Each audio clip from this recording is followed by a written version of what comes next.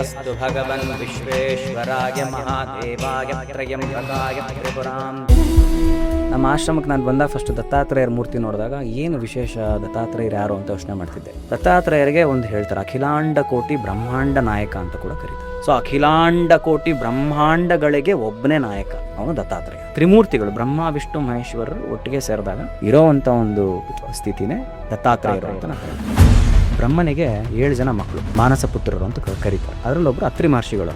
ಅವರಿಗೆ ಅತಿ ಸುಂದರವಾದಂಥ ಹೆಂಡತಿ ಇರ್ತಾರೆ, ಅನಸೂಯಾದೇವಿ ಅಂದ್ಬಿಟ್ಟು. ಯಾವ ಮಟ್ಟಿಗೆ ಇವಳು ಪ್ರತಿವ್ರತೆ ಅಂತಂದರೆ ಏನೇನು ಬೇಕು ಒಂದು ಕ್ವಾಲಿಟೀಸ್ ಎಲ್ಲವೂ ಇವಳಿರುತ್ತೆ. ಇದನ್ನು ನೋಡಿ ಇಂದ್ರನಿಗೆ ಭಯ ಆಗೋಕ್ಕೆ ಶುರು ಆಗುತ್ತೆ. ಇವರಿಬ್ಬರು ಪುಣ್ಯ ಸಂಪಾದನೆ ಅಷ್ಟಿರುತ್ತೆ, ಅವನಿಗೆ ಏನು ಭಯ ಆಗುತ್ತೆ, ನನ್ನ ಪೋಸ್ಟ್ಗೆ ಇವಾಗ ಬೀಳತ್ತೆ, ತೊಂದರೆ ಬೀಳತ್ತೆ ಅಂತ ಭಯ ಪಡೋಕ್ಕೆ ಸ್ಟಾರ್ಟ್ ಆಗ್ಬಿಡುತ್ತೆ. ಬ್ರಹ್ಮ ವಿಷ್ಣು ಮಹೇಶ್ವರರು ತಮ್ಮ ವೇಷವನ್ನು ಬದಲಾಯಿಸಿ ಕಪಟ ಸನ್ಯಾಸಿಗಳ ವೇಷ ಧರಿಸ್ಕೊಂಡು ಮನೆ ಮುಂದೆ ಅಂದರೆ ಆಶ್ರಮಕ್ಕೆ ಬರ್ತಾರೆ. ನಾವು ತುಂಬಾ ದೂರದಿಂದ ನಿಮ್ಮ ಆಶ್ರಮ ನೋಡಬೇಕು ಅಂತಾನೆ ಬಂದಿದ್ದೀವಿ, ಊಟ ಏನಾದ್ರು ಕೊಡ್ಬೋದಾ ನಮಗೆ, ಇಲ್ಲ ಅಂತ ಹೇಳಿ ನಾವು ಹೊರಟ್ಬಿಡ್ತೀವಿ, ಪರವಾಗಿಲ್ಲ. ಅಯ್ಯೋ ಈ ಥರ ಎಲ್ಲ ಸಾಧ್ಯವೇ ಇಲ್ಲ, ಬನ್ನಿ. ನಮ್ಮಲ್ಲೊಂದು ಪದ್ಧತಿ ಇದೆ, ಅದೇನು ಅಂತಂದರೆ ಮನೇಲಿ ಇರ್ತಕ್ಕಂಥ ಹೆಂಗ್ಸ್ ಯಾರಿದ್ದಾರೆ ಬೆತ್ತಲೆಯಾಗಿ ಬಂದು ನಮಗೆ ಊಟ ಬಡಿಸ್ತೀವಿ. ಹಂಗಿದ್ರೆ ಮಾತ್ರ ನಾವು 3 ಜನ ಊಟ ಸ್ವೀಕಾರ ಮಾಡ್ತೀವಿ. ಏನು ಮಾಡೋದು ಅಂತ ಯೋಚನೆ ಮಾಡ್ತಿದ್ದಾಗ ಅಡುಗೆ ಮನೆಗೆ ಬರ್ತಾಳೆ. ಆಗಳು ದೃಢವಾಗಿ ಅವಳು ಅನ್ಕೊಂತಾಳು ಮನಸ್ಸಲ್ಲಿ, ಪತಿಯೇ ಪರದೇವ ಅಂತ ಆಗಿದ್ದ ಮೇಲೆ ಬೇರೆ ಯಾವ ಗಂಡಸರು ಆಗಲಿ ಪ್ರಪಂಚದಲ್ಲಿರೋ ಎಲ್ಲ ಗಂಡಸರು ನನ್ನ ಮಕ್ಕಳಿದ್ದಾಗೆ. ಇವಾಗ ಒಂದು ಸಂಕಲ್ಪ ಮಾಡಿ ತನ್ನ ಗಂಡನ್ನು ನೆನೆಸ್ಕೊಂಡು ಆಕೆ ಬೆತ್ತಲಾಗ್ಲ ಆ ಅಡುಗೆ ಏನು ಮಾಡಿದಾಳೆ ತಗೊಂಬಂದು ಬಡಿಸೋದಕ್ಕೆ ಅಂತ ನೋಡ್ತಾಳೆ. ತ್ರಿಮೂರ್ತಿಗಳು 3 ಜನ ಮಕ್ಕಳ ಹೋಗಿರ್ತಾರೆ. ದತ್ತಾತ್ರೇಯರ ಮೊದಲನೇ ಪೂರ್ಣ ಅವತಾರ ಅಂತ ನಮ್ಮಾಗುತ್ತೆ. ಪರಿತ್ರಾಣಾಯ ಸಾಧೂನ ವಿನಾಶಾಯ ಧರ್ಮ ಸಂಸ್ಥಾಪನಾರ್ಥಾಯ ಸಂಭವಾಮಿ ಯುಗೆ ಯುಗೆ ಯುಗೆ ಯುಗೆ ಬರ್ತಾ. ಸೊ ಹೀಗೆ ದತ್ತಾತ್ರೇಯರು ಭಿಕ್ಷೆ ಯಾಚಿಸ್ತಾ ಹೋಗ್ತಿರ್ತಾರೆ. ಯಾವಾಗ ನೋಡಿರ್ಬೋದು ದತ್ತನ ಒಂದು ಜೋಳಿಗೆ ಇರುತ್ತೆ, ಯಾವಾಗ ನೋಡಿದ್ರೆ ಆ ಜೋಳಿಗೆ ಅಂದ್ರೆ ಭಿಕ್ಷೆ ಅಂತ ಸ್ವೀಕಾರ ಮಾಡಿ ಹಾಕೊಳ್ಳೋಂಥ. ಈ ಭಿಕ್ಷೆ ಅನ್ನೋದೇನು, ಆ ಭಕ್ತರ ಮನೆಗಳಿಗೆ ಹೋಗಿ ಅವನು ಅವರ ಕರ್ಮಗಳನ್ನ ತಗೊಳ್ಳೋ ಅಂಥದ್ದು. ಈ ಮನೇಲಿದ್ದಂಥ ಒಂದು ಸಾಧ್ವಿ ಹೆಣ್ಣಿದೆ, ಆಕೆ ದಿಢೀರಂತ ತಂದು ಏನು ಮಾಡಿದ್ರೆ ಅಡುಗೆ ತಂದು ಬಡಿಸ್ಬಿಡ್ತಾಳೆ. ಭಿಕ್ಷುಕನಿಗೆ ಅಂತ ಕೊಡೋದು, ದತ್ತ ಅಂತ ಅವಳು ಗೊತ್ತಿಲ್ಲ, ಭಿಕ್ಷುಕನಿಗೆ ಕೊಟ್ಬಿಡ್ತಾಳೆ. ಅದನ್ನ ನೋಡಿದ ತಕ್ಷಣ ದತ್ತಾತ್ರೇಯರಿಗೆ ಬಹಳ ಸಂತೋಷ ಆಗ್ಬಿಡುತ್ತೆ. ಯಾರು ಏನು ಅಂತಾನು ನೋಡದೆ ನೀನು ಅದು ಬ್ರಾಹ್ಮಣರಿಗೆ ಅಂತ ಬಡಿಸ್ಬೇಕಾದ್ರೆ ತಂದು ಭಿಕ್ಷುಕನ ಕೊಟ್ಬಿಟ್ಟಿಯಲ್ಲ, ಅತಿಥಿ ದೇವೋಭವ ಅಂತಾರಲ್ಲ, ಅತಿಥಿ ದೇವೋಭವ ಅಂದಮೇಲೆ ಬಂದಿರೋದು ಭಗವಂತನ ಅಂತ ನಾನು ಆ ಭಾವನೆಯಲ್ಲಿ ಕೊಟ್ಟಿದ್ದೀನಿ, ನಿಮ್ಮ ಭಾವಿಸಿರೋದು ಸರಿಯಾಗಿ ಇದೆ, ನಾನು ಯಾರು ಗೊತ್ತಾ ಅಂದಾಗ ದತ್ತಾತ್ರೇಯರಾಗ್ತಾರೆ ನಿಂತ್ಕೊಂತಾರೆ.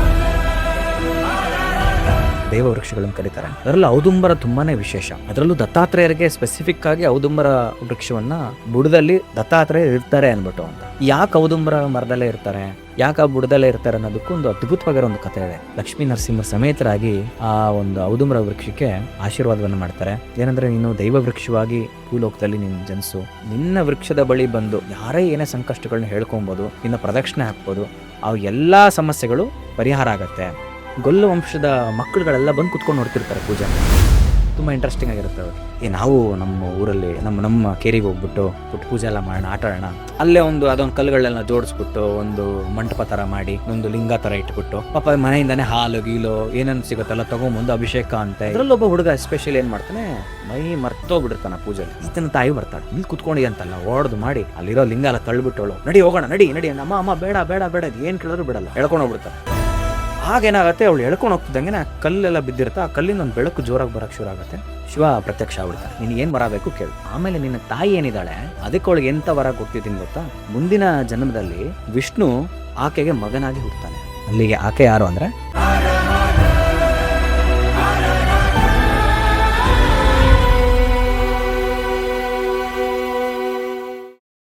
ರಾಜೇಶ್ ಟ್ರಿವಿಲ್ಸ್ನ ಈ ಮತ್ತೊಂದು ಅದ್ಭುತವಾದಂಥ ಪಾಡ್ಕಾಸ್ಟ್ಗೆ ಸ್ವಾಗತ. ಇವತ್ತು ಪಾಡ್ಕಾಸ್ಟ್ ಆಲ್ರೆಡಿ ತಮ್ಮನೇಲಿ ನೋಡಿದಿರಾ. ಎಸ್, ಇವತ್ತು ನಾವು ಮಾತಾಡ್ತಿರೋದು ಶ್ರೀ ಗುರುಚರಿತ್ರೆ ಬಗ್ಗೆ. ವಾವ್, ನಾನು ಆ್ಯಕ್ಚುಲಿ ಕಾಯ್ತಿದ್ದೀನಿ ತಿಳ್ಕೊಳಕ್ಕೆ. ಇವತ್ತು ನಮ್ಮೊಟ್ಟಿಗೆ ಇರ್ತಕ್ಕಂಥ ನಮ್ಮ ಅತಿಥಿಗಳೇ ನಿಜಕ್ಕೂ ವಂಡರ್ಫುಲ್ ಸ್ಪೀಕರ್. ಇವ್ರನ್ನ ನೀವು ಬಾಲನಟರಾಗಿ ನೋಡಿದಿರ, 1-2 ಹಲವಾರು ಸಿನಿಮಾಗಳು. ಕನ್ನಡ ಸಿನಿಮಾಲೇ ಒಂದು ಸೆನ್ಸೇಷನ್ನ ಕ್ರಿಯೇಟ್ ಮಾಡಿದಂಥ ಚಿತ್ರ ಯಜಮಾನ ಫಿಲಮಲ್ಲಿ ವಿಷ್ಣುವರ್ಧನ್ ಅವ್ರ ತಮ್ಮನ ರೋಲು. ಬಾಲ ನಟ ಇವರು ಆ ಸಿನಿಮಾಲಿ. ವಿಷ್ಣುವರ್ಧನ್ ಅವ್ರು ನಿಮಗೆ ನೆನಪಿದ್ರೆ ಹೆಗಲ್ ಮೇಲೆ ಹಾಕ್ಕೊಂಡು ಆ ಫಿಲ್ಮ್ ಇಂಟ್ರಡಕ್ಷನ್ ಅದಾಗಿರುತ್ತೆ, ನೀವು ನೋಡಿರ್ತೀರ. ಆಮೇಲೆ ನಮ್ಮ ಶಿವಣ್ಣಂದು ದೊರೆ ಫಿಲಮಲ್ಲಿ ಜೂನಿಯರ್ ಶಿವಣ್ಣನ ಕಾಣಿಸ್ಕೊಂಡಿದ್ರು. ವಿಷ್ಣುವರ್ಧನ್ ಜೊತೆ ಕರ್ನಾಟಕ ಸುಪುತ್ರ, ಹೀಗೆ 1-2 ಸಾಕಷ್ಟು ಸಿನಿಮಾಗಳಲ್ಲಿ ಆ್ಯಕ್ಟ್ ಮಾಡಿದಂಥವ್ರೆ ಅವರೇ ಇವತ್ತು ನಮ್ಮೊಟ್ಟಿಗಿದ್ದಾರೆ. ಅರುಣ್ ಹರಿಹರನ್, ನಮಸ್ತೆ. ನಮಸ್ಕಾರ ನಮಸ್ಕಾರ ನಮಸ್ಕಾರ. ಹೇಗಿದ್ರ? ತುಂಬ ಚೆನ್ನಾಗಿದ್ದೀನಿ, ಆನಂದವಾಗಿದ್ದೀನಿ. ಆನಂದ್ ತಮ್ಮನಷ್ಟೇ ಅಲ್ಲ, ಆನಂದವಾಗೋಗಿದ್ದೀನಿ. ಥ್ಯಾಂಕ್ ಯು ಸೋ ಮಚ್ ಮೊದಲವಾಗಿ ಒಪ್ಕೊಂಡು ಬಂದಿದ್ದಕ್ಕೆ. ನಾನು ಎಷ್ಟು ನಿಮ್ಗೆ ಥ್ಯಾಂಕ್ಸ್ ಹೇಳ್ಕೊಪ್ಪ ಗೊತ್ತಿಲ್ಲ. ನಿಮ್ಮ ಚಾನಲ್ ಅಭಿಮಾನಿ ನಾನು. ಯಾಕಂದ್ರೆ ಎಷ್ಟೋ ಜನಕ್ಕೆ ಎಷ್ಟೋ ಇನ್ಫಾರ್ಮೇಷನ್ಗಳನ್ನ ರಿವೀಲ್ ಮಾಡ್ತಾ ಇರ್ತೀರಾ ರಾಜೇಶ್ ರಿವೀಲ್ಸಲ್ಲಿ. ಈ ಪಾಡ್ಕಾಸ್ಟಿಗೆ ಇಲ್ಲಿ ಬಂದು ಇಲ್ಲಿ ಕೂತ್ಕೊಳ್ಳೋ ಅಂಥದ್ದು ನಾನು ಕನಸಲ್ಲೂ ಯೋಚನೆ ಮಾಡಿರಲಿಲ್ಲ. ಆದರೆ ಈ ಥರ ಒಂದು ವಿಚಾರಕ್ಕೆ ಬರ್ತೀನಿ ಅಂತ ಯಾವ ಜನ್ಮದಲ್ಲೂ ಅಲ್ಲ ಯೋಚನೆ ಮಾಡೋಕ್ಕೆ ಸಾಧ್ಯನೇ ಇಲ್ಲ ಅಂತ ಕಾಣಿಸುತ್ತೆ. ಯಾವಾಗಲೂ ಒಂದು ಮಾತು ನಾವು ಕೇಳ್ತೀವಿ, ಕಸದಿಂದ ರಸ ಅಂದ್ಬಿಟ್ಟು ಅಂತ. ಹಾಗೆ ಈ ಒಂದು ಗುರುಚರಿತ್ರೆ ಅನ್ನೋದು ಒಂದು ನವರಸಗಳನ್ನು ಮೀರಿದಂಥ ಒಂದು ಭಕ್ತಿರಸ, ಎಲ್ಲ ರಸಗಳು ಇರೋವಂಥ ಒಂದು ಪರಿಪಕ್ವವಾದಂಥ ಒಂದು ಪುಸ್ತಕ ಅದು. ಕಾಮಧೇನು ಅಂತಲೇ ಕರೀತಾರೆ. ಆ ರಸದ ವಿಚಾರವಾಗಿ ನಾನೊಬ್ಬ ಕಸ ಅಂತಲೇ ನಾನು ಭಾವಿಸೋದು ಯಾವಾಗಲೂ. ನನ್ನ ಕಡೆಯಿಂದ ಇವತ್ತು ನಿಮಗೆಲ್ಲ ಹೇಳೋ ಅಂಥದ್ದು ಆಗ್ತಿದೆ ಅನ್ನೋದೇ ನಂಗೆ ಆಶ್ಚರ್ಯ ಆಗ್ತಿದೆ. ಅದು ಗುರು ಬ್ಲೆಸ್ಸಿಂಗ್ಸ್ ಅಲ್ಲದೆ, ಗುರು ಕಾರುಣ್ಯ ಅಲ್ಲದೆ ಬೇರೆ ಆಗೋದಕ್ಕೆ ಸಾಧ್ಯನೇ ಇಲ್ಲ ಅನ್ನೋದು ಪಕ್ಕ 100%. ನಮಸ್ತೆ ಅಸ್ತು ಭಗವನ್ ವಿಶ್ವೇಶ್ವರಾಯ ಮಹಾದೇವಾಯ ತ್ರಯಂಬಕಾಯ ತ್ರಿಪುರಾಂತಕಾಯ ತ್ರಿಕಾಗ್ನಿಕಾಲಾಯ ಕಾಲಾಗ್ನಿರುದ್ರಾಯ ನೀಲಕಂಠಾಯ ಮೃತ್ಯುಂಜಯಾಯ ಸರ್ವೇಶ್ವರಾಯ ಸದಾಶಿವಾಯ ಶಂಕರಾಯ ಶ್ರೀಮನ್ಮಹಾದೇವಾಯ ನಮಃ. ನಮೋ ಹಿರಣ್ಯಬಾಹವೇ ಸೇನಾನ್ಯೇ ದಿಶಾಂ ಚ ಪತಯೇ ನಮೋ ನಮೋ ವೃಕ್ಷೇಭ್ಯೋ ಹರಿಕೇಶೇಭ್ಯಃ ಪಶೂನಾಂ ಪತಯೇ ನಮೋ ನಮಃ. ಸಸ್ಪೆಂಜರಾಯ ತ್ವಿಷೀಮತೆ ಪಥೀನಾಂ ಪತಯೇ ನಮೋ ನಮೋ. ಬಬ್ಲುಷಾಯ ಬಿಭ್ಯಾದಿನೇನ್ನಾನಾಂ ಪತಯೇ ನಮೋ ನಮೋ. ಹರಿಕೇಶಾಯೋಪವೀತಿನೇ ಪುಷ್ಟಾನಾಂ ಪತಯೇ ನಮೋ ನಮೋ. ಭವಸ್ಯ ಹೇತ್ಯೈ ಜಗತಾಂ ಪತಯೇ ನಮೋ ನಮೋ. ರುದ್ರಾಯ ತಥಾ ವಿನೇ ಕ್ಷೇತ್ರಾಣಾಂ ಪತಯೇ ನಮೋ ನಮಃ. ಸೂತಾಯ ಹಂತ್ಯಾಯ ವನಾನಾಂ ಪತಯೇ ನಮೋ ನಮೋ. ರೋಹಿತಾಯ ಸ್ತಪತಯೇ ವೃಕ್ಷಾಣಾಂ ಪತಯೇ ನಮೋ ನಮೋ. ಮಂತ್ರಿಣೇ ವಾಣಿಜಾಯ ಕಕ್ಷಾಣಾಂ ಪತಯೇ ನಮೋ ನಮೋ. ಭುವಂತಯೇ ವಾರಿವಸ್ಕೃತಾಯೌಷಧೀನಾಂ ಪತಯೇ ನಮೋ ನಮಃ. ಉಚ್ಚೈರ್ಘೋಷಾಯ ಕ್ರಂದಯತೆ ಪತ್ತೀನಾಂ ಪತಯೇ ನಮೋ ನಮಃ. ಕೃತ್ಸ್ನವೀತಾಯ ಧಾವತೆ ಸತ್ವನಾಂ ಪತಯೇ ನಮಃ. ಇದು 2ನೇ ಅನುವಾಕ. ಆಮೇಲೆ ಹಿಂಗೆ ಸಡನ್ನಾಗಿ ಅದು ಹೇಳಬೇಕು ಅಂದಾಗ ಸ್ವಲ್ಪ ಬ್ರೆತ್ ಕಂಟ್ರೋಲ್ ಕಷ್ಟ ಆಗುತ್ತೆ, ಸ್ವಲ್ಪ ಮಧ್ಯ ಮಧ್ಯೆಲ್ಲ ಮಿಸ್ ಆಗಿದೆ. ಬಟ್ ಅದೇ ಮೈಂಡ್ ಸೆಟ್ಟಲ್ಲಿ ಕೂತ್ ಹೇಳಬೇಕು ಅಂದಾಗ ಅದು ಎನರ್ಜಿ ಲೆವೆಲೇ ಬೇರೆ ಇರುತ್ತೆ. ಸೊ ಗುರುಚರಿತ್ರೆ ಫಸ್ಟ್ ಗುರು ಯಾರು ಅಂದರೆ ದತ್ತಾತ್ರೇಯರ ಒಂದು ದತ್ತಾತ್ರೇಯರ ಒಂದು ಪರಿಚಯ ಫಸ್ಟ್ ಮಾಡ್ಕೊಳ್ಳೋಣ. ಆಮೇಲೆ ನಮಗೆ ಅರ್ಥ ಆಗ್ತಾ ಹೋಗುತ್ತೆ. ನಮ್ಮ ಆಶ್ರಮಕ್ಕೆ ನಾನು ಬಂದಾಗ ಫಸ್ಟ್ ದತ್ತಾತ್ರೇಯರ ಮೂರ್ತಿ ನೋಡಿದಾಗ ಏನು ವಿಶೇಷ, ದತ್ತಾತ್ರೇಯರು ಯಾರು ಅಂತ ಯೋಚನೆ ಮಾಡ್ತಿದ್ದೆ. ದತ್ತಾತ್ರೇಯರಿಗೆ ಒಂದು ಹೇಳ್ತಾರೆ, ಅಖಿಲಾಂಡ ಕೋಟಿ ಬ್ರಹ್ಮಾಂಡ ನಾಯಕ ಅಂತ ಕೂಡ ಕರೀತಾರೆ. ಸೊ ನಾವು ನೋಡಿರ್ಬೋದು. ನನಗೆ ಒಂದು ಮೆಸ್ಮರೈಸ್ ಆಗಿದ್ದು ಅಂದರೆ ಯೂಟ್ಯೂಬಲ್ಲಿ ವಿಡಿಯೋ ನೋಡ್ತಿರ್ಬೇಕಾದ್ರೆ ಈ ಸೈಜ್ ಕಂಪ್ಯಾರಿಸನ್ ಅಂತ ಬರುತ್ತೆ. ಒಬ್ಬ ಮನುಷ್ಯನ ಪಕ್ಕ ಒಂದು ಆನೆ ಬಂದರೆ ಏನು ಸೈಜ್, ಆನೆ ಪಕ್ಕ ಡೈನೋಸರಸ್, ಅದ್ರ ಪಕ್ಕ ಒಂದು ಐಫಿಲ್ ಟವರ್ ನೋಡ್ಕೊಂಡು ಹೋಯ್ತು. ಅದಂಗೆ ಎಕ್ಸ್ಪ್ಯಾಂಡ್ ಮಾಡ್ಕೊಂಡು ಹೋಗ್ತಾ ಭೂಮಿ, ಸೋಲಾರ್ ಸಿಸ್ಟಮು, ಅಲ್ಲಿಂದ ಹೋದರೆ ಒಂದು ಯೂನಿವರ್ಸ್, ಆ ಥರದ್ದು ಎಷ್ಟೋ ಯೂನಿವರ್ಸ್ಗಳು. ಸೊ ಅಖಿಲಾಂಡ ಕೋಟಿ ಬ್ರಹ್ಮಾಂಡಗಳಿಗೆ ಒಬ್ಬನೇ ನಾಯಕ ಅಂತ ಅವನು ದತ್ತಾತ್ರೇಯ ಅಂತ. ಸೊ ಆ ಪರಬ್ರಹ್ಮ ಬೆಳಕನೇ ಇದ್ದಾನೆ, ಅವನ್ನ ಅಖಿಲಾಂಡ ಕೋಟಿ ಬ್ರಹ್ಮಾಂಡ ನಾಯಕ ಅಂತ ಕರಿತೀವಿ. ಸೊ ಅವನ ಅವತಾರ ಎತ್ತು ಬಂದಾಗ ದ ಒನ್ ಏನಿದಾನೆ ಒಬ್ಬನೇ ಇದ್ದಾನೆ, ಮೂಲ ಪುರುಷ ಇದ್ದಾನಲ್ಲ, ಅವನ ಅವತಾರ ಎತ್ತು ಬಂದಾಗ ಅವನು ದತ್ತಾತ್ರೇಯ ಅಂತ, ದತ್ತ ಅಂತ. ದತ್ತ ಅಂದರೆ ಕೆಲವು ಕಡೆ ಅಡಿಷನ್ ಅಂತ ಕೂಡ ಹೇಳ್ತಾರೆ. ಸೊ 3 ತ್ರಿಶಕ್ತಿಗಳು ಅಂದರೆ ಬ್ರಹ್ಮ ವಿಷ್ಣು ತ್ರಿಮೂರ್ತಿಗಳು ಬ್ರಹ್ಮ ವಿಷ್ಣು ಮಹೇಶ್ವರರು ಒಟ್ಟಿಗೆ ಸೇರಿದಾಗ ಇರೋವಂಥ ಒಂದು ಸ್ಥಿತಿನೇ ಅದು ದತ್ತಾವಸ್ಥೆ ಅಂತ, ಅಥವಾ ದತ್ತಾತ್ರೇಯರು ಅಂತ ನಾವು ಹೇಳ್ಬೋದು. ಸೊ ಒಂದು ಅರ್ಥ ಆಯಿತು ಅಂತ ಕಾಣಿಸುತ್ತೆ ಒಂದು ಬೇಸಿಕಲಿ. ಸೊ ಇದು ಅವತಾರ ಹೇಗಾಯಿತು ಅಂತ. ಸೊ ಎಲ್ಲವೂ ಭಗವಂತನ ಲೀಲೆ ಅಂತ ನಾವು ನೋಡಬೇಕು. ನಾವು ಇದನ್ನು ತಿಳ್ಕೊಳ್ಳೋಕ್ಕೂ ಮುಂಚೆ ತುಂಬ ನಾವು ಕ್ವಶನ್ಗಳು ಬೇಕು. ಹೌದು ಹೆಂಗೆ ಬ್ಲೈಂಡಾಗಿ ಯಾರು ನಂಬಕ್ಕೆ ಹೋಗಬೇಡಿ. ಆದರೆ ಒಂದು ಬೇಸಿಕ್ ಒಂದು ಬಿಲೀಫ್ ಬೇಕು, ನಂಬಿಕೆ ಬೇಕು. ಹೌದು ನನಗಿಂತ ಮೀರಿದ್ದು ಒಂದು ಶಕ್ತಿ ಇದೆ ಪ್ರಪಂಚದಲ್ಲಿ, ನಾನು ಅಂದ್ಕೊಂಡಿರೋದೇನೋ ಅಲ್ಲ, ಅದಕ್ಕಿಂತ ಮೀರಿದ್ದು ಒಂದಿದೆ. ಸೊ ನನಗೆ ಏನೋ ಒಂದು ಕಾಣಿಸ್ತಿದೆ ಅಂದರೆ ಅದಷ್ಟೇ ಸತ್ಯ ಅಲ್ಲ, ಏನೋ ಕಾಣಿಸ್ತಿಲ್ಲ ಅಂದ ತಕ್ಷಣ ಅದು ಸುಳ್ಳು ಅಲ್ಲ, ಅಗೋಚರವೇ ಜಾಸ್ತಿ ಆಗಿದೆ. ಸೊ ಯಾವಾಗಲೂ ಹೇಳ್ತಾರೆ known is a drop, unknown is ocean. So ಹಾಗೆ ಭಗವಂತನ ಲೀಲೆ ಅಷ್ಟೇ, ಅವನ ಒಂದು ಕರುಣೆಯಿಂದನೇ ಈ ಕಥೆಗಳೆಲ್ಲ ಹುಟ್ಕೊಂಡಿದೆ, ಅಥವಾ ಈ ಅವತಾರಗಳು ಆಗುವಂಥದ್ದು. ಸೊ ನಮಗೆ ಅತ್ರಿ ಮಹರ್ಷಿಗಳು ಅಂತ ಇರ್ತಾರೆ. ನಮ್ಮ ಬ್ರಹ್ಮನಿಗೆ 7 ಜನ ಮಕ್ಕಳು, ಮಾನಸ ಪುತ್ರರು ಅಂತ ಕರೀತಾರೆ, ಬ್ರಹ್ಮ ಮಾನಸ ಪುತ್ರರು. ಅದರಲ್ಲೊಬ್ಬರು ಅತ್ರಿ ಮಹರ್ಷಿಗಳು ಅಂತ. ಅವರಿಗೆ ಅತಿ ಸುಂದರವಾದಂಥ ಹೆಂಡತಿ ಇರ್ತಾರೆ, ಅನಸೂಯಾದೇವಿ ಅಂದ್ಬಿಟ್ಟು ಅಂತ.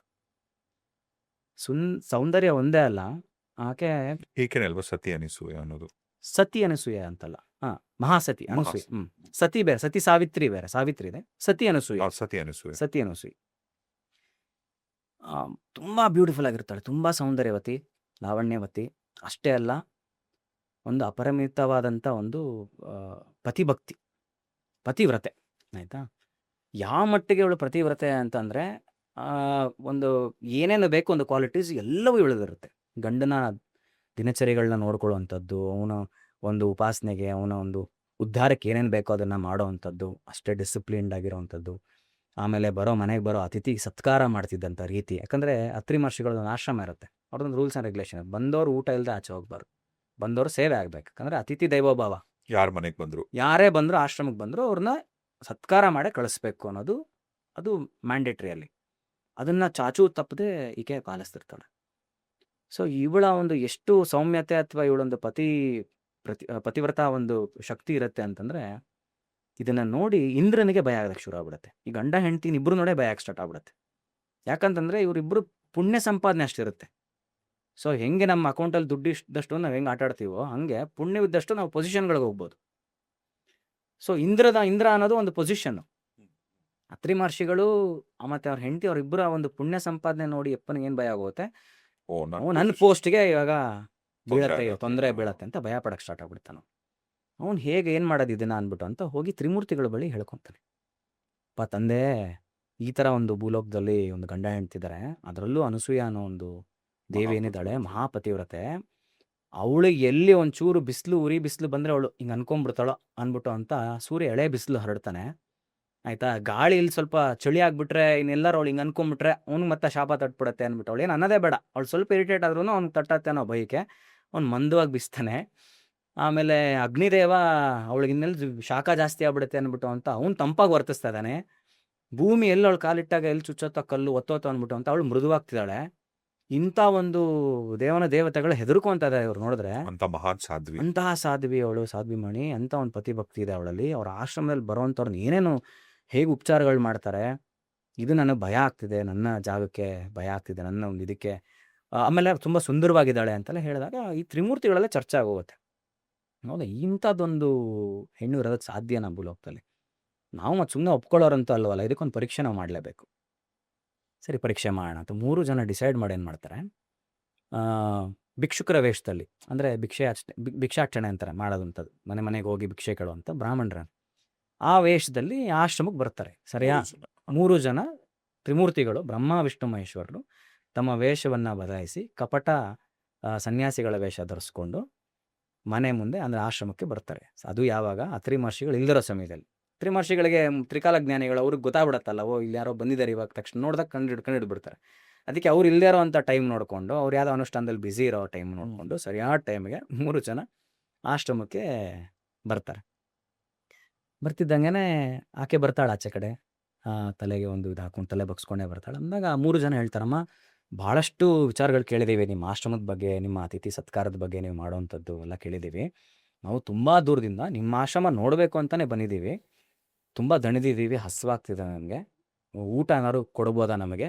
ಇಲ್ಲ ಅಂತ ಹೇಳಿ ನಾವು ಹೊರಟ್ಬಿಡ್ತೀವಿ, ಪರವಾಗಿಲ್ಲ ಅಂತ. ಅಯ್ಯೋಯ್ಯೋ, ಥರ ಎಲ್ಲ ಸಾಧ್ಯವೇ ಇಲ್ಲ, ಬನ್ನಿ ನಾನು ಬಡಿಸ್ತೀನಿ, ಊಟ ಬಡಿಸ್ತೀನಿ ಬನ್ನಿ ಅಂತ ಕರ್ಕೊಬಂದು ಕೂರಿಸಿ ಅವ್ರಿಗೆ ಬರ್ತಿದ್ದಂಗೆ ಅತಿಥಿ ಸತ್ಕಾರಗಳು ಕೆಲವು ಶುರು ಆಗುತ್ತೆ. ಪಾದ ತೊಳೆಯುವಂಥದ್ದು, ಅವ್ರು ಪೂಜೆ ಮಾಡೋವಂಥದ್ದು ಅದೆಲ್ಲ ಮಾಡ್ತಿರ್ತಾರೆ. ಇವ್ರುಗಳು, ನಾವೆಲ್ಲ ಸ್ನಾನ ಎಲ್ಲ ಮಾಡಿ ಮುಗಿಸ್ಕೊಂಡು ಬಂದಿದ್ದೀವಿ, ನಾವು ಅತ್ರಿ ಮಹರ್ಷಿಗಳು ಬರೋರು ಕಾಯಕ್ಕಾಗಲ್ಲ, ತುಂಬ ಹಸಿವಾಗ್ತಿದೆ, ನೀನು ಬೇಗ ನಮಗೆ ಏನಾದ್ರು ಊಟ ಬಡಿಸ್ಬಿಡಮ್ಮ.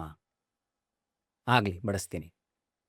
ಬಡ್ಸೋಕ್ಕಿನ್ನೆದ್ದಾಗ, ಅಮ್ಮ ಒಂದು ನಿಮಿಷ, ನಮ್ಮಲ್ಲೊಂದು ಪದ್ಧತಿ ಇದೆ, ನಾವು ಆ ಪದ್ಧತಿ ಅನುಸಾರವಾಗೇ ಊಟ ಮಾಡಬೇಕು. ಅದೇನು ಅಂತಂದರೆ, ಮನೇಲಿರ್ತಕ್ಕಂಥ ಹೆಂಗಸ್ ಯಾರಿದ್ದಾಳೆ ಅವಳು ಬೆತ್ತಲೆಯಾಗಿ ಬಂದು ನಮಗೆ ಊಟ ಬಡಿಸ್ಬೇಕು. ಹಂಗಿದ್ರೆ ಮಾತ್ರ ನಾವು 3 ಜನ ಊಟ ಸ್ವೀಕಾರ ಮಾಡ್ತೀವಿ. ನಿಮಗೆ ತೊಂದರೆ ಆಗೋದಾದರೆ ಪರವಾಗಿಲ್ಲ, ನಾವೇನು ಬೇಜಾರು ಮಾಡ್ಕೊಂಡು ನಾವು ಹೊರಡ್ತೀವಿ, ಬಟ್ ನಮ್ಮ ಪದ್ಧತಿ ನಾವು ಮೀರೋ ಹಾಗಿಲ್ಲ. ಇಲ್ಲೊಂದು ಟ್ವಿಸ್ಟ್ ಇಟ್ಬಿಡ್ತಾರೆ. ಈಗ ಅನಿಸ್ತು ಒಂದು ಸಿಡ್ಲೋಡ್ದಂಗೆ ಆಗುತ್ತೆ, ಗೊಂದಲಕ್ಕೆ ಬೀಳ್ತಾಳೆ. ಈಗ ನಾನು ಆ ಥರ ಬೆತ್ತಲಲ್ಲಿ ಬರೋವಂಥದ್ದು ಅಂದರೆ, ಪರಪುರುಷರು ಮುಂದೆ ಬರೋದು ಅಂದರೆ ನನ್ನ ಪತಿವ್ರತ ಧರ್ಮಕ್ಕೆ ಕಳಂಕ ಹಚ್ದಂಗೆ ಆಗುತ್ತೆ. ಇನ್ನೊಂದು, ಅವ್ರು ಕೇಳೋದನ್ನ ನಾನು ಮಾಡದೆ ಹೋಗ್ಬಿಟ್ರೆ, ಅತಿಥಿ ಸತ್ಕಾರ ಮಾಡದೆ ಕಳಿಸ್ದೆ ಅಂತ ಮತ್ತೆ ನನ್ನ ಗಂಡನ ಆಜ್ಞೆ ಮೀರ್ದಂಗೆ ಆಗ್ಬಿಡತ್ತೆ. ಎಂಥ ಒಂದು ದ್ವಂದ್ವದಲ್ಲಿ ಬಿದ್ದುಬಿಡ್ತಾಳೆ. ಏನು ಮಾಡೋದು ಅಂತ ಯೋಚನೆ ಮಾಡ್ತಿದ್ದಾಗ ಅಡುಗೆ ಮನೆಗೆ ಬರ್ತಾಳೆ. ಬಂದು ಯೋಚನೆ ಮಾಡ್ತಾಳೆ ಏನು ಮಾಡೋದು. ಆಗ ಅವಳು ದೃಢವಾಗಿ ಒಂದು ಅವಳು ಅನ್ಕೊಂತಾಳೆ ಮನಸ್ಸಲ್ಲಿ, ನೋಡು ನನ್ನಲ್ಲಿ ಯಾಕೆ ಅಳಕ್ಬೇಕು, ಬೆತ್ತಲೆನೋ ಇನ್ನೊಂದೋ ಮತ್ತೊಂದು, ನನಗೆ ನನ್ನ ಗಂಡನೇ ಅಲ್ಟಿಮೇಟು, ನನ್ನ ಗಂಡನೇ ನನಗೆ ಸರ್ವಸ್ವವು, ಪತಿಯೇ ಪರದೈವ ಅಂತ ಆಗಿದ್ದ ಮೇಲೆ ಬೇರೆ ಯಾವ ಗಂಡಸರು ಆಗಲಿ, ಪ್ರಪಂಚದಲ್ಲಿರೋ ಎಲ್ಲ ಗಂಡಸರು ನನ್ನ ಮಕ್ಕಳಿದ್ದಾಗೆ. ಕರೆಕ್ಟ್. ಆ ಶುದ್ಧ ಭಾವನೆ ನನ್ನಲ್ಲಿದೆ ಅಂದಮೇಲೆ ನಾನು ಯಾಕೆ ಅಂಜಬೇಕು, ನಾನು ಸರ್ವ್ ಮಾಡ್ತೀನಿ, ನನಗಂತೂ ಏನು ನನ್ನ ಮಕ್ಕಳೇ ಸಾಕ್ಷಾತ್ ಅಲ್ಲಿರೋದು ಅಂತ ಅವಳು ದೃಢವಾಗಿ ಒಂದು ಸಂಕಲ್ಪ ಮಾಡಿ ತನ್ನ ಗಂಡನ್ನು ನೆನೆಸ್ಕೊಂಡು ಆಕೆ ಬೆತ್ತಲೆ ಆಗ್ತಾರೆ. ಸೀರೆಲ್ಲ ತೆಗೆದು ಬೆತ್ತಲೆ, ಸಂಪೂರ್ಣ ಬೆತ್ತಲೆ ಆಗಿ ಆ ಅಡುಗೆ ಏನು ಮಾಡಿದಾಳೆ ತೊಗೊಂಬಂದು ಬಡಿಸೋದಕ್ಕೆ ಅಂತ ನೋಡ್ತಾಳೆ. ತ್ರಿಮೂರ್ತಿಗಳು 3 ಜನ ಮಕ್ಕಳಾಗೋಗಿರ್ತಾರೆ. ಓ 3 ಜನ ಮಕ್ಕಳಾಗೋಗಿರ್ತಾರೆ. ಅಂದರೆ ಅವಳ ಒಂದು ಆ ಪತಿವ್ರತ ಒಂದು ಶಕ್ತಿ ಮುಂದೆ ತ್ರಿಮೂರ್ತಿಗಳ ಸಾಮರ್ಥ್ಯನೂ ವರ್ಕ್ ಆಗಲಿಲ್ಲ, ಅದು ವರ್ಕ್ ಆಗಲ್ಲ. ಅಂದರೆ ಅವಳ ಕನ್ವಿಕ್ಷನ್ ಆ ಲೆವೆಲ್ ಇರುತ್ತೆ, ಅಲ್ಲಿರೋದು ಮಕ್ಕಳೇ. ಇವಾಗ ಸೀಯಿಂಗ್ ಇಸ್ ಬಿಲೀವಿಂಗ್ ಅಂತ ನಾವು ಕೆಲವು ನೀವು ಇದು ನೋಡಿರ್ಬೋದು, ಏನದು ಮ್ಯಾನಿಫೆಸ್ಟೇಷನ್ಗಳೆಲ್ಲ ಅಂತೀವಿ. ನಾವು ದೃಢವಾಗೇನೋ ಅನ್ಕೊಂತಾರೆ ಅದು ನಮ್ಮ ಮುಂದೆ ಅದು ಕಾಣಿಸೋಕ್ಕೆ ಶುರು ಆಗುತ್ತೆ, ಅದು ಹಾಗೆ ಆಗತ್ತೆ, ಅದು ಸಿಗ್ತಾ ಹೋಗುತ್ತೆ. ಹಾಗೆ ಅವಳ ಒಂದು ಕನ್ವಿಕ್ಷನ್ ಯಾವ ಲೆವೆಲ್, ಎಷ್ಟು ನಿಮಿಷದಲ್ಲಿ, ಅದೂ ಅಡುಗೆ ಮನೆಗೆ ಹೋಗಿ ಒಂದು ದೃಢವಾಗಿ ಒಂದು ಸಂಕಲ್ಪ ಮಾಡಲ್ಲ ಅಷ್ಟೇ ಅವಳು, ನನ್ನ ಗಂಡ ಬಿಟ್ಟರೆನೆಲ್ಲ ನನ್ನ ಮಕ್ಕಳೇ. ಬಂದು ನೋಡ್ರೆ ಅದು ಮಕ್ಕಳಾಗಿರೋದು ಯಾರು, ತ್ರಿಮೂರ್ತಿ. 3 ಜನ ಉಳ್ಳಾಡ್ತಿರ್ತಾರೆ, ಬಿದ್ದು ಹತ್ಕೊಂಡು ಕೂತಿರ್ತಾರೆ. ಇವಳಿಗೆ ಮೊದಲೇ ಮಕ್ಕಳಿರಲ್ಲ. ಆ ಮಕ್ಕಳುಗಳನ್ನ ನೋಡ್ತಿದ್ದಂಗೆ ಬಲು ಇಷ್ಟ ಆಗೋಗುತ್ತೆ. ಅದು ನಮ್ಮ ತ್ರಿಮೂರ್ತಿಗಳಲ್ವ, ಒಂದು ತೇಜೋರಾಶಿಲಿ ಹೊಳಿತಿರ್ತಾವೆ ಮಕ್ಕಳೆಲ್ಲ, ಒಂದು ಆರನೇ ಬೇರೆ ಇರ್ತವೆ ಮಕ್ಕಳ ಹತ್ರ, ಮುದ್ದಾಗಿರ್ತವೆ. ಇವಳು ಇಮ್ಮಿಡಿಯೇಟಾಗಿ ಅಲ್ಲಿ ಹೋಗಿ ಎತ್ಕೊಂಡು ತೊಡೆ ಮೇಲೆ ಕೂರಿಸ್ಕೊಂಡು 3 ಮಕ್ಕಳನ್ನ ಲಾಲಿ ಹಾಡ್ತಾ ಏನು ಮಾಡ್ತಾಳೆ, ಹಾಲು ಕುಡಿಸ್ತಾಳೆ. ಆ ಮಕ್ಕಳಿಗೆ ಹಾಲು ಕುಡಿಸ್ತಾಳೆ. ಅವಳಿಗೆ ಯಾವ ಮಟ್ಟದ ಕನ್ವಿಕ್ಷನ್, ತನ್ನ ಮಗುನೇ ಅದು ಅಂದಮೇಲೆ ಅವಳು ಗರ್ಭಧಾರಣೆ ಮಾಡಿಲ್ಲ ಅಂದ್ರೂ ಅವಳಲ್ಲಿ ಹಾಲು ಉತ್ಪತ್ತಿ ಆಗೋದಕ್ಕೆ ಶುರು ಆಗುತ್ತೆ. 3 ಮಕ್ಕಳಿಗೂ ಹಾಲು ಕುಡಿಸ್ತಾಳೆ. 3 ದೇವತೆಗಳು ಅಂದರೆ ಬ್ರಹ್ಮ ವಿಷ್ಣು ಮಹೇಶ್ವರು ಮಕ್ಕಳ ರೂಪದಲ್ಲಿರೋರು ಹಾಲು ಕುಡಿದು ತೃಪ್ತರಾಗ್ತಾರೆ. ಯಾಕಂದರೆ ಭಗವಂತ ಒಬ್ಬನೇ ಅಲ್ವಾ, ಅವನಿಗೆ ತಾಯಿ ಅನ್ನೋದು ಯಾರು ಇಲ್ವಲ್ಲ, ಅವನ ಅಪ್ಪ ಅನ್ನೋರು ಯಾರು ಇಲ್ವಲ್ಲ, ಅವನಿಗೆ ಆ ತಾಯಿ ವಾತ್ಸಲ್ಯ ಸಿಕ್ಬಿಡತ್ತೆ. ಜಗನ್ಮಾತೆ ಆಗೋದ್ಲು. ಅವಳು ಆ ತಾಯಿ ವಾತ್ಸಲ್ಯ, ಅವ್ರುಗಳಿಗೆ ಆ ತಾಯಿ ವಾತ್ಸಲ್ಯ ಸಿಕ್ಬಿಡುತ್ತೆ. ಅವಳು ಇಮ್ಮಿಡಿಯೇಟಾಗಿ ಮತ್ತೆ ಹೋಗಿ ಸೀರೆ ಉಟ್ಕೊಂಡ್ಬಂದು ಮಕ್ಕಳನ್ನೆಲ್ಲ ಆಟಾಡಿಸ್ತಿರ್ತಾಳೆ. ಅತ್ರಿ ಮಹರ್ಷಿಗಳು ಬರ್ತಾರೆ. ಈ ಥರ ಹಿಂಗೆ ಆಗೋಯ್ತು, ಯಾರಂತ ಗೊತ್ತಿಲ್ಲ, ಏನಾಯ್ತು ಅಂತ ಕೇಳ್ತಾರೆ. ಅತ್ರಿ ಮಹರ್ಷಿಗಳು ಬಂದ ತಕ್ಷಣ ಕೇಳ್ತಾರೆ, ಯಾರು ಈ 3 ಮಕ್ಕಳು? ಅವ್ನು ನಡೆದಿದ್ದೆಲ್ಲ ಹೇಳ್ತಾಳೆ, ಹಿಂಗೆ ಯಾರೋ ಬಂದರು ಕಂಡ್ರಿ, ನಂಗೆ ಈ ಥರ ಹೇಳಿದ್ರು, ಹೀಗಾಗಿ ನಾನು ಹಿಂಗೆ ಮಾಡಿದೆ, ನೋಡ್ರೆ ಬಂದರೆ ಮಕ್ಕಳಾಗ್ಬಿಟ್ಟಿದ್ದಾರೆ ಅಂತ. ಅವ್ರು ಒಂದು ನಿಮಿಷ ಕಣ್ಣು ಮುಚ್ಚಿಬಿಟ್ಟು ಯೋಚನೆ ಮಾಡಿದಾಗ ಅವ್ರಿಗೆ ಗೊತ್ತಾಗೋಗುತ್ತೆ. ಭಾರಿ ಸಂತೋಷ ಆಗ್ಬಿಡುತ್ತೆ ಅವ್ರಿಗೆ. ಅವರೇ ಕೈ ಮುಗಿಯುವಂಥ ಸ್ಥಿತಿಗೆ ಹೋಗ್ಬಿಡ್ತಾರೆ. ತನ್ನ ಹೆಂಡತಿಗೆ ತುಂಬ ಹೆಮ್ಮೆ ಪಟ್ಬಿಡ್ತಾರೆ. ನಿನ್ನ ಒಂದು ಪತಿವ್ರತ ಶಕ್ತಿಗೆ ತ್ರಿಮೂರ್ತಿಗಳು ಕೂಡ ಅಳ್ಳಾಡೋದ್ರಮ್ಮ, ಬಂದಿರೋರು ಬೇರೆ ಯಾರೂ ಅಲ್ಲ, ಮಕ್ಕಳುಗಳಾಗಿರೋವಂಥ ನೀನು ತ್ರಿಮೂರ್ತಿಗಳು, ಸಾಕ್ಷಾತ್ ಬ್ರಹ್ಮ ವಿಷ್ಣು ಮಹೇಶ್ವರ. ಇನ್ನು ಪರೀಕ್ಷೆಗೆ ಬಂದವರು ಅವರೇ ಪರೀಕ್ಷೆಗೆ ಬಿದ್ದುಬಿಟ್ಟಿದ್ದಾರೆ ಅಂದಾಗ ನಿನ್ನ ಎಂಥ ಪತಿ ಭಕ್ತಿ ನಮ್ಮ ನಿನ್ನಲ್ಲಿ, ಎಂಥ ಇಷ್ಟು ಸದ್ಗುಣ ಸಂಪನ್ನ ಆಗಿದೆಯಾ ನೀನು ಅಂದ್ಬಿಟ್ಟು ತುಂಬ ಖುಷಿ ಪಡ್ತಾರೆ. ಖುಷಿ ಪಡ್ತಿದ್ದ ಹಾಗೇನೆ ಆ ತ್ರಿಮೂರ್ತಿಗಳು, ಆ ಮಕ್ಕಳು ಹಾಗೆ ಇರುತ್ತೆ, ತ್ರಿಮೂರ್ತಿಗಳು ಪ್ರತ್ಯಕ್ಷ ಆಗ್ತಾರೆ. ಚೈತನ್ಯ ರೂಪದಲ್ಲಿ ಬರ್ತಾರೆ, ಬೆಳಕಿನ ರೂಪದಲ್ಲ ಬಂದು 3 ಜನ ನಿಂತ್ಕೊತಾರೆ. ನಿಂತ್ಕೊಂಡಾಗ ಅವರೆಲ್ಲ ಕೈ ಮುಗಿತಾರೆ. ತಾಯಿ, ನಿನ್ನ ಎದೆ ಹಾಲು ಕುಡಿದು ನಿಜಕ್ಕೂ ನಮಗೆ ತೃಪ್ತಿ ಆಗಿದ್ದೀವಮ್ಮ, ಇಂಥ ಒಂದು ಸೌಭಾಗ್ಯ ನೀ ನಮಗೆ ಕೊಟ್ಟಿದ್ದಕ್ಕೆ, ಇದಕ್ಕೆ ನಾವು ನಿನಗೇನು ವರ ಕೊಡ್ಬೇಕು ಕೇಳು ಅಂತ. ಆಗ ಅವಾಗಿಂದ ಅಮ್ಮ ತಾಯಿ ಅಂತಲೇ ಕರೀತಿದ್ದೀರಲ್ಲ ನನಗೂ ಮಕ್ಕಳಿಲ್ಲ, ಹಾಗಾಗಿ 3 ಮಕ್ಕಳುಗಳ ನೀವೇನಿದ್ದೀರಾ ನನ್ನ ಮಕ್ಕಳಾಗಿ ಉಳ್ಕೊಂಬಿಡಿ ಅಂತ ಕೇಳ್ಕೊಂಡ್ಬಿಡ್ತಾರೆ. ನಂಗೆ 3 ಮಕ್ಕಳು ಬೇಕು, ಮಕ್ಕಳಾಗಿ ಉಳ್ಕೊಂಬಿಡಿ ಅಂತ. ಅದೂ ಅವಳೇನು ಮಾಡ್ತಾಳೆ, ಗಂಡನ ಪರ್ಮಿಷನ್ ತೊಗೊತಾಳೆ. ಇಂಥ ವರ ಕೇಳ್ಬೋದಾ, ತ್ರಿಮೂರ್ತಿಗಳು ಬಂದು ನಿಂತಾಗಿದೆ, ಗಂಡ ಯಾವ ಲೆಕ್ಕ ಅಂತ ಹೋಗ್ಬಿಡ್ಬೋದಾಗಿತ್ತಲ್ಲ, ನಾನು ಹಿಂಗಿದೆ, ನಂಗೆ ಆಸೆ ಕೇಳ್ಬೋದಾ ಅಂತ ಅವಳೊಂದು ಪರ್ಮಿಷನ್ ತೊಗೊಂಡು 3 ಜನದ ಹತ್ರ ಬರ್ತಾಳು. ಆಗ ಆಯಿತು, ಹಾಗೆ ಆಗಲಿ ತಥಾಸ್ತು ಅಂತೇಳಿ ಅದೃಶ್ಯ ಆಗ್ತದೆ 3 ಜನ. ಸೊ ಆ 3 ಜನ ಮಕ್ಕಳು ಬ್ರಹ್ಮ ವಿಷ್ಣು ಮಹೇಶ್ವರರಿಗೆ ಅವಳು ಹೆಸರಿಡ್ತಾ ಹೋಗ್ತಾಳೆ, ನಾಮಕರಣ ಮಾಡ್ತಾಳೆ. ಬ್ರಹ್ಮದೇವನಿಗೆ ಚಂದ್ರ ಅಂತ ಹೆಸರಿಡ್ತಾಳೆ, ಚಂದ್ರ ಅಂತ ಇರ್ತಾಳೆ. ವಿಷ್ಣು ದೇವರಿಗೆ ದತ್ತ ಅಂತ ಹೆಸರಿಡ್ತಾಳೆ, ದತ್ತ ಅಂತ. ಶಿವನಿಗೆ ದೂರ್ವಾಸು ಅಂತ ಇರ್ತಾಳೆ. ಸೊ ದೂರ್ವಾಸು ಮುನಿ ಕೇಳಿರ್ಬೇಕು, ಚಂದ್ರ ನಮ್ಮ ಚಂದ್ರಲೋಕದಲ್ಲಿರೋ ಚಂದ್ರ ಅದೇ ಚಂದ್ರನೇ, ಬ್ರಹ್ಮನ ಒಂದು ಅದೇ ಚಂದ್ರ. ಚಂದ್ರಮಂಡಲಕ್ಕೆ ಹೋಗ್ತಾನೆ ಅವನು. ಆಮೇಲೆ ದೊಡ್ಡವನಾದ್ಮೇಲೆ ಅವನು ಅಮ್ಮನ ಅನುಮತಿ ತಗೊಂಡು ಚಂದ್ರಲೋಕಕ್ಕೆ ಹೋಗ್ತೀನಿ ಅಂತ ಚಂದ್ರಲೋಕಕ್ಕೆ ಹೋಗ್ತಾನೆ. ಈ ಕಡೆ ದೂರ್ವಾಸು ನಾನು ತಪಸ್ ಮಾಡ್ಬೇಕು, ಅನುಷ್ಠಾನ ಮಾಡಬೇಕು, ದೂರ್ವಾಸು ಮುನಿಗಳು ಅವರು ಇದಕ್ಕೆ ಹೋಗ್ತಾರೆ. ಮಧ್ಯದ ವಿಷ್ಣು ಮೂರ್ತಿ ಏನಿದಾನೆ ಅವನು ಮಾತ್ರ ಅಮ್ಮನ ಹತ್ರ ಉಳ್ಕೊಂತಾನೆ, ಅವನೇ ದತ್ತ ಉಳ್ಕೊಂತಾನೆ. ಅವನು ಇವರಿಬ್ಬರ ಎನರ್ಜಿನೂ ಕೊಟ್ಟು ಒಬ್ಬ ಮಗ ಉಳ್ಕೊಂತಾನೆ. ಚಂದ್ರನ ಅಂಶನೂ ಮತ್ತೆ ದೂರ್ವಾಸನ ಶಿವನ ಅಂಶ, ಬ್ರಹ್ಮನ ಮತ್ತೆ ಏನಿದೆ ಎನರ್ಜಿ ಎರಡೂ ಸೇರಿ ಅವನೇ ದತ್ತಾತ್ರೇಯ. ಅನಸೂಯ ಅತ್ರಿ ಪುತ್ರ ಅಂತ ಕೇಳಿರ್ತೀವಿ. ಅನಸೂಯ ಅತ್ರಿ ಪುತ್ರ ಅಂತ ದತ್ತಾತ್ರೇಯರು. ಸೊ ಯಾರೋ ಅಲ್ಲ, ದತ್ತಾತ್ರೇಯರು ಅಂತ ಬ್ರಹ್ಮ ವಿಷ್ಣು ಮಹೇಶ್ವರರ ಒಂದು ಅವತಾರ. ದತ್ತಾತ್ರೇಯ. ಓಕೆ. ಮತ್ತೆ ಅತ್ರಿ ಮಹರ್ಷಿಗಳಿರೋ ಅತ್ರೇಯ.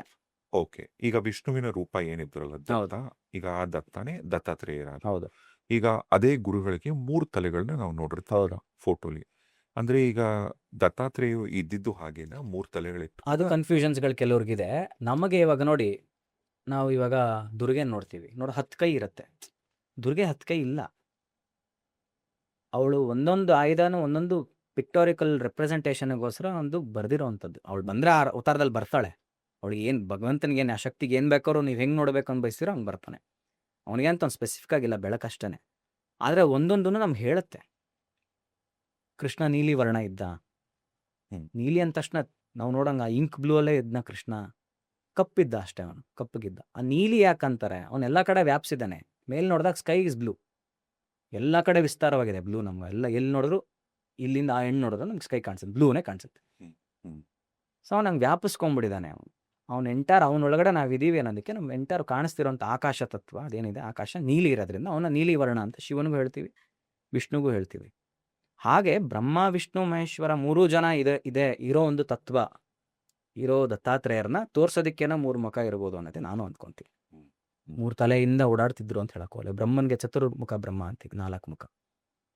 ಏನಕ್ಕೆ? ಅವ್ನು ಫಸ್ಟು ವಿಷ್ಣುವಿನ ನಾಭಿಯಿಂದ ಬಂದಾಗ ಅವ್ನು 4 ದಿಕ್ಕಲ್ಲೂ ನೋಡ್ತಾನಂತೆ ಯಾರಿದ್ದಾರೆ ಅಂತ. 4 ದಿಕ್ಕು ನೋಡೋದಕ್ಕೆ 4 ಮುಖ ಆಯಿತು ಅಂತ.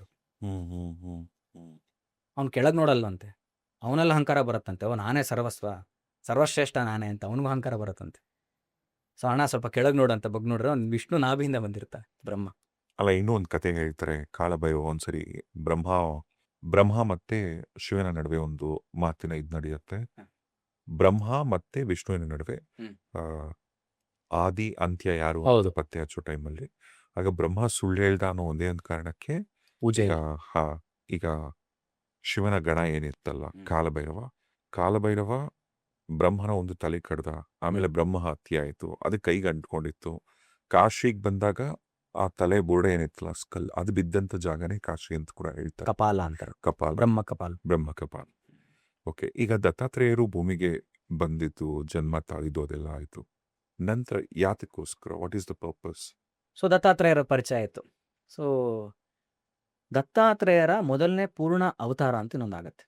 ಈ ದತ್ತಾತ್ರೇಯರ ಆದಮೇಲೆ ಅವರೊಂದು ಅವತಾರ ಇನ್ನೊಂದು ಬರುತ್ತೆ, ಇನ್ನೊಂದು ಅವತಾರ.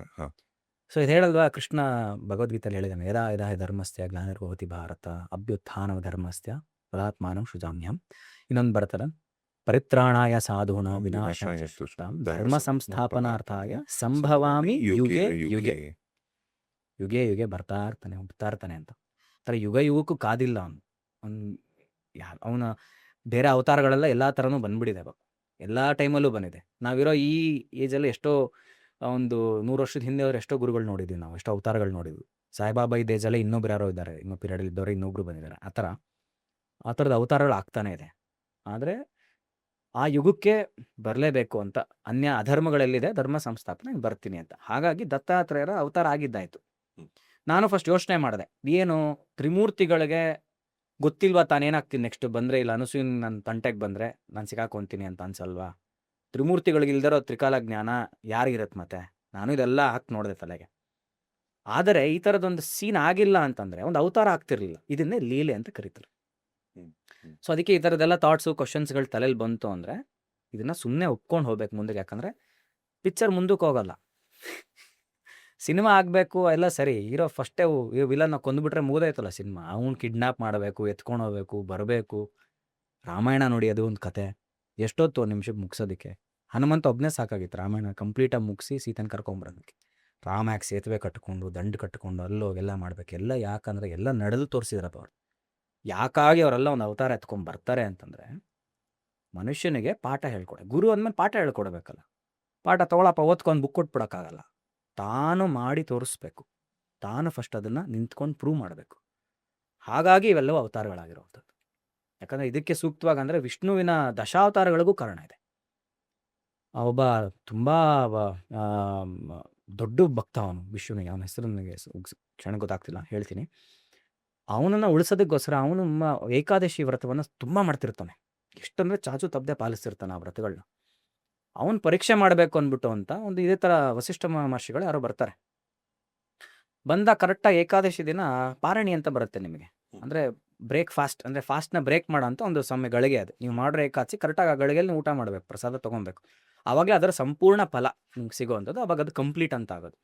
ಆ ಪಾರಣಿ ಸಮಯಕ್ಕೆ ಕರೆಕ್ಟಾಗಿ ಬಂದ್ಬಿಡ್ತಾರೆ. ಸ್ವಲ್ಪ ಹೊತ್ತಿಗೆ ಪಾರಣಿ ದಿನ ಬರ್ತಾರೆ. ಅವ್ನ ಮನೆಗೆ ಅತಿಥಿಯಾಗಿ ಬಂದ್ಬಿಡ್ತಾರೆ. ಹಿಂಗೆ ಒಂದು ಕಡೆ ಒದ್ದಾಟ ಸ್ಟಾರ್ಟ್ ಆಗ್ಬಿಡುತ್ತೆ. ಅಯ್ಯೋ, ಈ ಥರ ಗುರುಳು ಬಂದಿದ್ದಾರೆ, ಅವ್ರನ್ನ ನಾನು ಸತ್ಕಾರ ಮಾಡಲೇಬೇಕು. ಆದರೆ ಪಾರಣಿ ಸಮಯಕ್ಕೆ ಕರೆಕ್ಟಾಗಿ ಅವರು ಜೊತೆಲೇ ಬಂದ್ಬಿಟ್ರೆ ಒಟ್ಟಿಗೆ ಊಟ ಮಾಡ್ಬೋದು. ಅವ್ರೇನು ಮಾಡ್ತಾರೆ, ನನಗೆ ಅನುಷ್ಠಾನಗಳ ಕೆಲಸ ಇದೆ, ನಾನು ಬರ್ತೀನಿ, ನನಗೆಲ್ಲ ಅಡುಗೆ ಮಾಡಿಟ್ಟಿರು, ಅತಿಥಿ ಸತ್ಕಾರ ಮಾಡಬೇಕು. ಅವ್ರು ಹೋಗಿದವರು ಬರೋದೇ ಇಲ್ಲ. ಅವ್ನು ಪಾರಣಿ ಟೈಮ್ ಮೀರ್ತಾ ಇರತ್ತೆ. ಅವನು ಇವಾಗ ನಾನು ಅತಿಥಿ ತಿನ್ನಿಸ್ಬಿಡ್ತಾನೆ, ಇವ್ರು ಊಟ ಮಾಡಬೇಕು. ಒಂದು ಪದ್ಧತಿ ಅಲ್ಲ. ಬಂದ ಅತಿಥಿಗಳಿಗೆ ಫಸ್ಟ್ ಮಾಡ್ರ ಅಡುಗೆ ಬಡಿಸ್ಬೇಕು, ಅವ್ರು ತಿನ್ನಬೇಕು, ತೃಪ್ತಿ ಆದಮೇಲೆ ನಾವು ತಿನ್ನಬೇಕು. ಇದು ಒಂದು ಸಂಸ್ಕೃತಿ, ನಮ್ಮ ಒಂದು ಪದ್ಧತಿಗಳಿರೋವಂಥದ್ದು.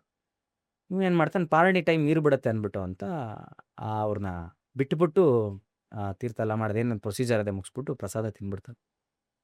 ಬರ್ತಾರೆ ಇವ್ರು ಬೇಕಂತ. ಹೆಂಗೆ ನೀನು ಬಿಟ್ಟೆ, ನೀನು ನನ್ನನ್ನು ಬಿಟ್ಟು ನೀನು ಹೆಂಗೆ ತಿಂದೆ, ಅತಿಥಿ ಸತ್ಕಾರ ಮಾಡೋ ರೀತಿನ ಇದು, ನೀನು ನೀಚ ಯೋನಿಗಳಲ್ಲಿ ಜನ್ಮ ತಗೋ ಅಂತಂದು ತೆಗೆದು ಇದನ್ನು ಕಮಂಡಲದಿಂದ ತೀರ್ಥನ ತೆಗೆದು ಹಾಕಕ್ಕೆ ಹೋಗ್ತಾ ಹಿಂಗೆ ಹೋಗ್ತಾರೆ.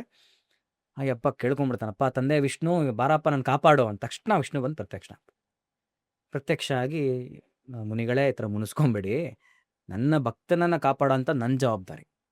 ಆದರೆ ಅವನು ಈ ಥರ ಶಾಪಕ್ಕೆ ನೀವು ಒಳಗಾದರೆ ಕಷ್ಟ ಆಗತ್ತೆ. ಹಾಗಾಗಿ ಅದೇನು ಶಾಪ ಇದೆ ನಾನು ಸ್ವೀಕಾರ ಮಾಡ್ತೀನಿ, ನನಗೆ ಹಾಕಿ. ಭಗವಂತನೇ ಸಾಕ್ಷಾತ್ ವಿಷ್ಣುವಿಗೆ ಅದನ್ನು ಪ್ರೋಕ್ಷಣೆ ಮಾಡ್ತಾರೆ. ಆ ಶಾಪವನ್ನು ವಿಷ್ಣು ಸ್ವೀಕಾರ ಮಾಡ್ತಾನೆ. ಹಾಗಾಗಿ ಅವನು ದಶಾವತಾರಗಳನ್ನ ಎತ್ತಬೇಕಾಗಿ ಬರುತ್ತೆ ಭೂಮಿಗೆ. ವಿಷ್ಣು ಹಾಗಾಗಿ ಅವತಾರಗಳನ್ನ ಎತ್ತೋದಕ್ಕೆ ಅಂತ ಭೂಮಿ ಬರ್ತದೆ. ಇವಾಗ ಇಲ್ಲಿ ಸ್ಕ್ರೀನ್ ಪ್ಲೇ ಗೊತ್ತಿರಲಿಲ್ಲ, ವಿಷ್ಣು ಗೊತ್ತಿರಲಿಲ್ವಾ, ಈಗ ಪರೀಕ್ಷೆ ಮಾಡಬೇಕು ಅಂತ ಮುನಿಗಳಿಗೂ ಗೊತ್ತಿತ್ತು. ಯಾಕಂದರೆ ಲೋಕ ಕಲ್ಯಾಣ ಅನ್ನೋದು ಒಂದು ಕಾನ್ಸೆಪ್ಟ್. ಲೋಕ ಕಲ್ಯಾಣ ಆಗೋದಕ್ಕೋಸ್ಕರ ಈ ಥರದ್ದೆಲ್ಲ ಸಿಚುಯೇಷನ್ಸ್ಗಳನ್ನ, ಸೀನ್ಗಳನ್ನ ಕ್ರಿಯೇಟ್ ಮಾಡಿಕೊಂಡು ಭಗವಂತನೇ ಹಾಕ್ಕೊಂಡು ಒಂದು ರೋಲ್ ಪ್ಲೇ ಮಾಡಿ ಅದಕ್ಕೆ ಆ ರೂಲ್ಸ್ಗೆ ಸಿಕ್ಕಾಕೊಂಡು ಒಂದು ರೂಲ್ ಮಾಡಿದಾನೆ. ಇವಾಗ ಶಾಪ ಆದರೆ ಅದಕ್ಕಂತ ತೊಗೊಬೇಕು, ಇನ್ನೊಂದಾರೆ ಮತ್ತೊಂದು ಮಾಡಬೇಕು. ಆ ಶಾಪಗಳನ್ನೆಲ್ಲ ಅವ್ನು ಸ್ವೀಕಾರ ಮಾಡಿ ಅದರಲ್ಲಿ ಬರೋವಂಥ ಒಂದು ರೂಲ್ಸ್ ಆ್ಯಂಡ್ ರೆಗ್ಯುಲೇಷನ್ನ ಫಾಲೋ ಮಾಡೋದಕ್ಕೆ ಅಂತ ಅವತಾರ ಎತ್ಕೊಂಡು ಕೃಷ್ಣನೇ ಸಾಕ್ಷಾತ್ ವಿಷ್ಣುನೇ ಸಾಕ್ಷಾತ್ ದಶಾವತಾರಗಳಲ್ಲಿ ಬರ್ತಾನೆ, ಅವನೊಬ್ಬ ಭಕ್ತನ ಉಳಿಸೋದಕ್ಕೆ ಅಂತ. ಇಲ್ಲಿ ಏನು ಮೆಸೇಜ್ ಸಿಕ್ತು ಅಲ್ಲಿ ದೊಡ್ಡದಾಗಿ ನನಗೆ, ಜೀವನದಲ್ಲಿ ಏನಾದರೂ ಯಾವ ಹಂತದಲ್ಲಿ ಏನೇನು ನಡೀತಿದ್ರು ಆರಾಮಾಗ ಅವನಲ್ಲಿ ನಂಬಿಕೆ ಇಟ್ಟು ಸುಮ್ಮನೆ ಇರಿ ಅಷ್ಟೇ. ಅವ್ನು ನಂಬಿದ್ರೆ ಅವನಿಗೆ ತನ್ನ ಭಕ್ತನೇ ದೊಡ್ಡವನು. ಅವನನ್ನು ಪ್ರೊಟೆಕ್ಟ್ ಮಾಡೋದಕ್ಕೆ ಎಂಥ ಸಿಚುವೇಶನ್ ಏನು ಬೇಕಾದ್ರೂ ಮಾಡೋಕ್ಕೆ ರೆಡಿ ಇದ್ದಾನೆ ಅವನು. ಶಿವನ ವಿಚಾರನೂ ಅಷ್ಟೇ ಬಂದಾಗ, ಅಂದರೆ ಭಕ್ತಿ ವಿಚಾರ ಅಂತ ಬಂದಾಗ ಗುರುಗಳು ತುಂಬ ಚೆನ್ನಾಗಿ ಹೇಳೋರು. ಯಾಕೆ ಶಿವನ ಕಂಠ ನೀಲಿ, ವಿಷಕಂಠ ಅಂತ ಕರಿತೀವಿ, ಯಾಕೆ ಅವನಿಗೆ ನೀಲಿ ಆಯಿತು, ಏನಕ್ಕೆ ಕಂಠದಲ್ಲೇ ಉಳ್ಕೊಂತು ವಿಷ? ಶಿವನಿಗೆ ಆ್ಯಕ್ಚುಲಿ ಇಬ್ಬರು ಹೆಂಡತೀರಂತಾನೆ ಅನ್ಬೋದು. ಒಂದು ವಿಷ್ಣು, ಇನ್ನೊಂದು ಪಾರ್ವತಿ. ಗಂಗೆ ಗೌರಿ ಅಂತಲ್ಲ, ವಿಷ್ಣು. ಯಾಕಂದರೆ ನೀವು ನೋಡಿರ್ಬೋದು, ಏನಪ್ಪ, ಶಿವ ಬಿಟ್ಟು ವಿಷ್ಣು ಇರಲ್ಲ, ವಿಷ್ಣು ಬಿಟ್ಟು ಶಿವ ಇರಲ್ಲ. ಹರಿಹರ ಅಂತೀವಿ, ಆಯಿತಾ? ಇಬ್ಬರು ಒಂದೇನೆ, ತತ್ವ ಎರಡು ಬೇರೆ ಇರುತ್ತೆ ಅಷ್ಟೇ, ಇಬ್ಬರು ಒಂದೇ. ಅವನ ಪೂಜೆ ಶ್ರೇಷ್ಠ, ಇವನ ಪೂಜೆ ಶ್ರೇಷ್ಠ ಅಂತೀವಿ. ಇಲ್ಲ, ಅದಕ್ಕೆ ಉದಾಹರಣೆ ಇನ್ನೊಂದು ನಾನು ಹೇಳ್ತೀನಿ. ಬಟ್ ಅವಾಗ ಶಿವನಿಗೆ ಅವನಿಗೆ ಈ ಕಡೆ ಭಾಗ ಬಂದು ವಿಷ್ಣು ಅಂತೆ, ಈ ಕಡೆ ಭಾಗ ಬಂದು ಪಾರ್ವತಿ. ಅವನಿಗೆ ಅವನ ಒಳಗಡೆ ಎರಡು ಭಾಗ ಹಂಚ್ಬಿಡಿದಂತೆ ಹೃದಯದಲ್ಲಿ. ಈ ಕಡೆ ವಿಷ್ಣು ಇರ್ತಾನಂತೆ, ಈ ಕಡೆ ಪಾರ್ವತಿ ಇರ್ತಾಳಂತೆ. ಈಗ ವಿಷ ಇದೆ, ಕುಡಿಲೇಬೇಕು. ಸಮುದ್ರ ಮಂಥನ ಆದಾಗ ಒಂದು ಒಳಗೆ ಕುಡಿದ್ರೆ ಇಲ್ಲಿ ವಿಷ್ಣುಗೂ ತಾಕತ್ತೆ, ಇಲ್ಲಿ ಪಾರ್ವತಿ ಉಗಿದ್ರೆ ನನ್ನ ಭಕ್ತರಿಗೆ ತಾಕತ್ತೆ. ಹೆಂಗೆ ಇಟ್ಕೋಬೇಕು? ಬಿಸಿ ತುಪ್ಪ ಸಿಚುಯೇಷನ್, ಉಗಿಯೋಕ್ಕಾಗ್ತಿಲ್ಲ, ಬಿಡೋಕ್ಕಾಗ್ತಿಲ್ಲ, ತುಪ್ಪ ತಡ್ಕೊತೀನಿ, ನಾನೇ ತಡ್ಕೊತೀನಿ, ಇಟ್ಕೊಂತೀನಿ, ನುಂಗೋದು ಇಲ್ಲ, ಉಳೋಕೆ. ಇವತ್ತಿಗೂ ಆ ಉರಿ ಇದೆಯಪ್ಪ ಅಂತಾರೆ ಇವ್ರುಗಳು. ಇವತ್ತಿಗೂ ಶಿವನಲ್ಲಿ ಆ ಉರಿ ಇದೆ, ನಾನು ಅನುಭವಿಸ್ದಾಗ. ಅದು ಅವನ ಆ ಪ್ರೀತಿಗೆ ಪಾರವೇ ಇಲ್ಲ ಅಂತ. There is no limit. ಎಷ್ಟೊಂದು ಸಂದರ್ಭ, ಈಗ ಉದಾಹರಣೆಗೆ ಯಾರೋ ಒಬ್ರು ಈಗ ನಿಮ್ಮನ್ನ ನೋಡಿ ಒಂದು ಪೆನ್ನು ಪೇಪರ್ ತಗೊಂಡು ಒಂದು ಸುಂದರವಾದಂಥ ಒಂದು ಚಿತ್ರನ ರಚಿಸ್ಬಿಟ್ಟು ನಿಮಗೆ ಕೊಟ್ಟರು ಅಂತ ಇಟ್ಕೊಳ್ಳಿ. ನೀವು ಅದು ನೋಡಿದ ತಕ್ಷಣ ಥೂ ಇಷ್ಟು ವಿಕಾರವಾಗಿದೆ ಅಂತ. ಈಗ ಉದಾಹರಣೆಗೆ ನಾನು ಇಲ್ಲಿ ಕೂತ್ಕೊಂಡು ಒಂದು ಪೆನ್ನು ಪೇಪರ್ ತೊಗೊಂಡು ನಿಮ್ದು ನಾನು ಚಿತ್ರ ಬರೆದ್ಬಿಟ್ಟು ತೊಗೊಳ್ಳಿ ಅರುಣ್ ಇದು ಅಂತ ನಾನು ಕೊಟ್ಟೆ. ನೀವು ಅದನ್ನು ತೊಗೊಂಡ ತಕ್ಷಣ ಥೂ ಅದು ಕೆಟ್ಟದಾಗಿದೆ ಅಂತ ಏನಾದರೂ ನೀವು ಅಂದಾಗ ನನಗೆ ನೋವಾಗತ್ತೆ ಅಲ್ವಾ? ನಿಮ್ಮ ಚಿತ್ರ ನಾನು ಬರೆದಿದ್ದಕ್ಕೆ ನಿಮಗದು ನೋವಾಯಿತು. ಇಮ್ಯಾಜಿನ್ ಮಾಡ್ಕೊಳ್ಳಿ, ನಮ್ಮಂಥ ಇಷ್ಟು ಕ್ರಿಯೇಷನ್ಸ್ನ ಭಗವಂತ ಮಾಡಿ ಕಳಿಸಿದಾನೆ. ನಾವು ಪ್ರತಿ ಬಾರಿಗೂ ನಮ್ಮ ಮೇಲೆ ನಾವು ಅಸಹ್ಯ ಮಾತಾಡಿದಾಗ ಆ ಭಗವಂತನಿಗೆ ಎಷ್ಟು ನೋವಾಗುತ್ತೆ ಎಕ್ಸಾಕ್ಟ್ಲಿ. ಅಲ್ವಾ? ವೆರಿ ನಾವೆಲ್ಲರೂ ಅವನ ಮಕ್ಕಳು ನಾವೆಲ್ಲ. ಹೌದು. ಸೊ ಪ್ರತಿ ಹಂತದಲ್ಲೂ ಅವ್ನು ನಮ್ಮ ಜೊತೆಗೆ ಇರ್ತಾನೆ. ಹೌದು. ಅವನಿಗೆ ಹಿಂದೆ ಮುಂದೆ ಪ್ರತಿಯೊಂದು ಎಲ್ಲ ನಮಗೆ ಗೊತ್ತು. ಎಲ್ಲ ಬಿಟ್ಬಿಡ್ಬೇಕು. ಶಿವಾರ್ಪಣಮಸ್ತು, ಕೃಷ್ಣಾರ್ಪಣಮಸ್ತು. ಅವರೇ ದಾರಿ ತೋರಿಸ್ತಾರೆ. ಒಂದು 100% ಸತ್ಯ. ಅದಕ್ಕೆ ಹೇಳೋದು ಎಲ್ಲರಲ್ಲೂ ಅವನಿದ್ದಾನೆ ಅಂತ. ಅದಕ್ಕೆ ಯಾರಿಗೂ ನಾವು ಬೈಬಾರ್ದು, ಯಾರಿಗೂ ನಾವು ನೋಯಿಸ್ಬಾರ್ದು. ಯಾಕಂದರೆ ಯಾರಿಗೇ ನೋಯಿಸಿರೋದು ನಮಗೆ ನಾವು ನೋಯಿಸ್ಕೊಂಡಂಗೆ ಲೆಕ್ಕ. ಯಾರಿಗೇ ಮೋಸ ಮಾಡ್ತಿರೋ ultimately you are cheating yourself ಅಂತ. Ultimately cheating him. ಅವ್ನು ಮಾಡೋದು ಏನು ಬಂತು ಪ್ರಯೋಜನ? ಹಂಗಾಗಿ ಯಾರಿಗೂ ನೋಯಿಸ್ಬೇಡಿ, ಮಾತಾಡೋಕೆ ಯೋಚನೆ ಮಾಡ್ಕೊಂಡು ಮಾತಾಡಿ, ಯಾವ ಜೀವಿಗಳಿಗೂ ಹಿಂಸೆ ಯಾವುದಕ್ಕೂ ಹಿಂಸೆ ಕೊಡಬೇಡಿ. ಎಲ್ಲವೂ ಇದೆ, ಎಸ್ಪೆಷಲಿ ಪ್ರಾಣಿ ಪಕ್ಷಿಗಳ ವಿಚಾರದಲ್ಲಿ ದಯವಿಟ್ಟು. ಹಾಗಾಗಿ ಸಕಲ ಜೀವರಾಶಿಗಳಲ್ಲೂ ಪ್ರತಿಯೊಂದರಲ್ಲೂ ಭಗವಂತ ಇದ್ದಾನೆ. ಅವ್ನು ಚೈತನ್ಯ ರೂಪದಲ್ಲಿ ಅವನಿದ್ದಾನೆ. ಸೊ ನೀವು ಹೇಳ್ದಂಗೆ ಯಾರಿಗೆ ಹರ್ಟ್ ಆದರೂ ಅವ್ನು ಹರ್ಟ್ ಆಗುತ್ತೆ, ಅದು ಸತ್ಯ. ಹೀಗೆ ಲೋಕ ಕಲ್ಯಾಣಕ್ಕೋಸ್ಕರ ಅವನು ವಿಧವಾದಂಥ ಒಂದು ಸ್ಟ್ರಾಟರ್ಜಿ ಪ್ಲ್ಯಾನ್ ಅವನೇ ಮಾಡಿ, ಅವನೇ ಆ ಸಂಕಷ್ಟಗಳಲ್ಲಿ ಸೀನ್ ಕ್ರಿಯೇಟ್ ಮಾಡಿಕೊಂಡು ಸಿಕ್ಕಾಕೊಂಡು ಕೆಳಗೆ ಬಂದು ನಮ್ಮನ್ನು ಉದ್ಧಾರ ಮಾಡೋಕ್ಕೆ ಬರ್ತಾನೆ. ಅಲ್ಲಿಗೆ ನಾವು ತಿಳ್ಕೊಬೇಕು, ಅವನ ಒಂದು ಕಾರುಣ್ಯ ಯಾವ ಲೆವೆಲಲ್ಲಿದೆ, ಆ ಕಂಪ್ಯಾಷನ್ ಅಂತೀವಿ ನಾವು. ಆ ಕಂಪ್ಯಾಷನ್ ಯಾವ ಮಟ್ಟದ್ದು ಇರ್ಬೋದು? ಕರುಣೆ, ಮಮತೆ, ದಯೆ. ಹೌದು ಹೌದು. ನಾವು ನೋಡಿ ಇವಾಗ ಮುಂಗಾರು ಮಳೆ ಸಿನಿಮಾ ನೋಡಿದ್ದೀವಿ. ಗಣೇಶ್ ಅವ್ರಿಗೆ ಗೊತ್ತಿಲ್ಲದೆ ಒಂದು ಗುಂಡಿಲಿ ಬಿದ್ದುಬಿಡ್ತಾರೆ ಓಪನಿಂಗ್ ಸೀನಲ್ಲಿ, ಕರೆಕ್ಟಾ? ಗೊತ್ತಿಲ್ಲದೆ ಬಿದ್ದರು, ಕೆಸರಾಯಿತು, ಕೊಚ್ಚಾಯಿತು. ಅದೇ ಮ್ಯಾನ್ ಹೋಲ್ಗೆ ಇಳಿಯೋದಕ್ಕೆ ಅಂತಲೇ ಕಾರ್ಮಿಕರಿದ್ದಾರೆ. ಅವ್ರಿಗೆ ಗೊತ್ತಿದೆ ಅಲ್ಲಿ ಹೊಲಸಿರುತ್ತೆ, ಗಲೀಜಿರುತ್ತೆ, ಅಂದರೂ ಹೋಗಲೇಬೇಕಲ್ಲಿ ಕೆಲಸ ಮಾಡೋಕ್ಕೆ. ಇಲ್ಲಿ ಅಂತ ತೊಗೊಂಡಾಗ ಹೊಟ್ಟೆಪಾಡು ಅನ್ಬೋದು, ಕಷ್ಟ. ಅವ್ರೇನೋ ಮಾಡಬೇಕು, ಸೇವೆ ಮಾಡಿದ್ರೆ ಕೆಲಸ ವೃತ್ತಿ ಅಂತ ನೋಡ್ಕೊಂಡಾರು ಅವ್ರು ಇಳಿತಾರೆ. ಬಟ್ ನಾಲೆಡ್ಜ್ ಇದ್ದವ್ರು ಗೊತ್ತು, ಒಳಗಡೆ ಹೋದರೆ ಕೆಟ್ಟ ಸ್ಮೆಲ್ ಇರುತ್ತೆ, ಕಾಯಿಲೆಗಳು ಬರ್ಬೋದು, ನನಗೆ ಮಿಸ್ ಆದರೆ ನಾನು ಪ್ರಾಣನೂ ಕಳ್ಕೊಬೋದು, ಅಲ್ಲಿ ಆಕ್ಸಿಜನ್ ಲೆವೆಲ್ ನನಗೆ ಸಿಗದೆ. ಗೊತ್ತಿಲ್ಲದೆ ಬೀಳೋದೊಂದು, ಗೊತ್ತಿದ್ದು ಇಳಿಯೋದೊಂದು. ಇದು ಭಗವಂತನ ಒಂದು ಪ್ರಕ್ರಿಯೆ. ಗೊತ್ತಿದ್ದು ಇಳಿತಾನೆ. ಇಲ್ಲೆಲ್ಲ ಗೊತ್ತಿಲ್ಲ ಏನಿದೆ. ಅವನಿರೋ ಲೋಕ ಯಾವುದು? ವೈಕುಂಠ. ಅಲ್ಲೆಲ್ಲ ಆರಾಮಾಗಿದ್ದಾನೆ. ಇಲ್ಲಿಂದ ಎಷ್ಟು ದೂರದಲ್ಲಿ ನಾವಿದ್ದೀವಿ. ಇಲ್ಲಿ ಬರಬೇಕು ಅನ್ನೋದೇನಿಲ್ಲ. ಯಾಕಂದರೆ ಅವನ ಕಾರುಣ್ಯ ಎತ್ತಬೇಕು, ಅವನು ನಮ್ಮಲ್ಲಿ ಕರ್ಕೊಂಡು ಹೋಗ್ಬೇಕು. ಯಾಕಂದ್ರೆ ಎಲ್ಲವೂ ಅಲ್ಲಿಂದ ಡಿರೈವ್ ಆಗಿರೋವಂಥದ್ದು. ಅವನ ಲೋಕದಿಂದಾನೇ, ಅವನಿಂದನೇ ನಾವೆಲ್ಲ ಬೇರ್ಪಟ್ಟರು ಬಂದಿರೋವಂಥದ್ದು. ಅವ್ನು ಮತ್ತೆ ಅದನ್ನೆಲ್ಲ ವಾಪಸ್ ಕರ್ಕೊಬೇಕು ಅಂತಲೇ ಹಂಬಲಿಸ್ತಾ ಇರ್ತಾನೆ ಅಂತ. ಸೊ ಅವತಾರಗಳಾಗಿ ಇದೆಲ್ಲ ಕತೆಗಳು ಕೇಳಿದಾಗ ನಾವು ಜಾಸ್ತಿ ಇಂಟೆಲಿಜೆಂಟಾಗಿ ಯೋಚನೆ ಮಾಡಬಾರ್ದು. ಓ ಏನು ಗೊತ್ತಿರಲಿಲ್ವಾ, ಆಮೇಲೆ ಏನು ಭಗವಂತಂಗೆ ಇವಾಗ ಹಿಂಗೆ ಅಂದ್ಬಿಟ್ರೆ ಆಗೋಗ್ಬಿಡತ್ತಲ್ಲ, ಯಾಕೆ ಇಷ್ಟೆಲ್ಲ ಒದ್ದಾಡಬೇಕು? ಅವನು ಬಂದಿರೋದೇನೆ my life is my message ಅಂತ ಗಾಂಧೀಜಿ ಹೇಳಿದಾಗ. ಅದನ್ನೇ ತನ್ನ ಗಾಂಧೀಜಿ ಹೇಳಿದ್ದು, ನನ್ನ ಜೀವನವೇ ನನ್ನ ಸಂದೇಶ. ನಾನು ಬದುಕು ತೋರಿಸ್ತೀನಪ್ಪ, ಫಸ್ಟ್ ನಾನು ಫಾಲೋ ಮಾಡ್ತೀನಿ. ವರ್ಡ್ಸ್ ಅಷ್ಟೇ ಅಲ್ಲ, ಆ್ಯಕ್ಷನಲ್ಲಿ ಇರಬೇಕು. ಅದನ್ನೇ ಮಾಡ್ಕೊಂಬಂದಿರೋದಲ್ಲ, ಎಲ್ಲ ಅವತಾರಗಳು ನೋಡ್ಕೊಂಬನ್ನಿ, ಅದನ್ನೇ ಮಾಡ್ಕೊಂಬಂದಿರೋದು. ರಾಮ ಧರ್ಮ ವಿಗ್ರಹ. ಧರ್ಮ ಹೆಂಗೆ ನಡೆದು ತೋರಿಸ್ದ. ಅಪ್ಪನ ಮಾತು ಮೀರಬಾರ್ದು, ಕಾಡಿಗೆ ಹೋಗ್ಬೇಕು, ಕಾಡಿಗೆ ಹೋದ. ಹೆಂಡತಿ ಬಂದ್ಲು, ಅವಳು ಧರ್ಮ ಅವಳು ಮೀರಲಿಲ್ಲ. ಆಮೇಲೆ ಯಾಕೆ ಎಷ್ಟೋ ಜನಕ್ಕೆ ಪ್ರಶ್ನೆ ಇದೆ, ಈಗ ಅಗ್ನಿ ಪರೀಕ್ಷೆಗೆ ಹೆಂಡ್ತಿನ ರಾಮ ಕಳಿಸ್ದ, ಹೆಂಡ್ತಿ ಮೇಲೆ ಅಷ್ಟು ಅಪನಂಬಿಕೆ ಇತ್ತ? ಹೆಂಡ್ತಿ ಮೇಲೆ ಅಪನಂಬಿಕೆ ಇಲ್ಲ, ಹೆಂಡ್ತಿ ಗೊತ್ತು ಏನಂತ, ಗೊತ್ತಿರೋದೇ ಕಳಿಸಿದ್ದು. ಅದು ಏನೂ ಮಾಡಲ್ಲ, ಬೆಂಕಿ ಅವಳ ಸುಡಲ್ಲ, 100% ಸುಡಲ್ಲ ಅನ್ನೋ ಕಾನ್ಫಿಡೆನ್ಸು ರಾಮನಿಗಿತ್ತು. ಹಂಗಾಗಿ ಹೋಗು, ಏನಕ್ಕೆ ಕಳಿಸಿಲ್ಲ ಅಂದಿದ್ರೆ ಇವತ್ತು ಕಳಂಕ ಕೊನೆಯವ್ರಿಗೂ ಇರ್ತಿತ್ತು ಸೀತೆಗೆ. ತನ್ನ ಹೆಂಡ್ತಿ ಗೊತ್ತು, ಪೊಟೆನ್ಷಿಯಲ್ ಗೊತ್ತು ಏನಂತ, ಅವಳು ಏನಂತನೂ ಗೊತ್ತು, ಅವಳ ಬಗ್ಗೆ ಕಂಪ್ಲೀಟ್ಲಿ ಗೊತ್ತು. ಅದಕ್ಕೆ ಹೋಗು ಅಂತ. ಅದನ್ನ ಜನಗಳು ತಪ್ಪ ಅರ್ಥ ಮಾಡ್ಕೊತಾರೆ. ಕಳಿಸ್ದ, ಅವ್ನಿಗೆ ಅಪನಂಬಿಕೆ ಐತೆ ಹೆಂಡ್ತಿ ಮೇಲೆ, ಏನಕ್ಕೆ ಅಗ್ನಿ ಪರೀಕ್ಷೆ ಮಾಡಬೇಕು? ಜನಗಳ ದೃಷ್ಟಿಲಿ ಪರೀಕ್ಷೆ ಮಾಡಿಸಿದಷ್ಟೇನ. ಹಾಗಾಗಿ ಭಗವಂತನ ಅವತಾರಗಳೆಲ್ಲ ನಮ್ಮನ್ನು ಉದ್ಧಾರ ಮಾಡೋದಕ್ಕೆ, ಎತ್ತೋದಕ್ಕೆ, ಜೊತೆಗೆ ಮೆಸೇಜ್ ಕೊಡ್ತಾ ಹಿಂಗೆ ಬಾಳ್ರಿ, ಹಿಂಗೆ ಬದುಕ್ರಿ ಅಂತಾನೆ ಎಲ್ಲ ಬಂದಿರೋವಂಥದ್ದು. ಆ ಕಾಲಕ್ಕೆ ತಕ್ಕಂತೆ, ಆ ಒಂದು ಟೈಮಿಗೆ ತಕ್ಕಂತೆ, ಆಗ ವಿಚಾರಗಳು ಏನಿತ್ತು ಅದ್ರ ತಕ್ಕಂತೆ ಮಾಡ್ಕೊಂಬಂದಿತ್ತು. ಹಿಂಗೆ ದತ್ತಾತ್ರೇಯದ ಯಾವುದೋ ಕಾಲ ಅದು. ಇವಾಗ ಗುರುಚರಿತ್ರೆ ಬರ್ತೀವಿ ಅಂದರೆ ಒಂದು 700 ವರ್ಷದ ಹಿಂದಿನ ಕತೆಗಳಾಗಲ್ಲ. ಈಗ ಎಷ್ಟೋ ಕಾಲ ಬದಲಾಗಿದೆ. ಈಗಲೂ ನಾವು ಅಷ್ಟೇ, ಇವಾಗ ಎಷ್ಟೋ ಮಡಿ ವಿಚಾರಗಳಿರ್ಬೋದು, ಬರೀ ಬ್ರಾಹ್ಮಣರ ಕತೆಗಳೇ ಜಾಸ್ತಿ ಬರುತ್ತೆ ಅದರಲ್ಲಿ. ನಾವು ಹಾಗೆ ಬದುಕೋಕ್ಕಾಗಲ್ಲ ಇವತ್ತು. ಅದರಲ್ಲಿರೋ ಎಸೆನ್ಸ್ ನಾವು ತೊಗೊಬೇಕು, ಆ ತತ್ವ ತೊಗೊಂಡು ಪ್ರಾಕ್ಟೀಸ್ ಮಾಡಬೇಕು. ಏನು ಹೇಗಿರಬೇಕು, ಏನು ಅಲ್ಟಿಮೇಟ್ಲಿ ಗುರು ಅನ್ನೋನೊಬ್ಬ ಇದ್ದಾನೆ. ಅವನಿಗೆ ಇಷ್ಟ ಆಗದೆ ಇರೋದೇನೋ ಸುಳ್ಳು ಹೇಳೋ ಅಂಥದ್ದು. ಮ್ಯಾನುಪ್ಲೇಟ್ ಇನ್ನೊಬ್ರು ಮೋಸ ಮಾಡೋವಂಥದ್ದು ಮಾಡೋವಂಥದ್ದು ಇಷ್ಟ ಆಗಲ್ಲ. ನೀನು ಟ್ರಾನ್ಸ್ಪರೆಂಟ್ ಆಗಿರು, ಶುದ್ಧ ಭಾವನೆಯಿಂದ ಇರೋವಂಥದ್ದು ಅಷ್ಟೇ. ಭಗವಂತ ಎಕ್ಸ್ಪೆಕ್ಟ್ ಮಾಡೋದು ಭಾವನೆ ಅಷ್ಟೇ. ನೀನು ಎಷ್ಟು ಶುದ್ಧ ಭಾವನೆಯಲ್ಲಿದೆಯಾ ನೀನು ಅಂತ.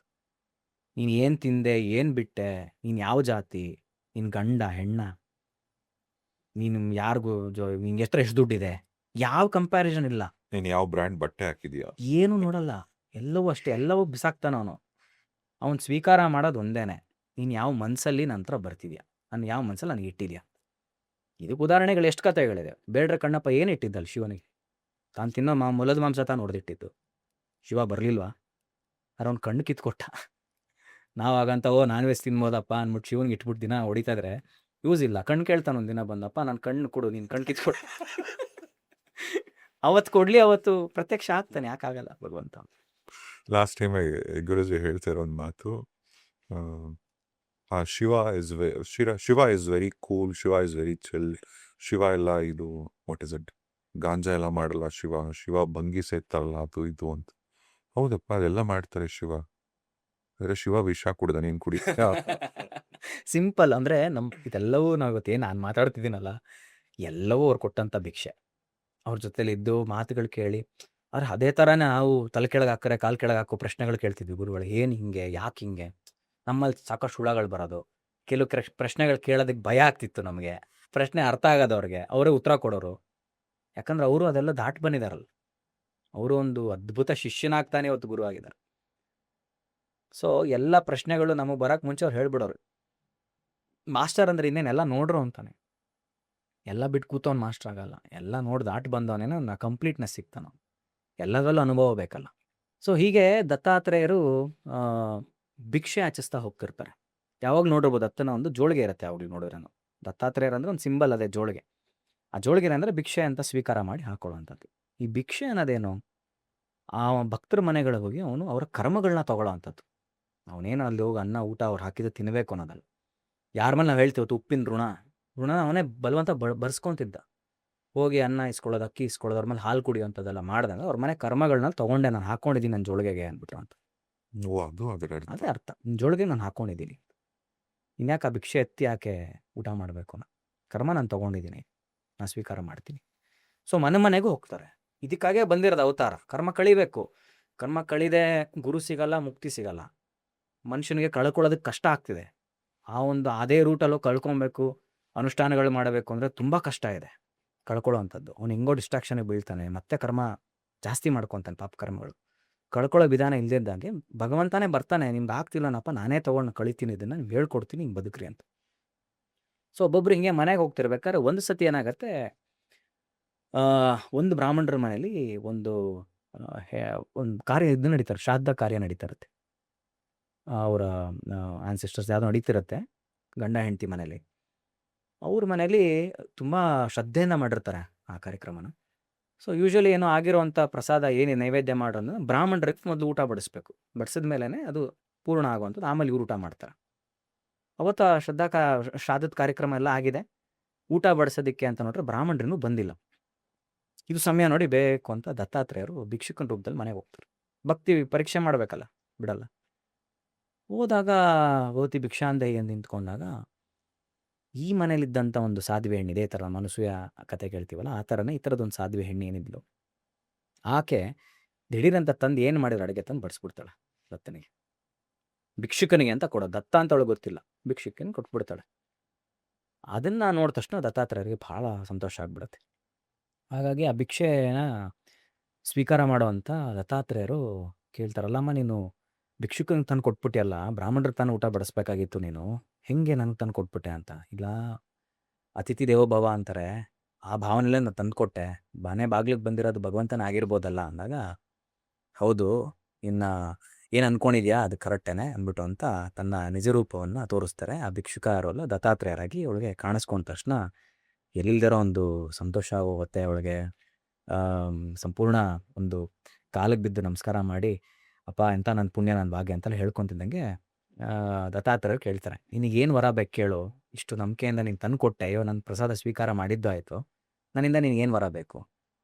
ಆವಾಗಿಂದ ತಾಯಿ ಅಮ್ಮ ಅಂತ ಮಾತಾಡ್ಸ್ತಿದ್ದೀರಲ್ಲ, ನನಗೂ ನಿಮ್ಮಂಥ ಒಂದು ಸಿದ್ಧಪುರುಷನೋ ಒಂದು ಜಗದೋದ್ಧಾರಕನೇ ನನ್ನ ಹೊಟ್ಟೆಲಿ ಹುಟ್ಟಬೇಕು, ಅಂತ ಕೇಳ್ಕೊತಾಳೆ. ಅವ್ಳಿಗೆ ಆಲ್ರೆಡಿ 2 ಮಕ್ಳಿರುತ್ತೆ. ಹಂಗೆ ಕುರುಡ ಒಬ್ಬ, ಇನ್ನೊಬ್ಬ ಕುಂಟ ಇರ್ತಾನೆ. ಈ ಮಕ್ಳಿಟ್ಕೊಂಡು ನಾನು ಹೇಗೆ ಮುಂದೆ ನನ್ನ ಜನ್ಮ ಮುಂದಿನ ನನ್ನ ಜೀವನ ತುಂಬ ಕಷ್ಟ ಆಗತ್ತೆ ಈ ಮಕ್ಳಿಟ್ಕೊಂಡು. ನನಗೊಬ್ಬ ಇಂಥದ್ದೊಂದು ಮಗ ಬೇಕು ಅಂತ ಕೇಳ್ಕೊಂಡಾಗ, ಖಂಡಿತ ನಾನು ಆಶೀರ್ವಾದ ಮಾಡ್ತೀನಿ ನಿನಗೆ. ಆ ಒಬ್ಬ ಜಗದೋದ್ಧಾರಕನೇ ನಿನ್ನ ಹೊಟ್ಟೆಲಿ ಹುಡ್ತಾನೆ. ಆದರೆ ಅವನು ಒಂದು ಸಮಯ ಆಗ್ತಿದ್ದ ಹಾಗೇನೆ ಅವನು ಲೋಕ ಕಲ್ಯಾಣಕ್ಕೆ ಅಂತ ಅವ್ನು ಹೊರಟು ನಿಂತ್ಕೊಂತಾನೆ. ಅವನು ನೀನು ಸಾಮಾನ್ಯವಾಗಿ ಮಗನಿಗೆ ಮದುವೆ ಮಾಡೋ ಒಂಥರ ಬೇರೆ ಸಾಂಸಾರಿಕವಾದಂಥ ಒಂದು ವಿಷಯಗಳನ್ನ ಅವನ ಹತ್ರ ತರಕ್ಕೆ ಹೋಗ್ಬೇಡ. ಅವನು ಅವನೇನು ಸಿಕ್ಕಾಕೊಳ್ಳಲ್ಲ ಅದು. ಸಿಕ್ಕಾಕೊಳಕ್ ಹೋಗಲ್ಲ. ನೀನು ಅದಕ್ಕೆ ಪ್ರಯತ್ನ ಪಡ್ಸಕ್ಕೆ ಹೋದ್ರೆ ಅವ್ನು ಅವತ್ತು ಕ್ಷಣ ಬಿಟ್ಟೋಗ್ಬಿಡ್ತಾನೆ. ನಿನ್ನ ನೆನಪಲ್ಲಿ ಇಟ್ಕೋ ಇದನ್ನ, ಆಗಲಿ ಅಂತ ಒಪ್ಕೊಂಡ್ಬಿಡ್ತಾಳೆ. ಹೋಗಿ ತನ್ನ ಗಂಡನ ಹತ್ರ ಹೇಳ್ಕೊತಾಳೆ, ಹಿಂಗಾಯ್ತು ಹಿಂಗೆ ಅಂದಾಗ ಅವಳು ಕ್ಷಮೆನೂ ಕೇಳ್ತಾಳೆ. ನಾನು ಹೋಗಿ ನಿಮ್ಮ ಬ್ರಾಹ್ಮಣರು ಕೊಡದೆ ಹೋಗಿ ಕೊಟ್ಬಿಟ್ಟೆ ಅಂತ. ಅಯ್ಯಯ್ಯೋ ದಡ್ಡಿ, ನೀ ಕ್ಷಮೆ ಯಾಕೆ ಕೇಳ್ತೀಯ? ನೀನು ಎಂಥ ಒಂದು ಪುಣ್ಯದ ಕೆಲಸ ಮಾಡಿದ್ಯಾ? ನಮ್ಮ ಪಿತೃಗಳ ಕಾರ್ಯ ನಾನು ಮಾಡ್ತಿದ್ದಿದ್ದು. ಅವ್ರಿಗೆ ಏನೋ ಬ್ರಾಹ್ಮಣರು ಊಟ ಮಾಡಿದ್ರೆ ನನ್ನ ಪಿತೃಗಳು ತೃಪ್ತಿ ಪಡಬೇಕಾಗಿತ್ತು. ಬ್ರಾಹ್ಮಣರನ್ನ ಯಾವ ರೂಪದಲ್ಲಿ ನೋಡ್ತೀವಿ ನಾವು? ಅಲ್ಲಿ ಬಂದವ್ರನ್ನ ವಿಷ್ಣುವಿನ ರೂಪವಾಗಿ ಬಂದಿದ್ದಾರೆ. ಅವ್ರ ರೆಪ್ರೆಸೆಂಟೇಟಿವ್ಸ್ ಅಂತ ನಾವು ಅವ್ರಿಗೆ ಊಟ ಹಾಕ್ತೀವಿ. ಎಲ್ಲವೂ ಪಿಂಡವೆಲ್ಲವೂ ನಾವು ಇದು ಮಾಡೋ ಅಂಥದ್ದು ವಿಷ್ಣುಗೆ ತಲುಪಬೇಕು ಅಂದ್ಬಿಟ್ಟು ಅಂತ. ಪಿತೃಗಳಿಗೆ ಮಹಾಪಿತೃ ಅವನು. ಅಂಥದ್ರಲ್ಲಿ ಪಿತೃನೇ ಬಂದಿದ್ದಾನ, ಆ ವಿಷ್ಣುನೇ ಬಂದಿದ್ದಾನಲ್ಲ, ಅವನಿಗೆ ತಾನು ನೀನು ಕೊಟ್ಟಿದ್ಯಾ, ಇದರಲ್ಲಿ ನೀನು ಕ್ಷಮೆ ಕೇಳೋ ಅಂಥದ್ದೇನಿದೆ? ತುಂಬ ಒಳ್ಳೆಯ ವಿಚಾರ ಅಂತ ತುಂಬ ಖುಷಿ ಪಡ್ತಾನೆ. ಹಾಗೆ ಕಾಲ ಕಳೀತಿದ್ದಂಗೆ ಅವಳು ಗರ್ಭಧಾರಣೆಯನ್ನು ಮಾಡ್ತಾಳೆ. 9 ತಿಂಗಳಾದಮೇಲೆ 10ನೇ ತಿಂಗಳಿಗೇನೋ ಮಗು ಕೂಡ ಹುಟ್ಟುತ್ತೆ. ಅದು ದತ್ತಾತ್ರೇಯರೇ ಇನ್ನೊಂದು ರೂಪದಲ್ಲಿ ಹುಡ್ತಾರೆ. ಅದೇ ಶ್ರೀಪಾದ ಶ್ರೀವಲ್ಲಭರು ಅಂತ. ಅದು ದತ್ತಾತ್ರೇಯರ ಮೊದಲನೇ ಅವತಾರ, ಶ್ರೀಪಾದ ಶ್ರೀವಲ್ಲಭ, ಪೂರ್ಣ ಅವತಾರ ಅಂತ. ಅಂದರೆ ಭಗವಂತನ ಅವತಾರಗಳಲ್ಲಿ ಪೂರ್ಣ ಅವತಾರ, ಅಂಶ ಅವತಾರ ಅಂತೆಲ್ಲ ಬರುತ್ತೆ. ಅವನು ಪೂರ್ಣ ಕಲೆಗಳು ಇಟ್ಕೊಂಡು ಪೂರ್ಣ ಕಂಪ್ಲೀಟ್ ಅವನು ಬಂದ ದತ್ತಾತ್ರೇಯರೇ ಬಂದಿದ್ದಂಥ ಮೊದಲನೇ ಪೂರ್ಣ ಅವತಾರ ಶ್ರೀಪಾದ ಶ್ರೀವಲ್ಲಭರು ಅಂತ. ಇದು ಎಲ್ಲಿ ಅಂದರೆ ನಿಮಗೆ ಪೀಠಿಕಾಪುರ ಅಂತ ಆಂಧ್ರ ಪ್ರದೇಶದಲ್ಲಿ ಆಗುವಂಥದ್ದು ಇದು. ಅಲ್ಲಿ ಇವತ್ತಿಗೂ ಅವರ ಪಾದಕೆ ಇರಬಹುದು, ಆಶ್ರಮ ಅದೆಲ್ಲವೂ ಇವತ್ತಿಗೂ ಇದೆ ಅಲ್ಲಿ. ಪೀಠಿಕಾಪುರ ಅಂತ, ಪೀಠಪುರ ಅಂತಲೂ ಕರೀತಾರೆ. ಆಂಧ್ರದಲ್ಲಿ ಇದು ನಡೆಯುವಂಥದ್ದು. ಹಾಗಾಗಿ ಇವರು ವಲ್ಲಭರ ತಂದೆ ತಾಯಿ, ಇವರ ಏನು ಗಂಡ ಹೆಂಡತಿ ಏನಿದ್ರು, ಅಪ್ಪಳ ರಾಜ ಅಂತ ತಂದೆ ಹೆಸರು, ಸುಮತಿ ಅಂತ ತಾಯಿ ಹೆಸರು. ಇವ್ರಿಗೆ ಮಗು ಆಗತ್ತೆ. ಹುಡ್ತಿದ್ದಾಗೇನೆ ಎಷ್ಟೊಂದು ಮಿರಾಕಲ್ಸ್ಗಳ ಲೈಫಲ್ಲಿ ಆಗ್ತಾ ಹೋಗುತ್ತೆ. ಅವ್ನು ಬೆಳೀತಿದ್ದಂಗೆ ಅವನಲ್ಲಿ ವೇದ ಆಗಿರ್ಬೋದು, ಶಾಸ್ತ್ರ ಮಂತ್ರಗಳೆಲ್ಲನೂ ಚಿಕ್ಕ ವಯಸ್ಸಲ್ಲೇ ಬರ್ತಿರುತ್ತೆ. ದೊಡ್ಡ ದೊಡ್ಡ ಸಮಸ್ಯೆಗಳ ಚಿಕ್ಕ ಹುಡುಗನಲ್ಲೇ ಸಾಲ್ವ್ ಮಾಡ್ತಿರ್ತಾರೆ. ಅವ್ರದ್ದು ಚರಿತಾಮೃತ ಅಂತ ಒಂದು ಪುಸ್ತಕ ಇದೆ, ವಲ್ಲಭರದೇ ಪುಸ್ತಕ ಬರುತ್ತೆ. ಗುರುಚರಿತ್ರೆ ಥರನೇ ಶ್ರೀಪಾದ ಶಿವಲ್ಲಭರ ಚರಿತಾಮೃತ ಅಂತ ಬರುತ್ತೆ. ಅದರಲ್ಲಿ ಹೋದರೆ ಎಂಟೈರ್ ಆ ಒಂದು ಅವತಾರದ ಕತೆ ಹೋಗುತ್ತೆ. ಸೊ ಹೀಗೆ ಹೋಗ್ತಿದ್ದಾಗೇ 16 ವರ್ಷ ಇವರಿಗೆ ಆಗತ್ತೆ ಶ್ರೀಪಾದ ವಲ್ಲಭರಿಗೆ. ಆಗ್ತಿದ್ದಾಗೆ ತಾಯಿಗೆ ಎಂದಿನಂತೆ ಒಂದು ಆಸೆ, ಮಗನಿಗೆ ವಯಸ್ಸಿಗೆ ಬಂದ, ನೆಕ್ಸ್ಟ್ ಮದುವೆ ಮಾಡಬೇಕು. ಈ ಒಂದು ಮೋಹದಲ್ಲಿ ಬಿದ್ದು ಮಗನ ಹತ್ರ ಹೋಗಿ, ನನಗೆ ಮದುವೆ ಮಾಡಬೇಕು ಅಂತಿದ್ದೀವಿ. ಇವೆಲ್ಲ ಸಾಧ್ಯ ಇಲ್ಲಮ್ಮ, ನಾನು ಬಂದಿರೋ ಉದ್ದೇಶ ಬೇರೆ. ನಾನು ಲೋಕ ಕಲ್ಯಾಣಕ್ಕೆ ಅಂತ ಹೋಗಬೇಕು, ತೀರ್ಥಯಾತ್ರೆಗಳು ನಾನು ಮಾಡಬೇಕು. ನನಗೆ ಬಿಡುವಂಥ ಸಮಯ ಬಂದಿದೆ, ನಾನು ಹೊರಡಬೇಕು. ಆಗ ಅಮ್ಮ ಎಂದಿನಂತೆ ಎಲ್ಲ ತಾಯಂದ್ರೆ ಅದೇ ಅಲ್ಲ ಅಳ್ತಾರಲ್ವ, ಇಂಥ ಮೂಲ ಪುರುಷನೇ ಬಂದಿದ್ರು, ಅವತಾರನೇ ಬಂದಿದ್ರು ಬಿಟ್ಕೊಡಲ್ಲ. ಅಯ್ಯೋ ನಿನ್ನನ್ನು ಬಿಟ್ಟು ನಾನು ಹೆಂಗಿರೋದು, ನನ್ನ ಮಕ್ಳು ನೋಡಿ ಹಿಂಗಿದ್ದಾರೆ, ಇನ್ನು ಉಳಿದ 2 ಮಕ್ಳು ಹಿಂಗಿದ್ದಾರೆ, ನಿನ್ನ ಅಣ್ಣಂದಲ್ಲಿ ಒಬ್ಬನ ಕಣ್ಣಿಲ್ಲ, ಒಬ್ಬನ ಕಾಲಿಲ್ಲ, ಇಂಥವ್ನು ಇಟ್ಕೊಂಡು ಹೇಗೆ ಅಂತೆಲ್ಲ ಹತ್ಕೊಂಡು ಸುರ್ಕೊಂಡು ಒಂದು ಗೋಳಿಟ್ಟಾಗ ವಲ್ಲಭರು ಏನು ಮಾಡ್ತಾರೆ, ಆ ಒಂದು ಕೃಪಾಭರಿತವಾದಂಥ ಒಂದು ದೃಷ್ಟಿ ನೋಡ್ತಾರೆ ಇಬ್ಬರಲ್ಲೂ ಅಣ್ಣಂದ್ರಿಗೆ. ನೋಡಿದ ತಕ್ಷಣ ಒಬ್ಬನಿಗೆ ಕಾಲು ಸರಿ ಹೋಗುತ್ತೆ, ಒಬ್ಬನ ಕಣ್ಣು ಬಂದ್ಬಿಡುತ್ತೆ. ಎಲ್ಲ ಆಶೀರ್ವಾದನ ಮಾಡ್ತಾರೆ. ಇವರು 100 ವರ್ಷಗಳ ಕಾಲ ಸುಖವಾಗಿ ಬದುಕ್ತಾರೆ, ಅಷ್ಟೈಶ್ವರ್ಯಗಳನ್ನವ್ರು ಪಡ್ಕೊತಾರೆ. ನಿನಗೆ ಯಾವುದೂ ಕೊರತೆ ಇಲ್ದಂಗೆ ನಿನ್ನನ್ನು ನೋಡ್ಕೊತಾರೆ. ನನ್ನನ್ನು ಮಾತ್ರ ಈಗ ಬಿಟ್ಬಿಡು ಅಂತ. ಯಾಕೆ ಅಮ್ಮನ ಅಪ್ಪಣೆ ಇಲ್ಲದೆ ಸನ್ಯಾಸ ಸ್ವೀಕಾರ ಮಾಡೋದಾಗಲಿ ಅದಾಗಲಿ ಹೋಗಂಗಿಲ್ಲ. ಅಮ್ಮ ಪರ್ಮಿಷನ್ ಕೊಡಲೇಬೇಕು. ನೀನು ದಯವಿಟ್ಟು ನನಗೆ ಅಪ್ಪಣೆಯನ್ನು ಕೊಡಿ ಇವಾಗ ಹೋಗೋದಕ್ಕೆ ಅಂತ ಹೇಳಿ ಮಾಡಿ ಬಿಡಿಸ್ಕೊತಾರೆ. ಅಲ್ಲಿಂದ ಅವ್ರ ಜರ್ನಿ, ಅವ್ರ ಪವಾಡ್ಗಳು, ಆ ಕಥೆಗಳೆಲ್ಲ ಸ್ಟಾರ್ಟ್ ಆಗುತ್ತೆ. ಹೀಗೆ ಒಂದು ಜಾಗದಲ್ಲಿ ಇರೋವಾಗ ಕೃಷ್ಣಾ ನದಿ ಅಂತ ಬರುತ್ತೆ, ಕೃಷ್ಣ ತೀರ ಗೊತ್ತಲ್ಲ, ಆ ತೀರದಲ್ಲಿ ಇವರು ಧ್ಯಾನ ತಪಸ್ಸೆಲ್ಲ ಮಾಡ್ತಿರ್ತಾರೆ ಶ್ರೀಪಾದ ಶಿವಲ್ಲಭರು. ಅಲ್ಲಿಗೆ ಒಂದು ಅಮ್ಮ ಮತ್ತು ಮಗ ಬರ್ತಾರೆ, ಸೂಸೈಡ್ ಮಾಡ್ಕೊಬೇಕು ಅಂತ, ಆ ನದಿಲಿ ಬಿದ್ದು ಪ್ರಾಣ ಕಳ್ಕೊಳ್ಬೇಕು ಅಂದ್ಬಿಟ್ಟು ಅಂತ ಅಮ್ಮ ಮಗ ಇಬ್ರು ಬರ್ತಾರೆ. ಯಾಕೆ ಅಂತಂದರೆ ಆಕೆಯ ಗಂಡ ಬಂದು ಒಬ್ಬ ವಿದ್ವಾಂಸನಾಗಿರ್ತಾನೆ, ಪಂಡಿತ. ಅವ್ನು ಹುಟ್ಟಿರೋ ಮಗ ಬಂದು ಶತದಡ್ಡ ಆಗಿರ್ತಾನೆ. ಇವ್ನಿಗೆ ಏನೆಲ್ಲ ಮಾಡಿದ್ರು 4 ಆಣಿ ಅವನಿಗೆ ವಿದ್ಯೆ ತಲೆಗೆ ಹಚ್ತಾರ. ಆ ದುಃಖದಲ್ಲೇ ಅವನು ಕೊರಿ ಅಪ್ಪನೂ ತೀರೋಗ್ಬಿಟ್ಟಿರ್ತಾನೆ.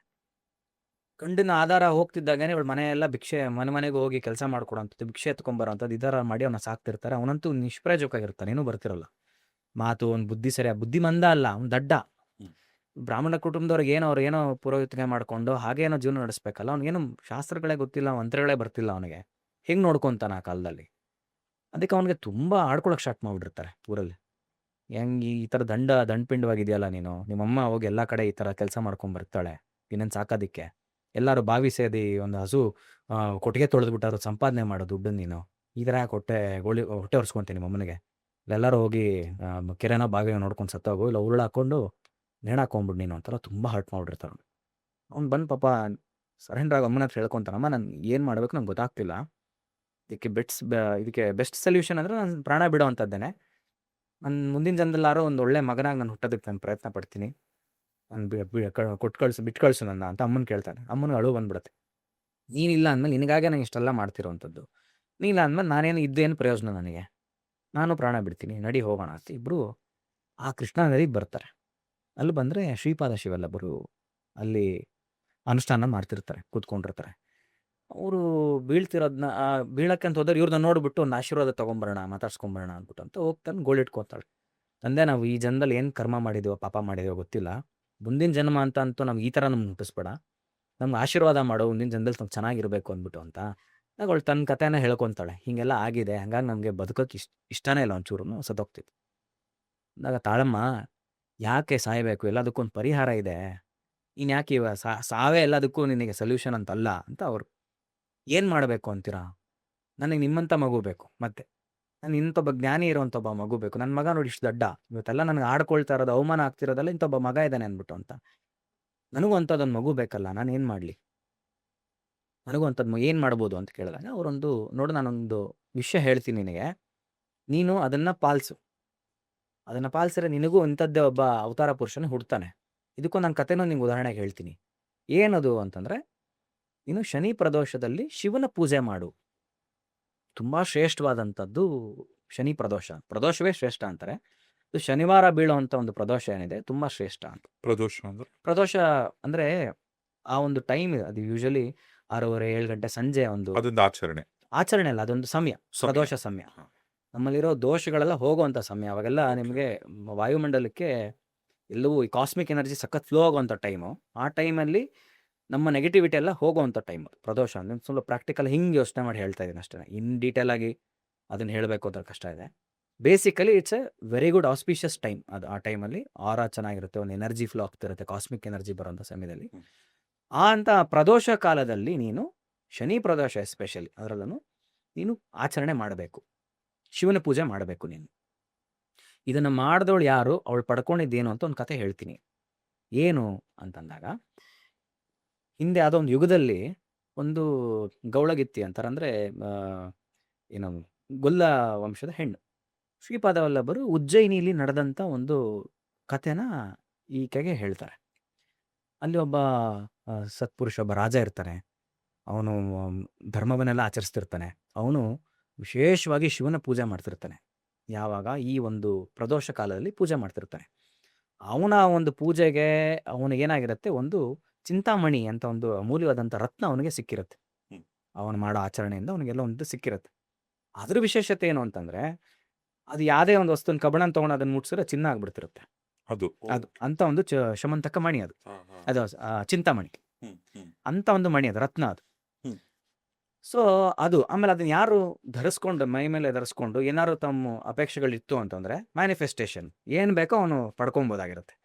ಅಂಥ ಒಂದು ವಿಶೇಷವಾದಂಥ ಒಂದು ರತ್ನ ಆಗಿರುತ್ತೆ. ಅವನು ಅದನ್ನು ದುರ್ಬಳಕೆಯಿಂದ ಅದನ್ನ ಬಳಸ್ತಿರಲ್ಲ, ದುರುಪಯೋಗಕ್ಕೆ ಬಳಸ್ತಿರಲ್ಲ ಅವನು ಅದನ್ನು. ಹಂಗಾಗಿ ಅವನಿಗೆ ಅದು ಸಿಕ್ಕಿರತ್ತೆ ಕೂಡ. ಇಷ್ಟೇಂದ ಅವನು ಶಿವ ಪೂಜೆ ಮಾಡ್ತಿರ್ತಾನೆ ಯಾವಾಗ್ಲೂ. ಇದು ಪಕ್ಕದ ರಾಜ್ಯದವ್ರಿಗೆಲ್ಲ ವಿಷಯ ಗೊತ್ತಾಗ್ಬಿಡತ್ತೆ, ಈ ಥರದ್ದೊಂದಿದೆ, ಹಿಂಗಾರು ಮಾಡಿ ಇದನ್ನು ಹೊಡಿಬೇಕು, ಕದ್ಕೋಬೇಕು ಅಂತ ಏನು ಮಾಡ್ತಾರೆ, ಪಕ್ಕದ ವೈರಿಗಳೇನು ಮಾಡ್ತಾರೆ, ರಾಜ್ಯದ ವೈರಿಗಳೆಲ್ಲ ಸಮಯ ನೋಡಿ ಅಟ್ಯಾಕ್ ಮಾಡಬೇಕು ಅಂತ ಬರ್ತಾರೆ, ಊರಿಗೆ ಮುತ್ತು ಹಾಕೊಂತಾರೆ. ಆವಾಗ ಶಿವ ಪ್ರದೋಷದ ಪೂಜೆ ನಡೀತಿರುತ್ತೆ, ಈ ರಾಜ ಮಾಡ್ತಿರ್ತಾನೆ. ಅವನು ವಿಷಯನೂ ಬರುತ್ತೆ, ಈ ಥರ ಬೇರೆ ರಾಜ್ಯದಿಂದೆಲ್ಲ ಬಂದಿದ್ದಾರೆ ಸ್ವಾಮಿ, ಇವಾಗ ನಾವು ಯುದ್ಧಕ್ಕೆ ತಯಾರಾಗಬೇಕು, ನಾನು ಪೂಜೆ ಫಸ್ಟ್ ಮುಖ್ಯ, ಆಮೇಲೆ ನೋಡ್ಕೊಳ್ಳೋಣ ಅಂತ ಅವ್ನು ನೆಗ್ಲೆಕ್ಟ್ ಮಾಡಿಬಿಟ್ಟು ಪೂಜೆ ಕುತ್ಕೊತಾನೆ ಶಿಸ್ತಾಗಿ. ಆ ಪೂಜೆಯನ್ನು ಮಾಡ್ತಿರ್ಬೇಕಾದ್ರೆ ಈ ಗೊಲ್ಲ ವಂಶದ ಮಕ್ಕಳುಗಳೆಲ್ಲ ಬಂದು ಕುತ್ಕೊಂಡು ನೋಡ್ತಿರ್ತಾರೆ ಪೂಜೆನ. ತುಂಬ ಇಂಟ್ರೆಸ್ಟಿಂಗ್ ಆಗಿರುತ್ತೆ ಅವಾಗ.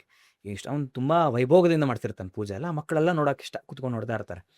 ಸೊ ಆ ಮಕ್ಕಳುಗಳು ಡಿಸೈಡ್ ಮಾಡ್ತಾರೆ, ನಾವು ನಮ್ಮ ಊರಲ್ಲಿ ನಮ್ಮ ಕೇರಿಗೆ ಹೋಗ್ಬಿಟ್ಟು ಅಲ್ಲಿ ಒಂದು ಕಲ್ಲಿಟ್ಬಿಟ್ಟು ಪೂಜೆ ಎಲ್ಲ ಮಾಡೋಣ, ಆಟ ಆಡೋಣ, ಹೆಂಗೆ ಮಕ್ಕಳನ್ನ ಆಟ ಆಡೋಣ ಅಂತೀವಲ್ಲ, ದೇವರು ಕಲ್ಲೆಲ್ಲ ಇಟ್ಬಿಟ್ಟು ಅಂತ, ಆ ಥರ ಆಟ ಆಡೋಣ ಅಂತ ತೀರ್ಮಾನ ಮಾಡ್ತಾರೆ. ಸರಿ ಅಂತ ಅವ್ರು ಆಟ ಆಡೋದಕ್ಕೆ ಅಂತ ಹೋದಾಗ ಅಲ್ಲೇ ಅದೊಂದು ಕಲ್ಲುಗಳನ್ನೆಲ್ಲ ಜೋಡಿಸ್ಬಿಟ್ಟು ಒಂದು ಮಂಟಪ ಥರ ಮಾಡಿ ಒಂದು ಲಿಂಗ ಥರ ಇಟ್ಬಿಟ್ಟು ಪಾಪ ಮನೆಯಿಂದಾನೆ ಹಾಲು ಗೀಲು ಏನೇನು ಸಿಗುತ್ತಲ್ಲ ತೊಗೊಂಬಂದು ಅಭಿಷೇಕ ಅಂತೆ ಏನೋ ಸುನೋ ನಮ ಶಿವಾಯ ಅನ್ಕೊಂಡೆಲ್ಲ ಮಾಡ್ತಿರ್ತಾರೆ. ಯಾವುದು ವಿಧಿವತ್ತಾಗಿ ಇಲ್ಲ ಅಂದ್ರೂ ಅವರ ಒಂದು ಭಾವಶುದ್ಧಿಯಿಂದ ಮಾಡ್ತಿರ್ತಾರೆ. ಮಕ್ಕಳು ಬೇಸಿಕಲಿ ಭಾವನೆ ಶುದ್ಧವಾಗಿರುತ್ತೆ ಮಕ್ಕಳಲ್ಲಿ. ಅಷ್ಟು ಶುದ್ಧವಾಗಿ ಮಾಡ್ತಿರ್ತಾರೆ. ಅದರಲ್ಲೊಬ್ಬ ಹುಡುಗ ಎಸ್ಪೆಷಲಿ ಏನು ಮಾಡ್ತಾನೆ, ಮೈ ಮರ್ತೋಗ್ಬಿಟ್ಟಿರ್ತಾನೆ ಆ ಪೂಜೆಯಲ್ಲಿ. ಸೊ ಎಷ್ಟೊತ್ತಾಯಿತು, ತುಂಬ ಹೊತ್ತಾಯ್ತು, ಇನ್ನು ಮಕ್ಕಳುಗಳು ಮನೆಗೆ ಬಂದಿಲ್ವಲ್ಲ ಅಂತ ಒಂದೊಂದು ತಾಯಂದಿರು ಬಂದು ಎಲ್ಲ ಮಕ್ಕಳನ್ನ ಕರ್ಕೊಂಡು ಹೋಗ್ತಿರ್ತಾರೆ. ಇವನೊಬ್ಬನೇ ಉಳ್ಕೊಂಡ್ಬಿಡ್ತಾನೆ. ಇವನು ಅಲ್ಲೇ ಒಂಥರ ಧ್ಯಾನಸ್ಥನಾಗಿ ಕುತ್ಕೊಂಡ್ಬಿಟ್ಟಿರ್ತಾನೆ. ಮೈ ಮರ್ತೋಗ್ಬಿಟ್ಟಿರ್ತಾನೆ. ಶಿವನ್ ನೋಡ್ಕೊಂಡೆ ಲಿಂಗ ನೋಡ್ಕೊಂಡೆ ಕುತ್ಕೊಂಡ್ಬಿಟ್ಟಿರ್ತಾನೆ. ಈತನ ತಾಯಿ ಬರ್ತಾಳೆ. ಎಲ್ಲಿ ಏನು ಬಂದಾಗ ಒಂದೇ ಸತಿ ರೊಚ್ಚಿಗೆದ್ದವಳು, ಇಲ್ಲಿ ಕುತ್ಕೊಂಡಿ ಅಂತಲ್ಲ ಓಡ್ದು ಮಾಡಿ ಅಲ್ಲಿರೋ ಲಿಂಗ ಎಲ್ಲ ತಳ್ಳಿಬಿಟ್ಟವಳು. ನಡಿ ಹೋಗೋಣ, ನಡಿ ನಡಿ ಅಂತ. ಅಮ್ಮ ಅಮ್ಮ ಬೇಡ ಬೇಡ ಬೇಡ, ಇದು ಏನು ಕೇಳಿದ್ರು ಬಿಡಲ್ಲ, ಎಳ್ಕೊಂಡು ಹೋಗ್ಬಿಡ್ತಾರೆ. ಆಗೇನಾಗತ್ತೆ, ಅವಳು ಎಳ್ಕೊಂಡು ಹೋಗ್ತಿದ್ದಂಗೆ ಆ ಕಲ್ಲೆಲ್ಲ ಬಿದ್ದಿರುತ್ತೆ. ಆ ಕಲ್ಲಿಂದ ಒಂದು ಬೆಳಕು ಜೋರಾಗಿ ಬರೋಕ್ಕೆ ಶುರು ಆಗುತ್ತೆ. ಬಂದು ಶಿವ ಪ್ರತ್ಯಕ್ಷ ಆಗ್ಬಿಡ್ತಾನೆ. ಇವ್ನು ಹೊಡೆದ್ಬಿಟ್ಟು ಹೋಗ್ಬಿಡ್ತಾಳೆ ತಾಯಿ.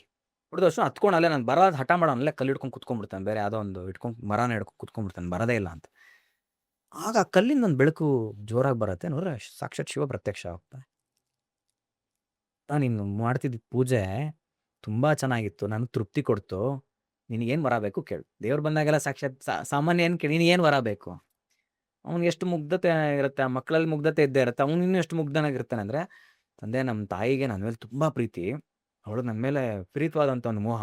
ಹಾಗಾಗಿ ನನ್ನ ಮನೆಗೆ ಬಂದು ತಡ ಆಗಿತ್ತು ಅಂತ ನನ್ನ ಊಟ ಮಾಡಿಸ್ಬೇಕು ಅಂತ ನಾನು ಹೊಡೆದು ಕರ್ಕೊಂಡೋದ್ಲು. ಇದೆಲ್ಲ ಬೀಳ್ಸಿದ ಆ ಕಾರಣಕ್ಕೇನೆ, ನೀನು ಅದಕ್ಕೆ ಒಪ್ಪಿಸ್ಕೊಂಬೇಡ, ಅವಳನ್ನ ಕ್ಷಮಿಸ್ತೀನಿ ಅನ್ನೋ, ನಂಗೆ ಅದೇ ಸಾಕು ವರ. ಆದರೆ ಇಷ್ಟು ಇದಿದೆಯಪ್ಪ ನೀನು ಅಂತಂದ್ಬಿಟ್ಟು, ನೀನು ಯೋಚನೆ ಮಾಡಬೇಡ, ಇದಕ್ಕೇನೆ ನಿಮ್ಮ ಕುಲಕ್ಕೇನೆ ನೀನು ಒಬ್ಬ ಕುಲಪುತ್ರನಾಗ್ತೀಯ. ಅಷ್ಟೇ ಅಲ್ಲ, ನಿನಗೆ ಎಷ್ಟೋ ರಾಜ್ಯಗಳು ನಿನಗೆ ಬಂದು ನೀನೊಬ್ಬ ಮಹಾರಾಜ ಆಗಿ ಎಷ್ಟೋ ವರ್ಷಗಳು ನೀನು ಖುಷಿಯಾಗಿರ್ತೀಯ. ನಿನಗೆ ಯಾವುದೇ ಥರವಾದಂಥದ್ದು ಕಷ್ಟಗಳೇ ಆಗಲ್ಲ. ಆಮೇಲೆ ನಿನ್ನ ತಾಯಿ ಏನಿದ್ದಾಳೆ, ಈ ಒಂದು ಪೂಜೆ ನೀನು ಮಾಡಿದ್ದೆಲ್ಲ ಶಿವಪ್ರದೋಷದಲ್ಲೇ ನೀನು ಮಾಡಿದಂಥ ಪೂಜೆ ನನಗೆ ತಲುಪಿದೆ. ಆ ಪೂಜೆನ ಅವಳು ಕಣ್ಣಾರೆ ಬಂದು ನೋಡಿದಾಳೆ. ಅದಕ್ಕೆ ಅವಳಿಗೆ ಎಂಥ ವರ ಕೊಡ್ತಿದ್ದೀನಿ ಗೊತ್ತಾ? ಮುಂದಿನ ಜನ್ಮದಲ್ಲಿ ವಿಷ್ಣು ಆಕೆಗೆ ಮಗನಾಗಿ ಹುಟ್ಟುತ್ತಾನೆ. ಅಲ್ಲಿಗೆ ಆಕೆ ಯಾರು ಅಂದರೆ ಯಶೋಧ. ವಾವ್. ಯಶೋದೆ ದೇವಕಿಗೆ ಹುಟ್ಟಿದ್ದು, ಯಶೋದೆ ಬೆಳೆಸಿದ್ದಿರ್ಬೋದು, ಅಂದ್ರೆ ಆದ್ರೆ ತಾಯಿ ಆಗ್ಲಲ್ಲ, ತಾಯಿ ಆದ್ಲ. ಯಶೋದೆ ಆಕೆ. ಸೊ ಅದನ್ನ ಹೇಳ್ತಾನೆ. ಆ ಹುಡುಗ ಖುಷಿಯಿಂದ ಹೋಗಿ ಅಮ್ಮನಿಗೆ ಹೇಳ್ತಾನೆ, ಅಮ್ಮ ಈ ಥರ ಮುಂದಿನ ಜನ್ಮದಲ್ಲಿ ಶ್ರೀಕೃಷ್ಣ ಅಂತ ಒಬ್ಬ ಬರ್ತಾನಂತೆ, ವಿಷ್ಣು ನಿನ್ನ ಮಗನಾಗಿ ಬರ್ತಾನಂತೆ, ನೀನು ಪೂಜೆ ನೋಡಿದ್ಯಂತೆ ಅಮ್ಮ ಅಂದಾಗ ಅವಳು ತುಂಬ ಖುಷಿ ಆಗುತ್ತೆ. ಅಯ್ಯೋ ಅಂತ ಪುಣ್ಯವಂತ ನೀನಪ್ಪ, ನಿನ್ನ ಪಡೆದ ನಾನು ಪುಣ್ಯವಂತಿ ಅಂತ ಅನ್ಕೊಂಡು ಮಾತಾಡ್ತಿದ್ದಂಗೆ ಜನ ಅಲ್ಲಿ ಆ ಬೆಳಕು, ಶಿವ ಅದೃಷ್ಟನಾಗಿ ಹೋಗ್ತಾನೆ, ಆ ಬೆಳಕು ಹಂಗೆ ಇರುತ್ತೆ. ಆ ಊರ್ ಜನ ಎಲ್ಲ ಬರ್ತಾರೆ. ಆ ಒಂದು ಕಳ್ಳರ ಕಾಕರು ಬೇರೆ ರಾಜ್ಯದ ವೈರಿಗಳೇನಿರ್ತಾರೆ ಅವರು ಬರ್ತಾರೆ.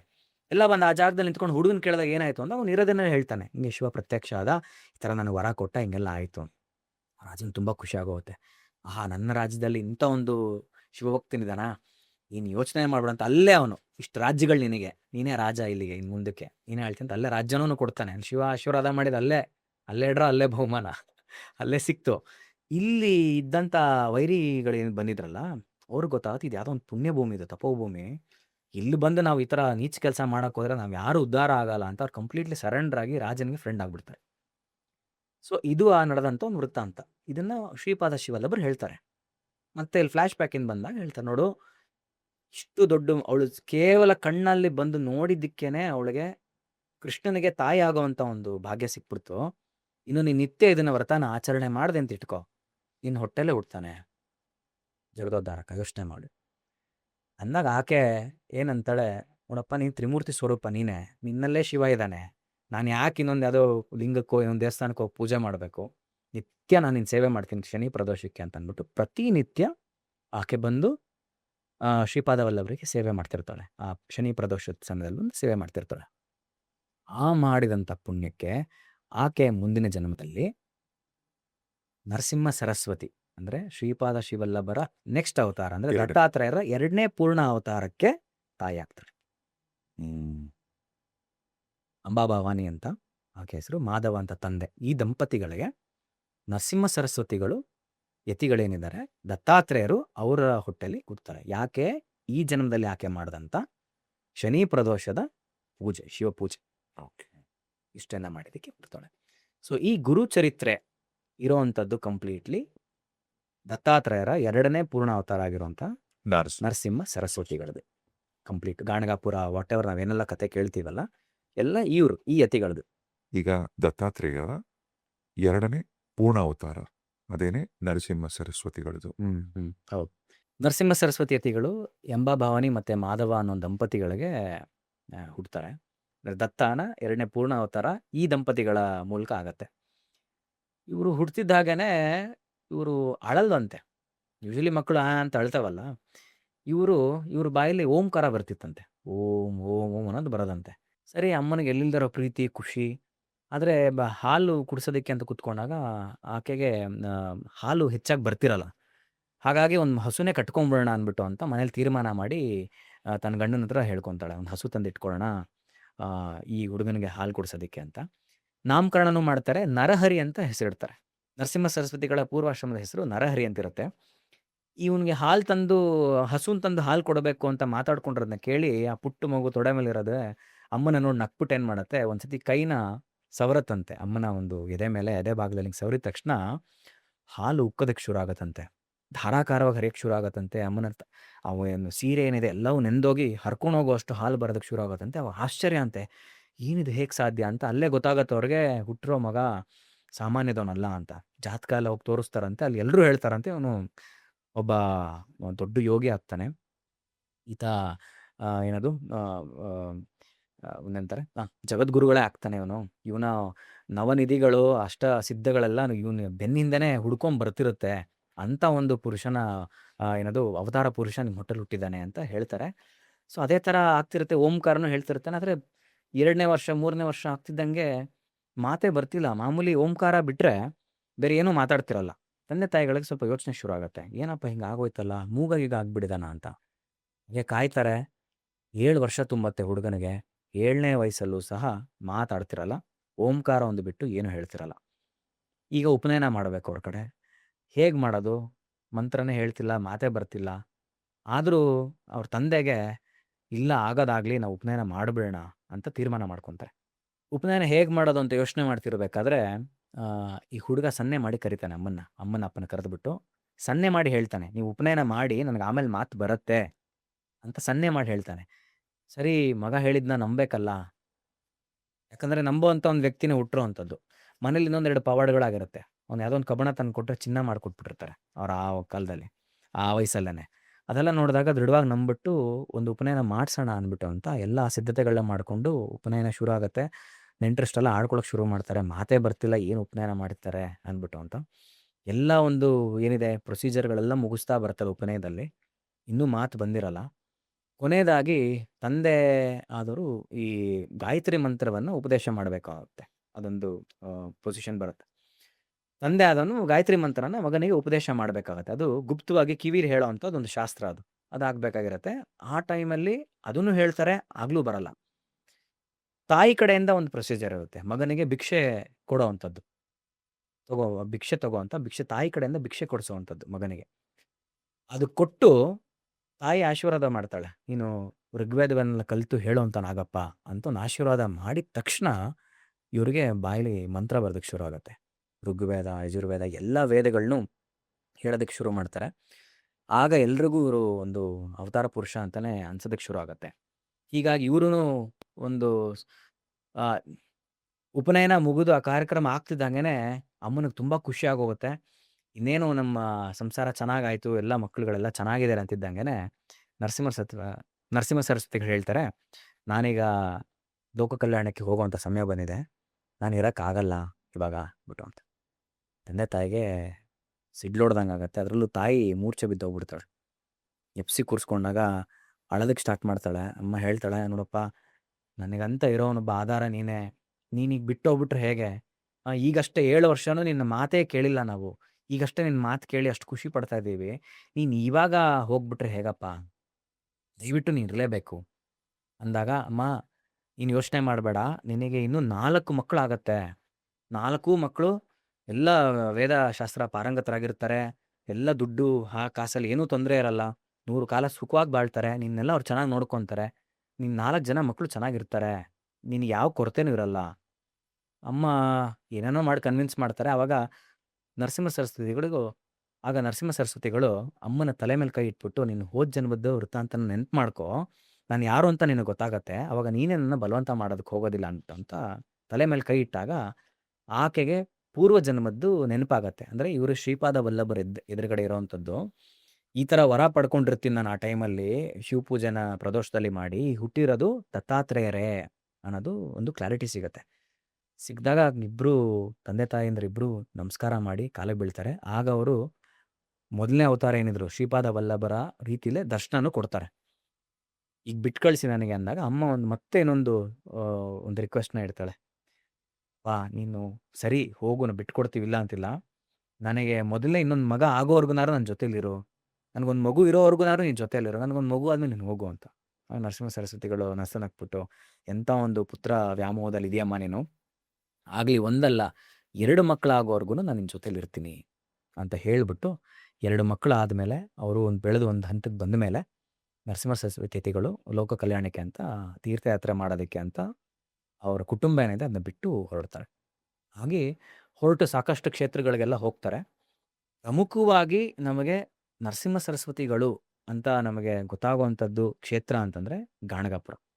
ಇದನ್ನು ಮಹಾಕ್ಷೇತ್ರ ಅಂತಲೂ ಕರೀತಾರೆ. ಆಮೇಲೆ ರಾಜ ದರಬಾರದ ಕ್ಷೇತ್ರ ಅಂತಲೂ ಕರೀತಾರೆ. ದತ್ತ ಮಹಾರಾಜ ಅಂತಲೇ ಕರೆಯುವಂಥದ್ದು.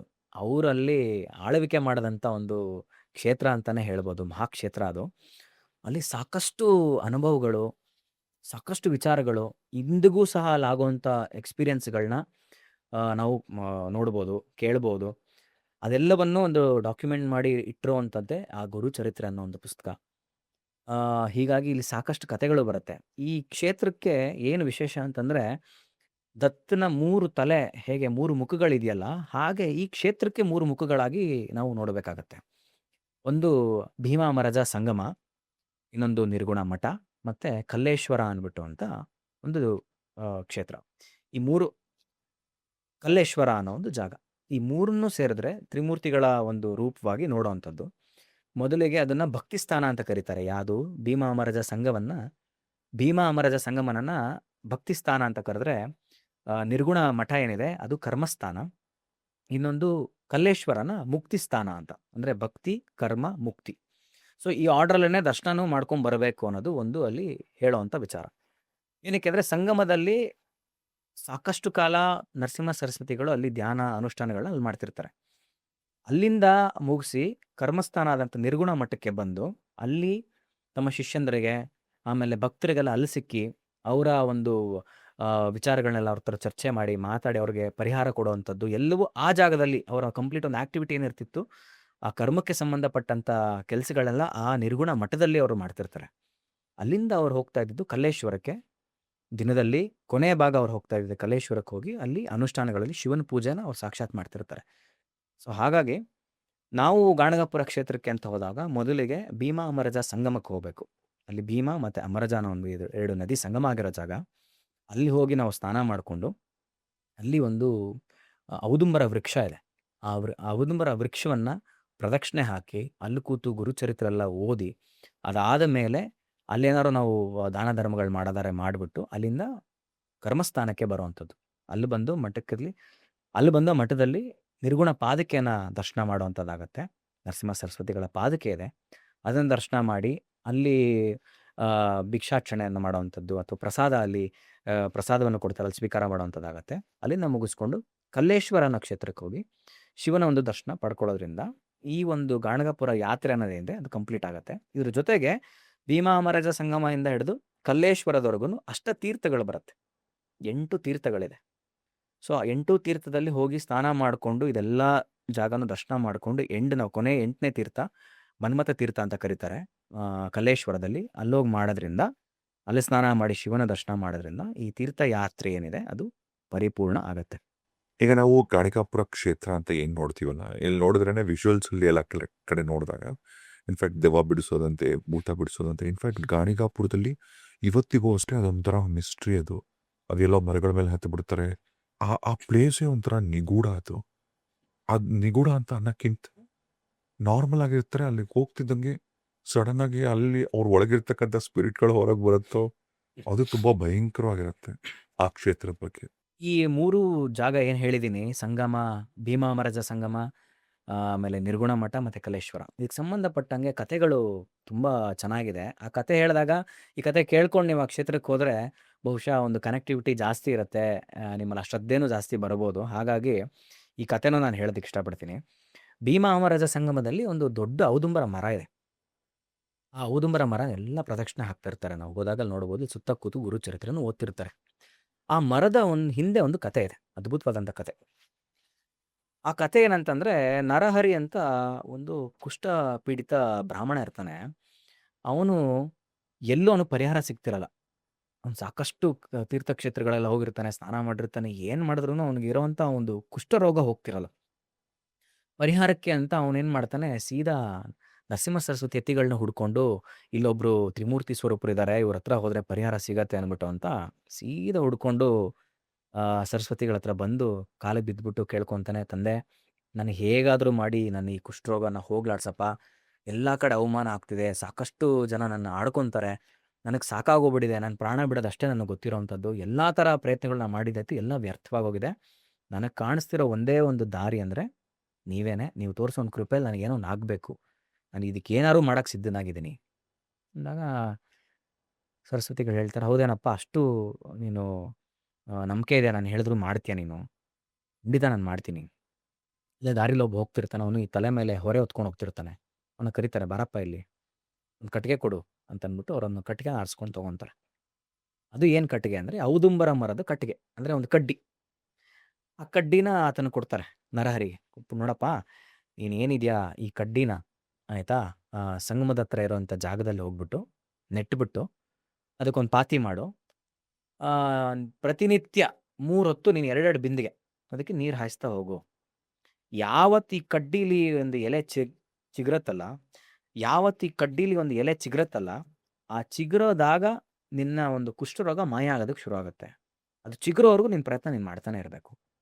ಆಗಲಿ ಅಂತ ನಾ ಕಡ್ಡಿನ ತೊಗೊಂಡು ಕಣ್ಣಿಗೊತ್ಕೊಂಡು ತೊಗೊಂಡು ಹೋಗಿ ಗುರುಗಳು ಹೇಳಿದಾಗೇನೆ ಅದನ್ನು ಭೀಮಾ ಅಮರಜ ಸಂಗಮದ ಹತ್ರ ಇರೋ ಒಂದು ಜಾಗದಲ್ಲಿ ಅದನ್ನು ನೆಟ್ಟು ಅದಕ್ಕೆ ತ್ರಿಕಾಲವು ನೀರು ಹಾಕ್ತಾ ಹೋಗ್ತಿರ್ತಾನೆ, 2 ಬಿಂದಿಗೆ. ಅಲ್ಲಿ ಆಗಲಿ ಈ ಥರ ಒಂದು ಒಂದು ವಾರ 2 ವಾರ ಹಿಂಗೆ ಮಾಡ್ತಾನೆ ಇರ್ತಾನೆ. ಅಲ್ಲಿರೋ ಜನಗಳು ಮತ್ತೆ ಆಡ್ಕೊಳ್ಳೋದಕ್ಕೆ ಶುರು ಮಾಡ್ತಾರೆ. ನೋಡಿ, ಹೇಳ್ತೀವಲ್ಲ, ಮೊದಲಿಗೆ ಆಡ್ಕೊತಾರೆ ಜನ, ಆಮೇಲೆ ಆಮೇಲೆ ನಾವು ಅದನ್ನೇ ಒಂದು ಕನ್ಸಿಸ್ಟೆಂಟಾಗಿ ಮಾಡ್ತಿದ್ರೆ ಹೊಗಳ್ತಾರೆ ಅನ್ನೋದಕ್ಕೆ ಇದು ಒಂದು ದೊಡ್ಡ ಉದಾಹರಣೆ ಆಗುತ್ತೆ. ಬಂದು ಆಡ್ಕೊತಾರೆ, ಏನಯ್ಯ ತಲೆ ಬೇಡನಯ್ಯ ನಿನಗೆ, ಒಣಗೋಗಿರೋ ಕಡ್ಡಿ ಕಣಯ್ಯ, ಅದನ್ನ ನೀನು ಚುಚ್ಬಿಟ್ಟು ಅದಕ್ಕೆ ನೀರು ಹಾಕಿದ್ರೆ ಗಿಡ ಎಲ್ಲಯ್ಯ ಬರುತ್ತೆ, ಬೀಜದಿಂದ ಅಲ್ವೇನಯ್ಯ ಗಿಡ ಚಿಗುರೋ ಅಂಥದ್ದು. ಇದಕ್ಕೆ ಹೆಂಗೆ ಸಾಧ್ಯ ಇದು?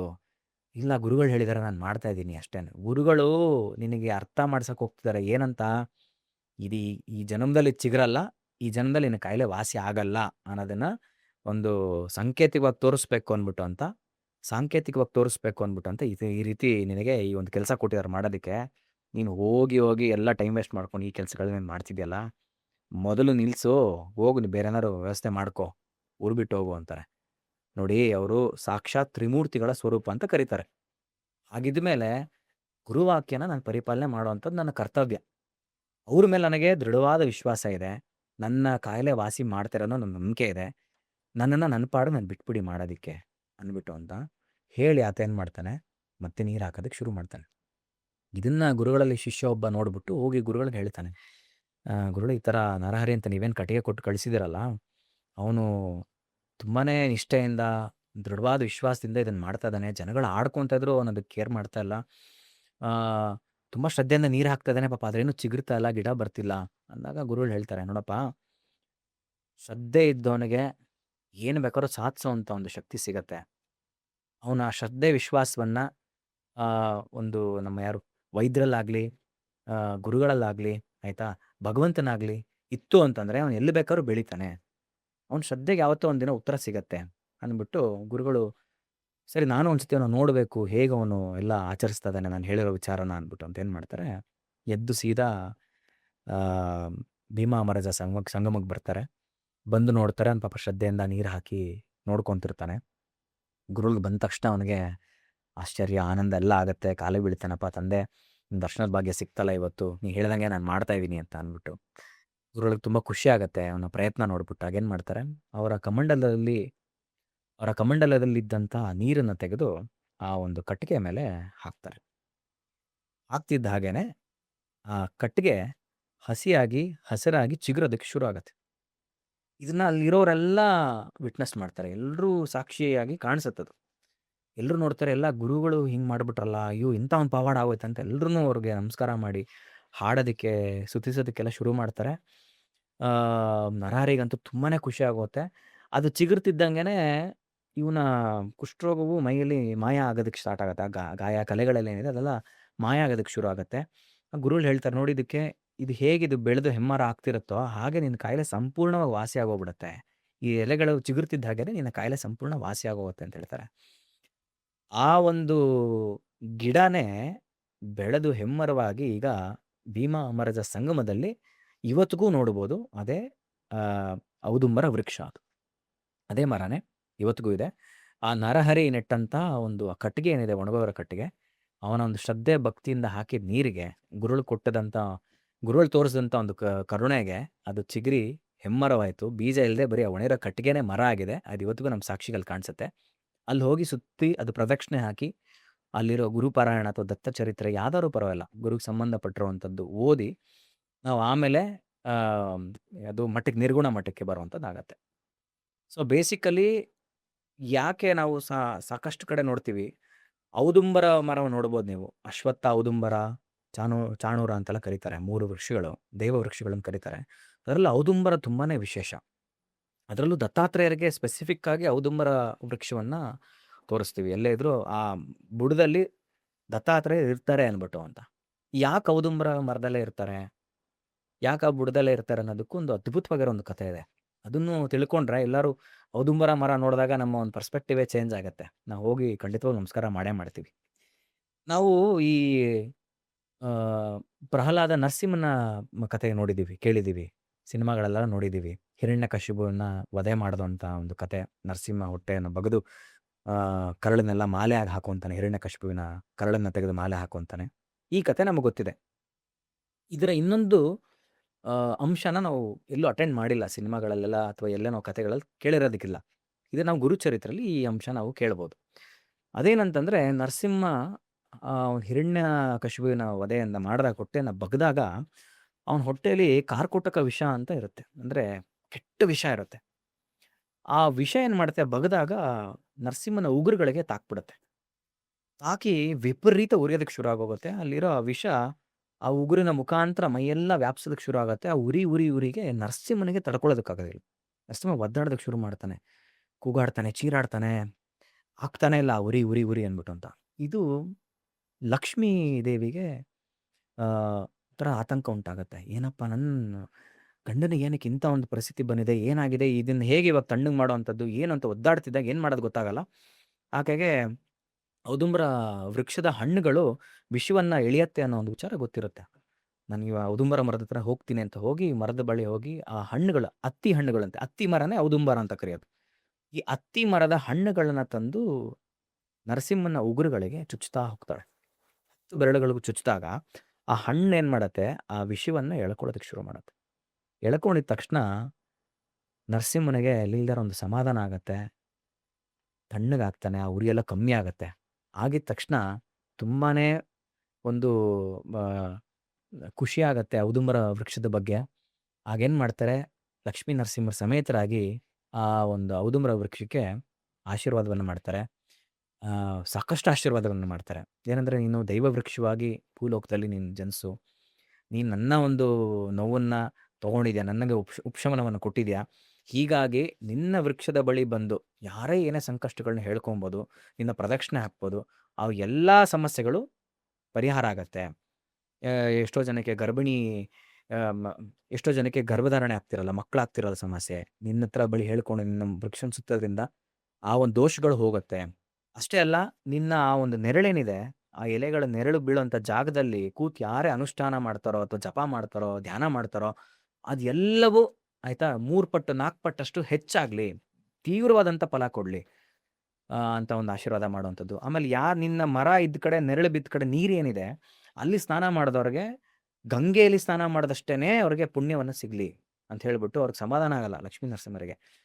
ಇಷ್ಟೇ ಅಲ್ಲ, ನೀನು ನನ್ನ ಒಂದು ಇಂಥ ಒಂದು ಸಂಕಷ್ಟದಿಂದ ಪಾರು ಮಾಡಿದ್ದಕ್ಕೆ ಸದಾ ನಾನು ಲಕ್ಷ್ಮೀ ಸಮೇತನಾಗಿ ಈ ಒಂದು ವೃಕ್ಷದಲ್ಲಿ ಬುಡದಲ್ಲೇ ನಾನು ಇರ್ತೀನಿ ಅಂತ ಒಂದು ನರಸಿಂಹ ಮತ್ತು ಲಕ್ಷ್ಮಿ ಇಬ್ಬರು ಸೇರಿ ಆಶೀರ್ವಾದವನ್ನು ಆ ಔದುಂಬರ ಮರಕ್ಕೆ ಮಾಡ್ತಾರೆ.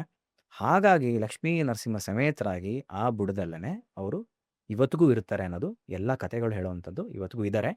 ಇದಕ್ಕೆ ಸಾಕ್ಷಿಯಾಗಿ ನನಗೆ ಆದಂಥ ಅನುಭವಗಳು ಅಂತಂದರೆ, ಫಿನಾನ್ಷಿಯಲ್ ಪ್ರಾಬ್ಲಮ್ ಸಾಕಷ್ಟು ಆದಾಗ ಆ ಕಟ್ಟೆ ಸುತ್ತೋದಕ್ಕೆ ಶುರು ಮಾಡಿದ್ದೆ ನಾನು. ಔದುಂಬರ ವೃಕ್ಷನ ಸುತ್ತಾಗ ಹೇಳಿದ್ರೆ ಉತ್ಪ್ರೇಕ್ಷೆ ಅನ್ಕೊಂತಿರೋ, ನಂಬ್ತಿರೋ, ನಂಬಲ್ವೋ ಅದು ನಿಮಗೆ ಬಿಟ್ಟಿದ್ದು. ನನಗೆ ಯಾವುದೋ ಒಂದು ಸ್ಟಕ್ ಆಗೋಗಿದ್ದ ಅಮೌಂಟು, ಅದು ಬರೋದೇ ಇಲ್ಲ ಅಂತ ಅಂದ್ಕೊಂಡಿದ್ದ ಅಮೌಂಟು, ಅದು ಮುಗಿಸಿ ನಾನು ಆಚೆ ಬರ್ತಿದ್ದ ಹಾಗೇನೆ ನನ್ನ ಅಕೌಂಟಿಗೆ ಕ್ರೆಡಿಟ್ ಆಗಿತ್ತು. ಇದು ದೇವರಣೆಗೂ ಸತ್ಯ. ಇದನ್ನು ನಾನು ನಂಬೋದು ಬೇಡ ಹೇಳಿದ್ರೆ ನಿಮಗೆ ಬಿಟ್ಟಿದ್ದು. ಬಟ್ ನಾನೇನು ಮಾಡಿದ್ದೆ, ವಿಷ್ಣು ಸಹಸ್ರನಾಮ ಹೇಳ್ಕೊಂಡು ಸುತ್ತಬಿಡೋಣ, ನರಸಿಂಹ ತಾನಿದ್ದಾನೆ, ವಿಷ್ಣು ಸಹಸ್ರನಾಮ ಹೇಳ್ಕೊಂಡು ಸುತ್ತೋಣ ಅಂತ ಆಲ್ಮೋಸ್ಟ್ ಒಂದು 20 ನಿಮಿಷ ತೊಗೊಂಡಿತ್ತು. ತಲೆನೇ ಸುತ್ತ ಬಂದಿತ್ತು. ಅದಕ್ಕೆ ಅಷ್ಟು ಫ್ರಸ್ಟ್ರೇಷನ್ ಆಗೋಗಿತ್ತು, ದುಡ್ಡಿಲ್ಲ, ಏನು ಹಿಂಗಾಗಿದೆ ಫೈನಾನ್ಷಿಯಲ್ ಪ್ರಾಬ್ಲಮ್ ಅಂತ. ಅದು ಹೇಳ್ಕೊಂಡು ಸುತ್ತಿದ್ದ ಹಾಗೇನೆ ನನಗೆ ಅನ್ಎಕ್ಸ್ಪೆಕ್ಟೆಡ್ ಆಗಿ ಒಂದು ಅಮೌಂಟು ನನ್ನ ಅಕೌಂಟಿಗೆ ಕ್ರೆಡಿಟ್ ಆಯಿತು. ಅದೆಲ್ಲ ಬರಬೇಕಾಗಿದ್ದ ಅಮೌಂಟೇ ಬರಲ್ಲ ಅಂತ ಕೈ ಬಿಟ್ಟು ಕೂತಿದ್ದ ಅಮೌಂಟು ನನಗೆ ಕ್ರೆಡಿಟ್ ಆಯಿತು, ಬಂತು. ಅಷ್ಟೇ ಅಲ್ಲ, ಹಾಗಾಗಿ ನರಸಿಂಹ ಅಂತಂದರೆ ಯಾರು? ವಿಷ್ಣು. ವಿಷ್ಣು ಅಂದರೆ ಯಾರು? ದತ್ತ. ಹಾಗಾಗಿ ದತ್ತ ಸದಾ ಆ ವೃಕ್ಷದಲ್ಲೇ ಇರ್ತಾನೆ. ಆಮೇಲೆ ನೋಡಿ, ಲಕ್ಷ್ಮೀ ಸಮೇತನಾಗಿ ಇರೋದ್ರಿಂದ ಫಿನಾನ್ಷಿಯಲ್ ಪ್ರಾಬ್ಲಮ್ ಹೋಗಲೇಬೇಕು. ಲಕ್ಷ್ಮೀ ಸಮೇತನಾಗಿ ಕೂತಿರೋದ್ರಿಂದ ಅಲ್ಲಿ ಹೋಗಿ ಮರ ಸುತ್ತೋದ್ರಿಂದ, ನಮಸ್ಕಾರ ಮಾಡೋದ್ರಿಂದ ಯಾರನ್ನ ನಾವು ಆರಾಧನೆ ಮಾಡ್ದಂಗೆ ಆಗುತ್ತೆ, ಲಕ್ಷ್ಮೀನ ಇಂಪ್ರೆಸ್ ಮಾಡ್ದಂಗೆ ಆಗುತ್ತೆ, ಆರಾಧನೆ ಮಾಡ್ದಂಗೆ ಆಗುತ್ತೆ. ಅವಳು ಒಲಿತಾಳೆ. ಆಮೇಲೆ ನರಸಿಂಹ ಸಾಕ್ಷಾತ್ ಒಂದು ಉಗ್ರಮೂರ್ತಿ ಆಗಿರೋದ್ರಿಂದ ಯಾವುದೇ ಒಂದು ನೆಗೆಟಿವ್ ಎನರ್ಜಿ, ಎಷ್ಟೋ ಮಂತ್ರಗಳಿದೆ. ನರಸಿಂಹ ಕರಾವಲಂಬ ಸ್ತೋತ್ರ ಇರ್ಬೋದು, ನರಸಿಂಹಕ್ಕೆ ಸಂಬಂಧಪಟ್ಟರು ಎಷ್ಟೋ ಮಂತ್ರಗಳಿದೆ. ನರಸಿಂಹನ ಆರಾಧನೆಗಳೆಲ್ಲ ಮಾಡೋದೇನೆ ನೆಗೆಟಿವ್ ಎನರ್ಜಿಗಳೆಲ್ಲ ದೂರ ಹೋಗ್ಬಿಡ್ಲಿ ಅಂದ್ಬಿಟ್ಟು ಅಂತ. ಸೊ ಆ ಮರ ಸುತ್ತೋದ್ರಿಂದ ನಮಗೆ ಆಗಿರೋಂಥ ಈ ಒಂದು ಪ್ರೇತ ಬಾಧೆಗಳು, ನೆಗೆಟಿವ್ ಸಂಬಂಧಪಟ್ಟಿರೋ ನೆಗೆಟಿವ್ ಎನರ್ಜಿಗಳೆಲ್ಲ ಯಾವುದೂ ಸುಳಿಯೋದೇ ಇಲ್ಲ. ನಮ್ಮ ಆರನ್ನು ತುಂಬ ಕ್ಲೀನಾಗಿರುತ್ತೆ. ಆ್ಯಂಡ್ ಮೋರ್ ಓವರ್ ಔದುಂಬರ ಒಂದು ಮರ 24/7 ಆಕ್ಸಿಜನ್ ಕೊಡುತ್ತೆ ಅಂತ ನಮ್ಮ ಗುರುಗಳು ಹೇಳ್ತಿರ್ತಾರೆ. ಬೇರೆ ಮರಗಳು ರಾತ್ರಿ ಹೊತ್ತು ಅವು ಸಹ ನಮಗೆ ಕಾರ್ಬನ್ ಕೊಡುತ್ತೆ, ಕಾರ್ಬನ್ ಡೈಆಕ್ಸೈಡ್ ಕೊಡುತ್ತೆ ಅಂತ. ಬಟ್ ಇದು 24/7 ಕೊಡುತ್ತೆ. ಇನ್ನೊಂದು ವಿಶೇಷವಾದ್ದೇನು ಅಂತಂದರೆ, ಔದುಂಬರ ಮರದ ಬುಡದಲ್ಲಿ ಅದನ್ನು ಕುಯ್ದು ಬಾಟ್ಲನ್ನ ಇಟ್ಟು ನೀವು ರಾತ್ರಿ ಇಟ್ಟರೆ ಬೆಳಗ್ಗೆ ನೋಡಿದ್ರೆ ನೀರು ತುಂಬ್ಕೊಂಡಿರುತ್ತೆ ಅದರೊಳಗೆ. ವಿಶೇಷವಾಗಿ ನಾನು ಕುಡಿದಿದ್ದೀನಿ ಅದನ್ನು, ನಮ್ಮ ಗುರುಗಳು ಕೊಟ್ಟಿದ್ದಾರೆ ನಮಗೆ. ನಾನು ಕಟ್ಟು ನೋಡಿದ್ದೀನಿ. ಆ ಬುಡದಿಂದ ಬರೋ ನೀರು ಕ್ಯಾನ್ಸರ್ಗೆ ದೊಡ್ಡ ಔಷಧಿ. ಇದೆಷ್ಟೋ ಜನಕ್ಕೆ ಗೊತ್ತಿಲ್ಲ. ಕ್ಯಾನ್ಸರ್ಗೆ ದೊಡ್ಡ ಔಷಧಿ ಈ ನೀರು. ಸೊ ಹೀಗಾಗಿ ಅದರಲ್ಲಿ ಆಮೇಲೆ ಆ ವಿಷವನ್ನು ಎಳೆಯುವಂಥ ಅಂಶನೂ ನೋಡಿದ್ವಲ್ಲ ನಾವು. ಹಣ್ಣಲ್ಲಿ ಆ ವಿಷ ಎಳೆಯೋ ಅಂಶ ಇದೆ ಅಂತಂದರೆ, ಆ ಬುಡದಲ್ಲಿ ಬರೋ ನೀರಲ್ಲೂ ನಮ್ಮಲ್ಲಿರೋ ವಿಷಯಗಳನ್ನ ತೆಗೆಯುವಂಥ ಅಂಶ ಖಂಡಿತವಾಗ್ಲೂ ಇರಲೇಬೇಕು. ಸೊ ಇಷ್ಟು ವಿಚಾರಗಳಾಗಿ, ಆಮೇಲೆ ಇಷ್ಟು ಪವಿತ್ರವಾಗಿರೋ ಆ ಮರ ಆಗಿರೋದ್ರಿಂದ ಅಲ್ಲಿ ದತ್ತಾತ್ರೇಯರು ಸದಾ ನೆಲೆಸಿರ್ತಾರೆ ಅಂತಾಗಿ, ದತ್ತಾತ್ರೇಯರು ನರಸಿಂಹ ಸರಸ್ವತಿಗಳು ಯಾವಾಗಲೂ ಅನುಷ್ಠಾನ ಮಾಡ್ತಿದ್ದು ಅದು ಅಶ್ವತ್ಥ ಮರದ ಕೆಳಗಡೆ, ಇಲ್ಲಾಂದರೆ ಔದುಂಬರ ಮರದ ಕೆಳಗಡೆ. ಹೀಗಾಗಿ ಅದು ತುಂಬಾ ವಿಶೇಷವಾದಂಥದ್ದು. ಇನ್ನು ನಾವು ಈ ಕಡೆ ನಿರ್ಗುಣ ಮಠಕ್ಕೆ ಬರ್ತೀವಿ ಅಂತಂದರೆ, ಆ ನಿರ್ಗುಣ ಮಠದ್ದು ಒಂದು ವೃತ್ತಾಂತ ಇದೆ. ಆ ಮಠ ಹೇಗಾಯಿತು ಅಂತ. ನರಸಿಂಹ ಸರಸ್ವತಿಗಳು ಮೊದಲನೇ ಸತಿ ಇದಕ್ಕೆ ಗಾಣಗಾಪುರಕ್ಕೆ ಬಂದಾಗ ಒಂದು ಮಠ ಮಾಡಬೇಕು ಅಂತ ತೀರ್ಮಾನ ಮಾಡ್ತಾರೆ. ಮಾಡಿಕೊಂಡಾಗ ಒಂದು ಜಾಗವನ್ನು ವಿಶೇಷವಾಗಿ ಆಯ್ಕೆ ಮಾಡ್ತಾರೆ. ಈ ಊರಾಚೆ ಇದೆಯಲ್ಲ ಒಂದು ಜಾಗ, ನಂಗೆ ಅಲ್ಲೇ ಬೇಕು ಅಂತ. ಆಗ ಅಲ್ಲಿದ್ದ ಅಂತ ಊರು ಜನರೆಲ್ಲ ಹೇಳ್ತಾರೆ, ಅಯ್ಯೋ ದಯವಿಟ್ಟು ಅಲ್ಲಿ ಬೇಡ, ಅಲ್ಲಿ ಒಂದು ದೊಡ್ಡ ಅಶ್ವತ್ಥ ವೃಕ್ಷ ಇದೆ, ತುಂಬ ದೊಡ್ಡದಾಗಿದೆ, ಅಲ್ಲಿ ಒಬ್ಬ ವಿಕಾರವಾದಂಥ ಒಬ್ಬ ಬ್ರಹ್ಮರಾಕ್ಷಸ ಇದ್ದಾನೆ, ಅಲ್ಲವನು ಹೋದವ್ರನ್ನೆಲ್ಲ ಭಕ್ಷಿಸಿ ತಿಂತಾ ಇದ್ದಾನೆ, ಸಾಯಿಸ್ತಾ ಇದ್ದಾನೆ, ದಯವಿಟ್ಟು ಅಲ್ಲಿ ಬೇಡ ಸ್ವಾಮಿಗಳೇ, ನಮ್ಗೆ ಅಲ್ಲಿ ಬೇಡ, ಬೇರೆ ಎಲ್ಲರೂ ಮಾಡೋಣ. ಯತಿಗಳನ್ನ ಹಾಕ್ಬಿಟ್ಟು, ಈ ವಿಚಾರ ಗೊತ್ತಿರೋದಕ್ಕೆ ಅಲ್ಲೇ ಮಾಡೋಣ ಅಂತ ನಾನು ಹೇಳ್ತಿರೋದು, ಆ ಬ್ರಹ್ಮರಾಕ್ಷಸನ ಓಡಿಸೋದು ಬೇಡವಾ ಊರಿಂದ, ಅದಕ್ಕೆ ಅಲ್ಲೇ ನಾವು ಮಠ ಮಾಡೋಣ ಅಂತ. ಸರಿ ಅಂತ ಎಲ್ಲ ಯಾರೂ ಬರಲ್ಲ, ಹೆದರ್ಕೊಂತಾರೆ ಜೊತೆಲಿ ಬರೋದಕ್ಕೆ. ಯತಿಗಳು ಒಬ್ಬರೇ ಹೋಗ್ತಾರೆ ಆ ಜಾಗಕ್ಕೆ. ಹೋದಾಗ ಅಡ್ಡ ಬರ್ತಾನೆ ಬ್ರಹ್ಮರಾಕ್ಷಸ. ಬರ್ತಿದ್ದಂಗೆ ಒಂದು ಹಾವಿಸ್ತಾನೆ ಅವ್ರನ್ನ ತಿನ್ಬಿಡ್ಬೇಕು ಅನ್ನಂಗೆ. ನೋಡ್ತಿದ್ದಂಗೆ ಅವ್ನಿಗೆ ಗೊತ್ತಾಗತ್ತೆ, ಬ್ರಹ್ಮರಾಕ್ಷಸನಿಗೊಂದು ಶಕ್ತಿ ಇರುತ್ತಲ್ಲ, ಅವನ ದಿವ್ಯ ಶಕ್ತಿಲಿ ಅವನಿಗೂ ಅರ್ಥ ಆಗತ್ತೆ ಇಲ್ಲಿ ಬಂದಿರೋದು ತ್ರಿಮೂರ್ತಿಗಳು ಅಂದ್ಬಿಟ್ಟು ಅಂತ.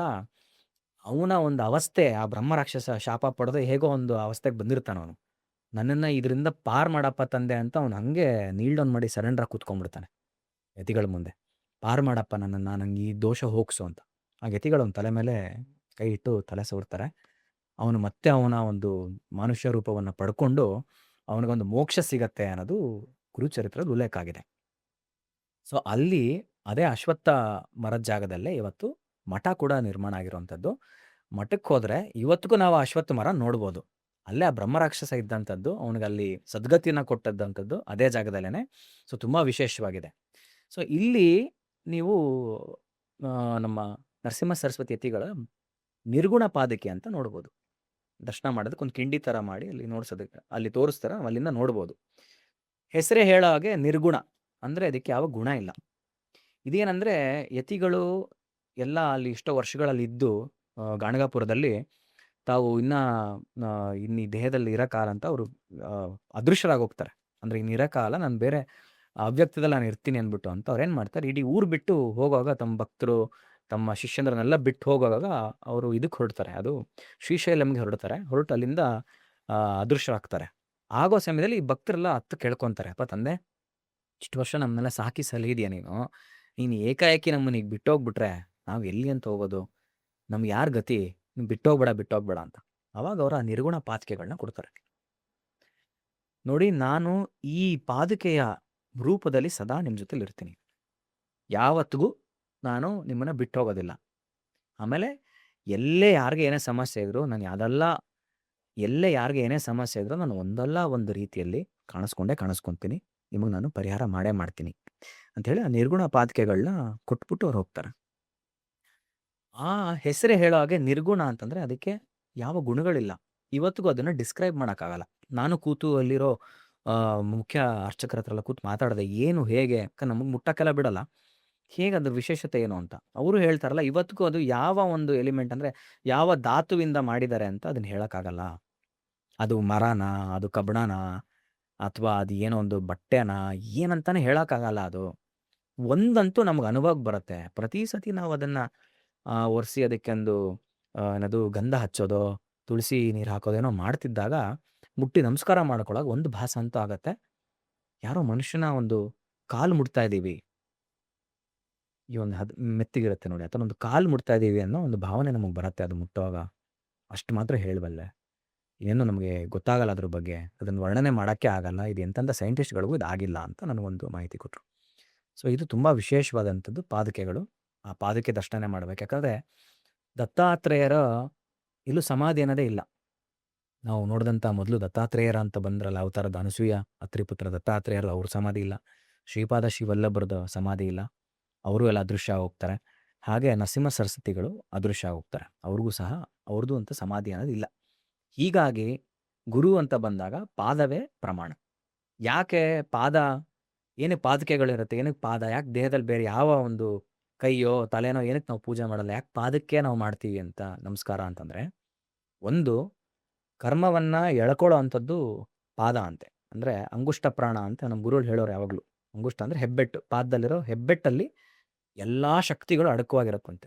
ನಾವು ನಾಳೆ ದಿನ ಯಾವುದೋ ಒಂದು ಆ ಸ್ಥಿತಿ ತಲುಪ್ತೀವಿ ಅಂತಾರೆ, ನಮ್ಮ ಎನರ್ಜಿಗಳೆಲ್ಲವೂ ಆ ಒಂದು ಅಂಗುಷ್ಟ ಪ್ರಾಣದಲ್ಲಿರುತ್ತೆ. ಸೊ ಅದಕ್ಕೆ ಹಿರಿಯರ ಕಾಲ ಬಿದ್ದು ನಮಸ್ಕಾರ ಮಾಡಿ ಅಂದಾಗ ಅವರಲ್ಲಿರುವಂಥ ಎನರ್ಜಿಗಳು ಏನೇನು ಅವ್ರು ಹಿಡಿದಿಟ್ಕೊಂಡಿರ್ತಾರೆ, ಕಾಸ್ಮಿಕ್ ಎನರ್ಜಿಗಳು ಹೆಬ್ಬೆಟ್ಟಲ್ಲಿರುತ್ತೆ.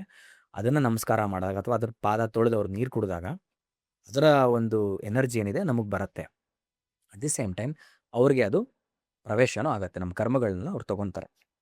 ಹಾಗಾಗಿ ಪಾದ. ಇನ್ನೊಂದು, ಗುರು ಆದವನು ತೀರ್ಥಯಾತ್ರೆಗಳು ಬರೀ ಕಾಲಲ್ಲೇ ನಡೆಯೋವಂಥದ್ದು. ಭಕ್ತೋದ್ಧಾರಕ್ಕೆ ಅವ್ನು ನಡೀತಾನಲ್ವ, ಎಲ್ಲ ಕಡೆ ನಡೆದ ಎಲ್ಲ ಕಡೆಗೆ ಹೋದ, ಭಿಕ್ಷೆ ಎತ್ಕೊಂಬಂದ, ಯಾಚಿಸ್ದ, ಯಾವುದು ಪಾದಗಳು ತಾನೇ ಕರ್ಕೊಂಡು ಹೋಗಿದ್ದು ಒಬ್ಬ ಗುರುವಿನ ಪಾದನೇ ಅಲ್ಲಿಗೆ ಪ್ರಮಾಣ ಅಂತ ಹೇಳ್ತಾರೆ. ಹಾಗಾಗಿ ಯಾವುದೇ ದತ್ತಕ್ಷೇತ್ರಕ್ಕೆ ಹೋದರೆ ನಾವು ಕಾಣುವಂಥದ್ದೇ ಅವರ ಪಾದುಕೆಗಳು, ಓಕೆನಾ. ಸೊ ಇಲ್ಲಿ ಸಾಕಷ್ಟು ವಿಚಿತ್ರ ಅನುಭವಗಳು ಅಥವಾ ಭಯ ಆಗೋ ಅನುಭವಗಳು ಆಗತ್ತೆ. ಒಂದು, ನಿಮಗೆ ಅಲ್ಲಿ ಪ್ಯಾರಾನಾರ್ಮಲ್ ಆ್ಯಕ್ಟಿವಿಟಿ ಅಂತೇನು ಹೇಳ್ತೀವಲ್ಲ, ಒಂದು ಭೂತ ಪ್ರೇತ ಬಂದವರು ಒಂಥರ ವೈಬ್ರೇಷನ್ ಬೇರೆ ಇರುತ್ತೆ, ಅವರು ಕೂಗಾಡ್ತಾರೆ, ಕಿರ್ಚಾಡ್ತಾರೆ. ಸಾಕಷ್ಟು ವಿಡಿಯೋಗಳು ನೋಡಿರ್ಬೋದು, ಅಲ್ಲಿರೋವಂಥ ಒಂದು ಕಂಬುಗಳಲ್ಲೆಲ್ಲ ನೇತಾಡ್ತಿರ್ತಾರೆ, ಕೂದಲೆಲ್ಲ ಬಿಚ್ಕೊಂಡ್ಬಿಟ್ಟಿರ್ತಾರೆ ಹೆಣ್ಣು ಮಕ್ಕಳುಗಳು, ಸುಮ್ಮನೆ ತಲೆ ಏನೋ ಬಡಿತಿರ್ತಾರೆ, ವಿಚಿತ್ರವಾಗಿ ಆಡ್ತಿರ್ತಾರೆ. ನನಗೆ ಇದ್ರ ಬಗ್ಗೆ ಒಂದು ಕ್ಯೂರಿಯಾಸಿಟಿ ಬಂತು, ಯಾಕೆ ಹಿಂಗೆಲ್ಲ ಆಡ್ತಾರೆ ಇವರು, ಏನಾಗಿದೆ ಅದು. ಇಲ್ಲಿ ಬಂದಾಗ ಅದು ಆ ಒಂದು ಪರ್ಟಿಕ್ಯುಲರ್ ಟೈಮಲ್ಲಿ ಯಾಕೆ ಹಿಂಗೆ ಆಡ್ತಾರೆ ಅಂತ. ಅದು ಯಾವ ಟೈಮಲ್ಲಿ ಅಂತಂದರೆ ಆರತಿ ಮಾಡೋ ಸಮಯದಲ್ಲಿ ಈ ಘಂಟೆ, ಜಾಗಂಟೆ, ಶಂಖ, ಈ ಒಂದು ಡೋಲು ಇದೆಲ್ಲ ಮಾಡಿ ಶುರು ಮಾಡಿದಾಗ ಅವರಲ್ಲಿ ಆ ವೈಬ್ರೇಷನ್ ಇನ್ನೂ ಜಾಸ್ತಿ ಆಗೋದಕ್ಕೆ ಶುರು ಆಗುತ್ತೆ. ನಮಗೆಲ್ಲ ಹೇಗೆ ಇವಾಗ ಈ ಶಂಖ ಗಂಟೆ ಎಲ್ಲ ಕೇಳ್ತಂಗೆ ಒಂದು ಶಾಂತವಾಗಿರ್ಬೇಕಪ್ಪ, ಒಂದು ಕಣ್ಣು ಮುಚ್ಕೊಬೇಕಪ್ಪ, ಅಥವಾ ಒಂದು ಭಕ್ತಿನೋ ಅದೊಂದು ಭಜನೆನೋ ಮಾಡೋಕೆ ಈ ಥರ ನಾವು ಫೀಲಲ್ಲಿ ಇರ್ತೀವಲ್ಲ, ಅದೇ ಆ ಒಂದು ಏನದು ಭೂತ ಪ್ರೇತ ಈ ಒಂದು ವಿಚಾರಗಳಿಂದ ಅಫೆಕ್ಟ್ ಆದವ್ರಿಗೆ ಅದು ವಿಚಿತ್ರವಾಗಿ ಅವ್ರಿಗೆ ಆಡ್ಸೋದಕ್ಕೆ ಶುರು ಮಾಡುತ್ತೆ. ಯಾಕೆ ಅಂತಂದರೆ ಅದು ತಡ್ಕೊಳಕ್ಕೆ ಆಗ್ತಿರಲ್ಲ, ಆ ಎನರ್ಜಿನ ತಡ್ಕೊಳ್ಳೋದಕ್ಕಾಗೋದಿಲ್ಲ ಒಂದು. ಇನ್ನೊಂದು, ನಿಮಗೆ ಗೊತ್ತು, ನಿರ್ಗುಣ ಮಠದಲ್ಲಿ ಒಂದು ಕತೆ ಹೇಳಿದೆ, ಬ್ರಹ್ಮ ರಾಕ್ಷಸನಿಗೆ ಮೋಕ್ಷ ಕೊಟ್ಟಂತ ಒಂದು ಕತೆ ಹೇಳಿದೆ. ಇಲ್ಲಿ ಬರೋಂಥ ಪ್ರೇತಗಳಿಗೆಲ್ಲನೂ ನಮ್ಗೆ ಸದ್ಗತಿ ಕೊಡಪ್ಪ ಅಂತ ಹೇಳಿ ಅವು ಹಪಾಹಪಿಸ್ತಿರ್ತಾವಂತೆ. ನಮ್ಗೆ ಕಾಪಾಡು, ನಮ್ಗೊಂದು ಗತಿ ಕೊಡ್ಸು, ಗತಿ ತೋರ್ಸು, ಗತಿ ತೋರ್ಸು ಅಂತ ಅದು ಬಂದು ವಿಚಿತ್ರವಾಗಿ ಆಡೋದಕ್ಕೆ ಶುರು ಮಾಡೋದು. ಇದು ಯಾರು ಅಲ್ಲಿ ಕರ್ಕೊಂಬಂದು ಪರಿಹಾರಕ್ಕೆ ಅಂತ ಕರ್ಕೊಂಡು ಬಂದಿರೋರ್ಗಂತಾನೆ ಅಲ್ಲ. ಎಷ್ಟೋ ಜನ ಸಪೋಸ್ ನೀವೇ ನಾನೇ ಜೊತೆಲಿ ಹೋಗ್ಬೋದು, ನನಗೆ ಏನೋ ಅಫೆಕ್ಟ್ ಆಗಿರ್ಬೋದು, ಏನೂ ಗೊತ್ತಿರಲ್ಲ, ಎಷ್ಟೋ ವರ್ಷ ಜೊತೆಲಿ ಇರ್ತೀವಿ ನಾವು. ಸಡನ್ನಾಗಿ ಕ್ಷೇತ್ರಕ್ಕೆ ಹೋಗಲ್ಲ, ಆರತಿ ಆಗೋ ಸಮಯದಲ್ಲಿ ನಾನು ವಿಚಿತ್ರ ಆಡೋಕ್ಕೆ ಶುರು ಮಾಡ್ಬಿಡ್ತೀನಿ. ಆಗ ಗೊತ್ತಾಗ್ಬೋದು ನನಗೂ ಇದರ ಅಫೆಕ್ಟ್ ಆಗಿದೆ, ನನ್ನಲ್ಲೂ ಆ ಥರದ ಸಮಸ್ಯೆಗಳಿದೆ ಅಂದ್ಬಿಟ್ಟು ಅಂತ ಆಗ ಗೊತ್ತಾಗುತ್ತೆ. ಸೊ ಇಲ್ಲಿ ಯಾವುದೇ ಥರ ಕಮರ್ಷಿಯಲ್ ಆಗಿ ಈ ಜಾಗದಲ್ಲಿ ನಾವು ಭೂತ ಬಿಡಿಸ್ತೀವಿ, ಪ್ರೇತ ಬಿಡಿಸ್ತೀವಿ, ನಮ್ಗೆ ಇಷ್ಟು ದುಡ್ಡು ಕೊಡಿ ಈ ಥರ ಹೇಳೋರು ಇಲ್ಲ ಅಲ್ಲಿ. ಹೇಳಿದ್ರೆ ಯಾರು ನಂಬಲೂಬೇಡಿ. ಹಂಗೆ ಯಾರೋ ಇಲ್ಲಿಂದ ಬೆಂಗಳೂರಿಂದ ಅಲ್ಲಿ ಕರ್ಕೊಂಡು ಹೋಗ್ತಾರೆ ಅಂತಂದರೆ ನಿಮಗೆ ಬಕ್ರಾ ಮಾಡ್ತಾರೆ ಅಂತ ಅನ್ಕೊಳ್ಳಿ. ಇದಕ್ಕೆ ಪರಿಣಾಮ ಇದರ ಪರಿಹಾರ ಏನು ಅಂತಂದರೆ, ಅಲ್ಲಿ ಹೋಗಿ ನಾವು ದತ್ತನ ಅಂದರೆ ನರಸಿಂಹ ಸರಸ್ವತಿ ಕೃಪೆಗೆ ಪಾತ್ರರಾಗಬೇಕಷ್ಟೇ. ಮೊದಲಿಗೆ ಅಲ್ಲೋಗಿ ಸಂಗಮದಲ್ಲಿ ಸ್ನಾನ ಮಾಡಬೇಕು, ಅಲ್ಲಿರೋ ಅಲ್ಲಿ ಕೂತು ಅಲ್ಲಿ ಔದುಂಬರ ವೃಕ್ಷವನ್ನು ಸುತ್ತಬೇಕು, ಪಾರಾಯಣ ಮಾಡಬೇಕು. ಯಾರು ಇದೆಲ್ಲ ಅಫೆಕ್ಟ್ ಆಗಿರ್ತಾರೋ ಅವರು ಹೆಚ್ಚಿನ ಹೊತ್ತು ಇದರಲ್ಲಿ ಸಮಯನ ಕಳೀಬೇಕು ಈ ಥರದ ಕೆಲಸಗಳು ಮಾಡೋದ್ರಿಂದ. ಆಮೇಲೆ ದಾನಾದಿ ಕರ್ಮಗಳನ್ನ ಮಾಡುವಂಥದ್ದು ಹೀಗೆ ಮಾಡಿ ದತ್ತನ ಒಲಿಸ್ಕೊಂಡ್ರೆ ಮನ್ಸು ಖುಷಿ ಆಯಿತು ಅಂತಂದರೆ, ಆತ ಕಣ್ಬಿಟ್ಟ ಅಂತಂದರೆ ಎಲ್ಲ ಸಮಸ್ಯೆಗಳು ಸಾಲ್ವ್ ಆಗುತ್ತೆ. ಸೊ ಕೆಲವ್ರಿಗೆ ಬಂದು ಒಂದಿನಕ್ಕೇ ಸಾಲ್ವ್ ಆದವ್ರು ಇದ್ದಾರಂತಲ್ಲಿ, ಇನ್ನು ಕೆಲವರು ಒಂದು 2-3 ದಿನ, ಒಂದು ವಾರ ಆದವ್ರಿಗಿದ್ದಾರೆ, ಇನ್ನು ಕೆಲವರು ವರ್ಷಗಟ್ಟಲೆ ಬಂದು ಆದವ್ರಿಗಿದ್ದಾರೆ. ಬಟ್ ಆಗಿರೋ ಸಂಖ್ಯೆಗಳೇ ಜಾಸ್ತಿ ಇದೆ, ಪರಿಹಾರಗಳು ಪಡ್ಕೊಂಡೇ ಹೋಗಿದ್ದಾರೆ. ಬಟ್ ನಮ್ಮ ಭಕ್ತಿ, ನಮ್ಮ ಭಾವನೆ ಮೇಲೆ ಇದು ನಿಂತಿರುತ್ತೆ. ನಮ್ಮ ಜೀವನದಲ್ಲಿ ಅಥವಾ ಪ್ರತಿಯೊಬ್ಬರ ಜೀವನದಲ್ಲೂ ಒಬ್ಬರು ಗುರು ಅಂತ ಯಾಕೆ ಬೇಕು? ನೋಡಿ, ಯಾವಾಗಲೂ ಹೇಳ್ತೀವಲ್ಲ, ಮುಂದೆ ಗುರಿ ಇರಬೇಕು, ಹಿಂದೆ ಗುರು ಇರಬೇಕು ಅಂತಾರೆ. ಸೊ ಗುರು ಅಂದರೆ ಒಂದು ಮಾರ್ಗದರ್ಶನ ಅಷ್ಟೇ, ಒಂದು ಡೈರೆಕ್ಷನ್, ಒಂದು ಆರ್ಟ್ ಆಫ್ ಲಿವಿಂಗ್ ಅಂತ ಒಂದು ಕೇಳ್ತೀವಿ ನಾವು, ಪದ ಅಂತ ಕೇಳಿರ್ತೀವಿ. ಅದು ಒಂದು ಸಂಸ್ಥೆ ಹೆಸರಾಗಿರ್ಬೋದು. ಆದರೆ ಜೀವಿಸುವಂಥ ಕಲೆ, ಬದುಕೋದು ಕಲೆ, ಬದುಕುವಂಥ ಒಂದು ಕಲೆ. ಈ ಕಲೆ ಅಂದಮೇಲೆ ಅದಕ್ಕೊಂದು ಗುರು ಬೇಕೇ ಬೇಕಲ್ವ. ಒಂದು ಡ್ಯಾನ್ಸ್ ಸುಮ್ಮನೆ ಕಲ್ತ್ಬಿಡಲ್ಲ, ಬೈ ಬರ್ತ್ ನಮಗೆ ಬಂದಿರ್ಬೋದು. ಆದರೂ ಅದನ್ನು ನಾವು ನೀಟಾಗಿ ಒಂದು ಕರೆಕ್ಟಾಗಿ ಒಂದು ಮಾಡಬೇಕು, ಅದನ್ನು ಪರ್ಫಾರ್ಮ್ ಮಾಡಬೇಕು ಅಂದರೆ ಒಂದು ಗುರು ಬೇಕು. ಡ್ಯಾನ್ಸ್ ಆಗಲಿ, ಒಂದು ಏನೋ ವಾಟ್ ಎವರ್ ಹಾಡಾಗಲಿ, ಎಲ್ಲದಕ್ಕೂ ಬದುಕೋದು ಒಂದು ಕಲೆ ಅಂತ ಆದಮೇಲೆ ಅದಕ್ಕೊಬ್ಬ ಗುರು ಬೇಕಲ್ವ. ಹಾಗಾಗಿ ಗುರು ಇಸ್ ಮಸ್ಟ್, ಗುರು ಇರಲೇಬೇಕು. ನೋಡಿ, ಕುಡ್ತಿದ್ದ ಹಾಗೇ ತಾಯಿ ಎಲ್ಲ ಹೇಳ್ಕೊಡ್ತಾಳೆ ಫಸ್ಟ್. ಯಾಕಂದರೆ ತಂದೆ ಯಾರು ಅಂತ ತೋರಿಸ್ಕೊಡೋದೇ ತಾಯಿ. ಕುಡ್ದಾಗ ಮಗುಗೆ ಹಿಂಗೆ ಗೊತ್ತಾಗತ್ತೆ, ಅಳತ್ತೆ ತೊಡೆ ಮೇಲೆ ತಾಯಿ ಮಲಗಿಸ್ಕೊತಾಳೆ, ಆದರೆ ಅವಳು ಪರಿಚಯ ಮಾಡಿಸಿದ್ರೆ ಅಷ್ಟೇ ಗೊತ್ತಾಗೋದು ನನ್ನ ತಂದೆ ಯಾರು ಅಂತ. ಸೊ ಗುರು ಆ ತಾಯಿ ಸ್ಥಾನದಲ್ಲಿ ನಿಂತ್ಕೊತಾನೆ. ಎಲ್ರಿಗೂ ಒಬ್ಬ ತಂದೆ ಇದ್ದಾನೆ ಗೊತ್ತಾ, ಮೂಲ ಪುರುಷ ಒಬ್ಬ ತಂದೆ ಇದ್ದಾನೆ. ಆ ಗುರು ಆ ತಂದೆನ ತೋರಿಸ್ತಾನೆ. ನಮ್ಮ ಡೆಸ್ಟಿನಿ ಲಾಸ್ಟ್ ನಾವು ಸೇರ್ಬೇಕಾಗಿರೋದು ಮೋಕ್ಷನ, ಮುಕ್ತಿನ, ವಾಟ್ ಎವರ್ ಇಟ್ ಇಸ್, ಅದಕ್ಕೊಬ್ಬ ಇದ್ದಾನೆ ಅಪ್ಪ. ಆ ಅಪ್ಪನ ತೋರಿಸ್ಕೊಡೋ ಅಂಥದ್ದು ಗುರು. ಹಾಗಾಗಿ ತಾಯೇ ಮೊದಲ ಗುರು ಅಂತಾರೆ. ಗುರು ಬೇಕಲ್ವ. ಈಗ ನಿಮಗೆ ಮದುವೆ ಆಗಿದೆ, ನಾನು ಯಾಕೆ ಮಾತನ್ನು ಕೇಳ್ತೀನಿ ಅಂದರೆ, ನಿಮ್ಮ ಕತ್ತಲ್ಲಿ ಒಂದು ರುದ್ರಾಕ್ಷ ಇದೆ, ನಿಮ್ಮ ಕೈಯಲ್ಲಿ ಒಂದು ರುದ್ರಾಕ್ಷ ಇದೆ. ಏನಿದೆ ಕೈಯಲ್ಲಿ? ಇದು ರುದ್ರಾಕ್ಷಿನೇ, ಇದು ಕರಂಗುಲಿ, ಇದು ರುದ್ರಾಕ್ಷಿ. ಓಕೆ, ಕರಂಗುಲಿ ಮಾಲ ನೀವು ಹಾಕಿರೋ ಉದ್ದೇಶ? ಇದು ಯಾವುದು ನಾನು ಹಾಕಿದ್ದಲ್ಲ, ಒಂದು ಇದು ನಮ್ಮ ಗುರುಗಳು ಕೊಟ್ಟಿದ್ದು, ಇದಾಗಲಿ ರುದ್ರಾಕ್ಷಿ 2 ಕೊಟ್ಟಿದ್ದು.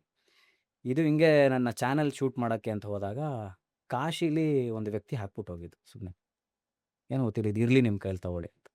ಅದು ಸುಮ್ಮನೆ ಹಾಗೆ ಉಳ್ಕೊಂಡಿದೆ ನನ್ನ ಕೈಲಿ. ಅದು ಯಾವ ಉದ್ದೇಶಕ್ಕೆ ಅವ್ರು ಕೊಟ್ಟರು ಅಂತಲೂ ಗೊತ್ತಿಲ್ಲ. ನಾರ್ಮಲ್ಲಾಗೇ ಇದ್ದರು, ಅಂತ ಏನೋ ಸಿದ್ಧ ಪುರುಷರ ಥರನೋ ಅಥವಾ ಏನೋ ಅಗೋರಿಗಳು ಆ ಥರದವರು ಅಲ್ಲ. ಅಲ್ಲಿ ಯಾರೋ ಇದ್ದವರು, ಏನೋ ಇಟ್ಕೊಂಡಿದ್ದವರು, ತೊಗೊಳ್ಳಿ ಅಂತ ಅಂದ್ಬಿಟ್ಟು ಹಾಕ್ಬಿಟ್ಟವರು. ಹಾಗಾಗಿ ಅದು ಕೈಯಲ್ಲೇ ಇದೆ. ಬಟ್ ಎರಡಕ್ಕೂ ಅದರದಾದಂಥ ಒಂದು ಮಹತ್ವಗಳಿದೆ. ಯಾವ ಒಂದು ದೃಷ್ಟಿ ಆಗಲ್ಲ ಅಂತ, ಕರಂಗುಲಿ ಮಾಲದ್ದೇ ತುಂಬ ವಿಶೇಷವಾದಂಥ ವಿಚಾರಗಳು ನೀವು ನೋಡ್ಬೋದು, ಗೂಗಲ್ ಮಾಡುವ ಸಿಗತ್ತೆ. ದೃಷ್ಟಿ ಯೂಶಲಿ ಕಪ್ಪನದೇನೆ ದೃಷ್ಟಿನ ಎಳ್ಕೊಳ್ಳೋವಂಥದ್ದು, ನೆಗೆಟಿವಿಟಿನ ತಗೊಳ್ಳೋದು. ಕರಂಗುಲಿ ಮಾಲ ನಿಮಗೆ ನಿಮ್ಮ ಬಾಡಿಲಂತೂ ಎಷ್ಟು ಒಳ್ಳೆ ಪಾಸಿಟಿವಿಟಿನ ಸ್ಪ್ರೆಡ್ ಮಾಡುತ್ತೆ ಅಂದರೆ, ಅದು ಅದೇನೇ ಇಟ್ಸ್ ಎ ಫೈರ್, ಅದು ಫೈರ್ ಎಲಿಮೆಂಟ್. ಅದು ಫೈರ್ ಎಲಿಮೆಂಟ್. ನಿಮಗೆ ರುದ್ರಾಕ್ಷಿನೂ ಅಷ್ಟೇ. ರುದ್ರ ಅಂದರೆ ಶಿವ, ಅಕ್ಷಿ ಅಂದರೆ ಕಣ್ಣು. ಶಿವ ಧ್ಯಾನಕ್ಕೆ ಕೂತಾಗ ಅವನ 3ನೇ ಕಣ್ಣಿಂದ ಎಕ್ಸ್ಟೆಸಿ ಅಂತೀವಲ್ಲ, ಆನಂದ ಬಾಷ್ಪ ಅಂತೀವಲ್ಲ, ಹಂಗೆ ಕುತ್ಕೊಂಡು ಧ್ಯಾನ ಮಾಡ್ತಿರೋದ ಆನಂದ ಕಣ್ಣೀರು, ಆನಂದ ಅಶ್ರುಗಳು ಕಣ್ಣಿಂದ ಬೀಳ್ತಾವಂತೆ. ಆ ಬಿದ್ದಿದ್ದು ರುದ್ರಾಕ್ಷಿಗಳಾಗಿ ಹುಟ್ಕೊಳ್ತವೆ. ನಾರ್ಮಲ್ ಕಣ್ಣದಲ್ಲ, 3ನೇ ಕಣ್ಣಿಂದ ಬರೋವಂಥದ್ದು. 3ನೇ ಕಣ್ಣಂದರೆ ಬೆಂಕಿ, ಸುಡೋ ಅಂಥದ್ದು. ಇನ್ನು ಅದ್ರ ಕೆಲಸನೂ ಸುಡೋ ಅಂಥದ್ದೇ. ಆದರೆ ಅದು ಆನಂದಾಶ್ರುಗಳಾಗಿದ್ದರಿಂದ, ಒಳ್ಳೆ ವಿಚಾರಗಳು ಅಂದರೆ ಒಳ್ಳೆ ವಿಚಾರದಲ್ಲಿ ಇರೋದ್ರಿಂದ, ನಿಮಗೆ ಒಳ್ಳೇದು ಮಾಡಬೇಕು ಅಂದರೆ ಏನು ಸುಡ್ಬೋದು? ಅದು ನಿಮ್ಮ ಸುತ್ತ ಇರೋ, ನಿಮ್ಮಲ್ಲಿರೋ ಕೆಟ್ಟ ದೋಷಗಳನ್ನೆಲ್ಲ ಸುಟ್ಟಾಕ್ಬಿಡುತ್ತೆ. ಸೊ ಹಂಗಾಗಿ ರುದ್ರಾಕ್ಷಿ ಇಟ್ಸ್ ನಥಿಂಗ್ ಬಟ್ ಫೈರ್ ಅಷ್ಟೆ, ಬೆಂಕಿ ಅದು. ಅಂದ್ರೆ ರುದ್ರಾಕ್ಷಿ ವಿಚಾರದಲ್ಲೂ ತುಂಬಾ ಕನ್ಫ್ಯೂಷನ್ ಇರುತ್ತೆ. ಹ್ಮ್. ಒಂದು ಫಸ್ಟ್ ಆಫ್ ಆಲ್ ಮದುವೆ ಆಗಿರೋರು ಹಾಕ್ಬೋದಾ ಹಾಕಬಾರ್ದಾ, ಅಥವಾ ಯಾರು ಹಾಕಬೇಕು ಯಾರು ಹಾಕಬಾರ್ದು? ಇದರಲ್ಲಿ ಸುಮಾರು ಥರ ಮುಖಗಳು ಬರುತ್ತೆ. ಏಕಮುಖಿ, ಪಂಚಮುಖಿ ಈ ಥರದ್ದು ಎಷ್ಟೋ ಮುಖಗಳಿದೆ. ಸೊ ಅಂದರೆ 5 ಮುಖದ್ದೇನಿದೆ ಇದನ್ನು ಒಂದು ಜನರಲ್ ಮೆಡಿಸನ್ ಅಂತ ಕರಿಬೋದು. ಪಂಚಮುಖಿ. ಪಂಚಮುಖಿ ಯಾರು ಬೇಕಾದ್ರೂ ಹಾಕ್ಬೋದು. ಇದಕ್ಕೆ ಅಂತ ನೀತಿಗಳಾಗಲಿ ಒಂದು ನಿಯಮಗಳು ಅನ್ನೋದು ಅಂಥದ್ದೇನಿಲ್ಲ. ಕೆಲವ್ರು ಕೇಳ್ತಾ ಇರಲ್ಲ, ನೀವು ಹಾಕ್ಕೊಂಡಿರ್ತೀರಲ್ಲ, ನೀವು ಆಚೆ ಹಿಂಗೆ ಓಡಾಡ್ತೀರಾ, ಮಲ್ಕೊಳಕ್ಕೆ ತೆಗೆದಿಡ್ತೀರಾ, ನಾನ್ ವೆಜ್ ತಿಂತೀರಾ, ಸ್ಮೋಕ್ ಮಾಡ್ತೀರಾ, ಇದೆಲ್ಲ ಇದ್ಕೊಂಡು ನಾವು ಮಾಡ್ಬೋದಾ ಅಂದ್ಬಿಟ್ಟು ಅಂತ. ರುದ್ರಾಕ್ಷಿಗೆ ಯಾವ ದೋಷ ಇಲ್ಲ. ಅದೇ ಫಸ್ಟ್ ಆಫ್ ಆಲ್ ಬೆಂಕಿ. ಬೆಂಕಿಗೆ ಏನು ಹಾಕಿದ್ರು ಬೂದಿ ಆಗ್ಬಿಡುತ್ತೆ. ಬೆಂಕಿಗೆ ಏನು ಹಾಕಿದ್ರು ಬೂದಿ ಆಗುತ್ತೆ. ಬೆಂಕಿ ನಿಮ್ಮನ್ನು ಶುದ್ಧ ಮಾಡುತ್ತೆ ಹೊರತು ನಾವು ಬೆಂಕಿಗೆ ಪಾಪ ಅಣಿಸೋದಕ್ಕಾಗೋದಿಲ್ಲ. ಏನು ಹಾಕಿದ್ರು ಸುಟ್ಟಾಕ್ಬಿಡುತ್ತೆ. ಸೊ ನಾವು ನೋಡ್ಬೋದು ಎಷ್ಟೋ ಅಘೋರಿಗಳಿರ್ತಾರೆ, ಅವ್ರು ಭಂಗಿ ಹೊಡಿತಾರೆ, ಶವದ ಮಾಂಸಗಳನ್ನ ತಿಂತಾರೆ, ರುದ್ರಾಕ್ಷಿಗಳನ್ನ ಧರಿಸಿರ್ತಾರೆ. ಸೊ ಯಾವುದು ಮಡಿ ಮೇಲ್ಗೆ ರುದ್ರಾಕ್ಷಿ ಅನ್ನೋದಕ್ಕಿಲ್ಲ. ಬಟ್ ಅದರದೇ ಆದಂಥ ಎನರ್ಜಿ ಲೆವೆಲ್ಗಳು ಡಿಫರ್ ಆಗ್ಬೋದು ಮುಖಗಳು ಬದಲಾದಾಗ. ನನಗೂ ಅದ್ರ ಬಗ್ಗೆ ಅಷ್ಟು ಮಾಹಿತಿಗಳು ಗೊತ್ತಿಲ್ಲ. But Panchamukhi is always safe. ನಾನು ಹಾಕ್ಕೊಂಡೇ ಇದ್ದೀನಿ. ಇದೊಂದು 7 ವರ್ಷದಿಂದ ಇದೆ ನನ್ನ ಕತ್ತಲ್ಲಿ. ನನ್ನ ಗುರುಗಳೇ ಕೊಟ್ಟಿದ್ದಂಥದ್ದು. ಇದು ಅಷ್ಟೇ. ಸೊ ಒಂದು ಪ್ರೊಟೆಕ್ಷನ್ ಅಂತ ಒಂದು ಪಾಸಿಟಿವ್ ಫೀಲ್ ವೈಬ್ ಅಂತೂ ಒಳಗಡೆ ಇರುತ್ತೆ. ಸೊ ಕ್ರಮೇಣ ನಾವು ಗುರುವಿನ ಪ್ರೊಟೆಕ್ಷನ್ ಇದೆ ಅಂತ ಗೊತ್ತಾಗೋಕ್ಕೆ ತಿಳಿತಿದ್ದ ಹಾಗೆ ಯಾವ್ದ್ರ ಪ್ರೊಟೆಕ್ಷನ್ ನಮಗೆ ಅವಶ್ಯಕತೆ ಇರಲ್ಲ. ಗುರು ರಕ್ಷಾ ಕವಚ ಅಂತ ಒಂದು ಪ್ರೊಟೆಕ್ಷನ್ಗೆ ಬಿದ್ದುಬಿಟ್ರೆ ಅಲ್ವಾ? ಯಾವ್ದ್ರ ಅವಶ್ಯಕತೆ ಇಲ್ಲ. ಇದೆಲ್ಲ ಸುಮ್ಮನೆ ಇವಾಗ ಒಂದು ಫ್ಯಾನ್ಸಿಯಾಗಿ ಹಾಕ್ಕೊಬೇಕಷ್ಟೆ. ಇದಿದ್ರೆ ಇನ್ನೂ ನಾನು ಯೂಶ್ವಲಿ ಜಪ ಮಾಡ್ತೀನಿ. ಎಲ್ಲೋ ಒಂದೊಂದು ಸತಿ ಕೂತಿರ್ತೀವಿ, ಏನೋ ಜಪ ಇದ್ದಾಗ ಅಲ್ಲೇ ಟಕ್ಕಂತ ತೊಗೊಂಡು ಮಾಡೋ ಅಂಥದ್ದಾಗತ್ತೆ. ಹಾಗಾಗಿ ಇದು ಕುತ್ತಿಗೆಲಿರುತ್ತೆ. ಆಮೇಲೆ ಅಷ್ಟು ವರ್ಷಗಳು ಕುತ್ತಿಗೆಲೆ ಇದ್ದೇನಾಗೋಗಿದೆ, ದೇಹದ ಒಂದು ಅವಿಭಾಜ್ಯ ಅಂಗ ಆಗೋಗ್ಬಿಟ್ಟಿದೆ ಅದು ಇವಾಗ. ಅದಿಲ್ಲ ಅಂದರೆ ಏನೋ ಮಿಸ್ಸಿಂಗ್ ಫೀಲಿಂಗು. ನನಗೆ ಒಂಥರ ಸಮಾಧಾನವಾಗಿ ಕಾಣಿಸಲ್ಲ. ನಾನು ನೋಡೋರು ಏನೋ ಮಿಸ್ಸಿಂಗ್ ಕೊಡೋ ಅಂತಾರೆ. ಹಾಗಾಗಿರುತ್ತೆ. ಒಂದು ಕಾನ್ಫಿಡೆನ್ಸ್ ಲೆವೆಲ್ ಇನ್ಕ್ರೀಸ್ ಮಾಡುತ್ತೆ. ಅಷ್ಟು ಬಿಟ್ಟರೆ ಇನ್ನೇನಿಲ್ಲ. ನಾವಿಂದು ರುದ್ರಾಕ್ಷಿ ಆಗಕ್ಕೆ ಹೋಗ್ಬೇಕಷ್ಟೇ. ನಿಮ್ಮ ಬಾಯಲ್ಲಿ ರುದ್ರ ಕೇಳೋದಂತೂ ತುಂಬಾ ಚೆನ್ನಾಗೈತೆ. ನಾನು ಎಷ್ಟೋ ಸಾರಿ ಅಷ್ಟಮಕ್ಕೆ ಬಂದಾಗ ಗುರುಜಿ ಪೂಜೆ ಮಾಡೋ ಟೈಮಲ್ಲಿ ನೀವು ರುದ್ರ ಹೇಳ್ತಿರ್ತಾರಲ್ಲ, ಎಲ್ಲ ಹೇಳ್ತೀನಲ್ಲ, ಎಲ್ಲವೂ ತುಂಬ ಅನ್ಎಕ್ಸ್ಪೆಕ್ಟೆಡ್ ಟ್ವಿಸ್ಟ್ಗಳು ನನ್ನ ಲೈಫಲ್ಲಿ ಆಗಿದೆ ಅಂಥದ್ದು. ನಾವು ಬೇಸಿಕಲಿ ಒಂದು ಬ್ರಾಹ್ಮಿನ್ ಫ್ಯಾಮಿಲಿಯಿಂದ ನಾವು ಬಂದಿರೋವಂಥದ್ದು. ನಮ್ಮ ತಾಯಿ ಮನೆ ಕಡೆ ನಂಜನಗೂಡು ಅವಧಾನಿಗಳು, ಅವರ ಆನ್ಸೆಸ್ಟರ್ಸ್ ಎಲ್ಲ ಅಲ್ಲಿ ನಿರಂತರ ನಂಜನಗೂಡು ಶಿವನ ಪೂಜೆ ಅಲ್ಲಾಗುವಂಥ ಒಂದು ಶ್ರೀಕಂಠೇಶ್ವರನ ಪೂಜೆ ಅಲ್ಲಾಗುವಂಥ ಒಂದು ವಾತಾವರಣನೇ ಬೇರೆ ಇರುತ್ತೆ. ಆ ಒಂದು ಕುಟುಂಬದಲ್ಲಿ ಹುಡ್ದಂಥವ್ರು ನಮ್ಮ ತಾಯಿ. ಸೊ ಆ ಬ್ಯಾಕ್ಗ್ರೌಂಡೆಲ್ಲ ನಮಗಿತ್ತು. ಬಟ್ ನಾವು ಯಾವುದೂ ಕಲ್ತಿಲ್ಲ. ಎಸ್ಪೆಷಲಿ ನಾನು ಕಲ್ತಿಲ್ಲ ಯಾವುದೂ. ನನಗೆ ಈ ಬ್ರಾಹ್ಮಣಾರ್ಥಕ್ಕೆ ಅಥವಾ ಇನ್ನೊಂದು ಈ ಜಾತಿ ಅನ್ನೋದು ತುಂಬಾ ಅದೆಲ್ಲ ನಾನು ನಂಬ್ತಾನೂ ಇರಲಿಲ್ಲ. ಆ್ಯಂಡ್ ನನಗಿದ್ದಿದ್ದು ಫ್ರೆಂಡ್ಸ್ಗಳೆಲ್ಲ ಬೇರೆ ಕಾಸ್ಟ್ ಅವರೇ. ನಮ್ಮ ಮನೇಲಿ ಆ ಥರ ಮಡಿ ಮೇಲೆಗೆ ನಮ್ಮ ತಾಯಿ ಪ್ರಾಕ್ಟೀಸು ಮಾಡಿಸ್ಲಿಲ್ಲ. ಬಟ್ ಒಂದಂತೂ ಹೇಳೋರು, ನ್ಯಾಯವಾಗಿರು ಅಷ್ಟೇ, ಧರ್ಮ ಬಿಡಕ್ಕೆ ಹೋಗ್ಬೇಡ. ಧರ್ಮ ಇನ್ ದ ಸೆನ್ಸ್ ಒಳ್ಳೆ ದಾರಿಲಿರು ನೀನು ಅಂತ ಹೇಳೋರು ನನಗೆ. ಬಿಟ್ಟರೆ ಬೇರೆ ಈ ಶಾಸ್ತ್ರ ಸಂಸ್ಕೃತಿಗಳು ಅಥವಾ ಸಂಪ್ರದಾಯಗಳೆಲ್ಲ ನನಗೆ ಅಭ್ಯಾಸವೇ ಇಲ್ಲ. ಆನಂದ್ಗೆ ಅಟ್ಲೀಸ್ಟ್ ಅದೆಲ್ಲ ತುಂಬ ಆಸಕ್ತಿ ಇತ್ತು. ಕರೆಕ್ಟ್ ಟೈಮಲ್ಲೇ ಉಪನಯನ ಮಾಡಿದ್ರು ಅವನಿಗೆ. ನನಗದು ಇಂಟ್ರೆಸ್ಟ್ ಇರಲಿಲ್ಲ. ಸೊ ನನಗೆ ಮದುವೆ ಟೈಮಲ್ಲಿ ಅದು ಶಾಸ್ತ್ರಗಳಿಗೆ ಬೇಕಾಗತ್ತೆ ಅಂತ ಅಂದ್ಬಿಟ್ಟು ಮದುವೆ ಹಿಂದಿನ ದಿನದಲ್ಲಿ ನಾನು ಉಪನಯನ ಮಾಡಿಸ್ಕೊಂಡಿದ್ದಂಥದ್ದು. ನನಗೊಂದು ಪದ, ಒಂದು ಶಬ್ದ ಸಂಸ್ಕೃತದ್ದು ಬರ್ತಾ ಇರಲಿಲ್ಲ. ಅದೊಂದು ಮಿರಾಕಲ್ಲ ಆಯಿತು. ಹೇಳ್ಬೋದಂದ್ರೆ ಆ ಕಥೆ ಹೇಳ್ತಿರ್ಬೇಕಾರೆ. ಖಂಡಿತ. ಯಾಕಂದರೆ ಇವಾಗ ನಾವು ಗುರುಚರಿತ್ರೆ ಮಾತಾಡ್ತೀವಲ್ಲ, ಗುರುಚರಿತ್ರೆ ಎಲ್ಲ ನನಗೆ ಯಾವುದು ಪರಿಚಯನೇ ಇಲ್ಲ ಅಂತ ಇಟ್ಕೊಳ್ಳಿ. ಆದರೆ ಈಗ ಓದ್ತಿರೋವಾಗ ಎಲ್ಲವೂ ರಿಲೇಟ್ ಆಗ್ತಾ ಹೋಗುತ್ತೆ ನನ್ನ ಗುರುಗಳಿಗೆ. ಅಂದರೆ ಆ ಗುರುತತ್ವ ಅನ್ನೋದು ಒಂದೇ ಅಂತ. ಗುರು ಯಾರೇ ಆಗಿರ್ಬೋದು, if is the real master, bona fide master ಅಂದರೆ ಅವನ ತತ್ವ ಒಂದೇ ಆಗಿರುತ್ತೆ, ದಯೆ ಅಷ್ಟೇ. ಅವನು ಹೆಂಗಾರು ಎತ್ತಬೇಕು ಅವನ ಶಿಷ್ಯನ, ಅಥವಾ ಆ ಒಂದು ಜೀವನ ಹೆಂಗಾರು ಎತ್ತಬೇಕು, ಹೆಂಗಾರು ಅವನು ಉದ್ಧಾರ ಮಾಡಬೇಕು ಅಷ್ಟೇ. Hole and soul concern. 1% ಒಂದು ಎಳ್ಳಷ್ಟು ಸ್ವಾರ್ಥ ಇರಲ್ಲ. ಸೊ ಅದು ತತ್ವ ಎಲ್ಲರೂ ಇಲ್ಲಿ ಗುರುಚರಿತ್ರೆಯಲ್ಲಿ ಸಿಗೋವಂಥ ನರಸಿಂಹ ಸರಸ್ವತಿಗಳಿರ್ಬೋದು, ದತ್ತಾತ್ರೇಯರು, ಯಾವುದೇ ಗುರುಗಳು ನೋಡ್ಕೊಂಬನ್ನಿ, ಅವರ ಒಂದು ಉದ್ದೇಶ ಇಷ್ಟ ಆಗಿರುತ್ತೆ. ಸೊ ನಾನು ಇನಿಷಿಯಲಿ ಸ್ವಲ್ಪ ಗುರುಗಳ ಇನ್ಫ್ಲುಯೆನ್ಸ್ಗಳು ಜಾಸ್ತಿ ಆಗ್ತಿದ್ದಂಗೆ ಪರಿಚಯ ಆದಾಗ ನನಗೆ ಶಿವಪೂಜೆ ಮಾಡೋವಂಥ ಒಂದು ಅವಕಾಶ ಸಿಕ್ಬಿಡ್ತು. ಅದ್ರದ್ದೊಂದು ಕಥೆ ಇದೆ. ಬಟ್ ಶಿವಪೂಜೆ ಮಾಡೋದಕ್ಕೆ ಶುರು ಮಾಡಿದೆ. ಏನು ಮಂತ್ರ ಗೊತ್ತಿಲ್ಲ, ಏನಿಲ್ಲ, ಸುಮ್ಮನೆ ನೀರು ಹಾಕುವಂಥದ್ದು, ಹಾಲು ಹಾಕುವಂಥದ್ದು, ಮೊಬೈಲಲ್ಲಿ ರುದ್ರ ಹಾಕ್ಕೊಂಡು ಹಾಕ್ತಾಯಿದ್ದೆ. ಯಾವತ್ತದು ಕೇಳಿದ್ರು ನಂಗೆ ಅರ್ಥ ಆಗ್ತಿರಲಿಲ್ಲ. ಆಮೇಲೆ ಇದು ಯಾವ ಜನ್ಮಕ್ಕೆ ಕಲಿತೀನಲ್ಲ, 15 ನಿಮಿಷ 20 ನಿಮಿಷ ಒಂದೊಂದು ಲೆಂತಿ ಅದು ಮಂತ್ರಗಳೆಲ್ಲ ತುಂಬ ದೊಡ್ಡದು, ಅರ್ಧ ಗಂಟೆ ಅಂತ ಹಿಡಿಸತ್ತೆ. ಇದನ್ನೆಲ್ಲ ಯಾವ ಜನ್ಮಕ್ಕೆ ನಾನು ಕಲಿತೀನಿ, ಹೋಗಲಿ ಅಟ್ಲೀಸ್ಟ್ ಪ್ಲೇ ಮಾಡ್ಬಿಟ್ಟಾರು ಹಾಕೋಣ ಅಂದ್ಬಿಟ್ಟು ಅಂತ ಇಟ್ಬಿಟ್ಟು ಅಭಿಷೇಕಗಳನ್ನ ಮಾಡ್ತಿದ್ದೆ. ಒಬ್ಬರು ಆಶ್ರಮದಲ್ಲಿ ಹೂ ಬಿಡಿಸ್ಕೊಡೋದಕ್ಕೆ ಮತ್ತು ಹಾಲು ತಂದು ಕೊಡೋದಕ್ಕೆಲ್ಲ ಒಬ್ಬರು ತಾತ ಬರ್ತಿದ್ರು. ಅವರು, ಏನಪ್ಪ ಅರುಣ, ನೀನು ಯಾವಾಗಲೂ ಇದನ್ನ ಹಾಕೊಂಡು ಕೂತಿರ್ತೆ, ನೀನು ಯಾವಾಗಪ್ಪ ಹೇಳೋದು ಅಂದ್ಬಿಟ್ಟು. 1-2 ವರ್ಷ ಮಾಡಿದ್ದೆ, ನಾನು ಪೂಜೆ ಮಾಡ್ತಾ ಇದ್ದೆ. ಇನ್ನು ಸ್ವಲ್ಪ ಏನಾದ್ರು ಡಿಫ್ರೆಂಟಾಗಿ ಆಗಬೇಕು, ಬರೀ ಇದೇ ಆಗ್ತಿದೆ, ಇನ್ನೊಂಚೂರು ನಾನು ಕಲ್ತು ಹೇಳಿದ್ರೆ ಎಲ್ಲರೂ ಒಂದು ಸ್ವಲ್ಪ ಇಂಪ್ರೆಸ್ ಆಗ್ತಾರೆ ಅನ್ನೋ ನಿಟ್ಟಲ್ಲೇ, ಶಿವನ್ ಮೆಚ್ಚಿಸ್ಬೇಕು ಅಂತಲ್ಲ, ಬರೋರು ಇಂಪ್ರೆಸ್ ಆಗಬೇಕು ಅನ್ನೋದ್ರಲ್ಲಿ ನಾನು ರುದ್ರ ಕಲಿಬೇಕು ಅಂತ ಒಂದು ಮನ್ಸಿಗೆ ಬಂತು. ಸರಿ ಅಂತ ಕ್ಲಾಸಿಗೆ ಸೇರಿಕೊಂಡೆ. ಅದು ನಮ್ಮ ಮನೆಯ ಹತ್ತಿರದಲ್ಲೇ ಇತ್ತು. ಅವರು ಎಷ್ಟು ಚಾರ್ಜ್ ಮಾಡ್ತಾರೆ ಏನು ಅಂತ ವಿಚಾರಿಸಿದ್ರೆ, ಅವ್ರೇನು ದುಡ್ಡು ತೊಗೊಳಲ್ಲ, ನಾನು ಶ್ರದ್ಧೆಯಿಂದ ಯಾರು ಬಂದು ಕಲಿತಾರೋ, ಯಾವ ಜಾತಿ ಏನೂ ಇಲ್ಲದೆ ನಾನು ಹೇಳ್ಕೊಡ್ತೀನಿ ಅಂದರು. ನಮಗೆ ಅದೇ ಕಾನ್ಸೆಪ್ಟ್ ಬೇಕಿತ್ತು. ಸರಿ ಹೋಗ್ತೀನಿ ಅಂತ ಹೋದೆ. ಆದರೂ ಫಸ್ಟ್ ಡೇ ಬಂದಾಗ ಕ್ಯಾಸ್ಟೆಲ್ಲ ಕೇಳ್ಕೊಂಡ್ರು, ಏನು ನೀನೇನು ಮಾಡ್ಕೊಂಡು. ನಾನು ಸ್ವಲ್ಪ ಇನ್ನೊಂದು ಚೂರು ಬ್ರಾಹ್ಮಣ ಅಂತಂದರೆ ಅಥವಾ ಈ ಕಡೆ ನಂಜನಗೂಡ್ದೆಲ್ಲ ಫ್ಲ್ಯಾಶ್ ಬ್ಯಾಕ್ ಹೇಳಿದ್ರೆ ಇನ್ನೊಂದು ಚೂರು ಪ್ರೀತಿಯಿಂದ ಹೇಳ್ಕೊಡ್ತಾರೆ ಅಂದ್ಬಿಟ್ಟು ಹೋಗಿ ನಾನು ಹಿಂಗೆ ಅಂತ ಹೇಳ್ಬಿಟ್ಟೆ. ಅವ್ರೊಂದು ಸ್ವಲ್ಪ ಓವರ್ ಎಕ್ಸ್ಪೆಕ್ಟೇಷನ್ ಇಟ್ಕೊಂಡ್ಬಿಟ್ರು. ಇವನು ಆಲ್ರೆಡಿ ಬ್ಯಾಕ್ಗ್ರೌಂಡ್ ಇದೆ, ಹಿಂಗಂದರೆ ಅವನು ಬಂದ್ಬಿಡತ್ತೆ, ಕಷ್ಟ ಆಗಲ್ಲ ಅಂತ. ಬಟ್ ನನಗೆ ಕಂಪ್ಲೀಟ್ಲಿ ಬರಲ್ಲ. ಆ ಮಂತ್ರಗಳು ಉಚ್ಚಾರಣೆ ಇರಲಿ, ಅದು ಓದೋಕ್ಕೂ ಆಗ್ತಿಲ್ಲ ನನಗೆ, ಅಷ್ಟು ಕ್ಲಿಷ್ಟಕರವಾಗಿತ್ತು ನನಗೆ ಆ ಪದಗಳೇ. ಅವರು 1 ದಿನ ಆಯಿತು, 2 ದಿನ ಆಯಿತು, 2 ವಾರ ಆಗೋಯ್ತು. 2 ವಾರ ಆದ್ರೂ ನನ್ನಲ್ಲಿ 1-2 ಲೈನ್ ಹೇಳಕ್ಕೆ ಬರ್ತಿಲ್ಲ ನನಗೆ. ಒದ್ದಾಡ್ತಾ ಇದ್ದೀನಿ. ರೊಚ್ಚಿಗೆದ್ಬಿಟ್ರು ಅವರು.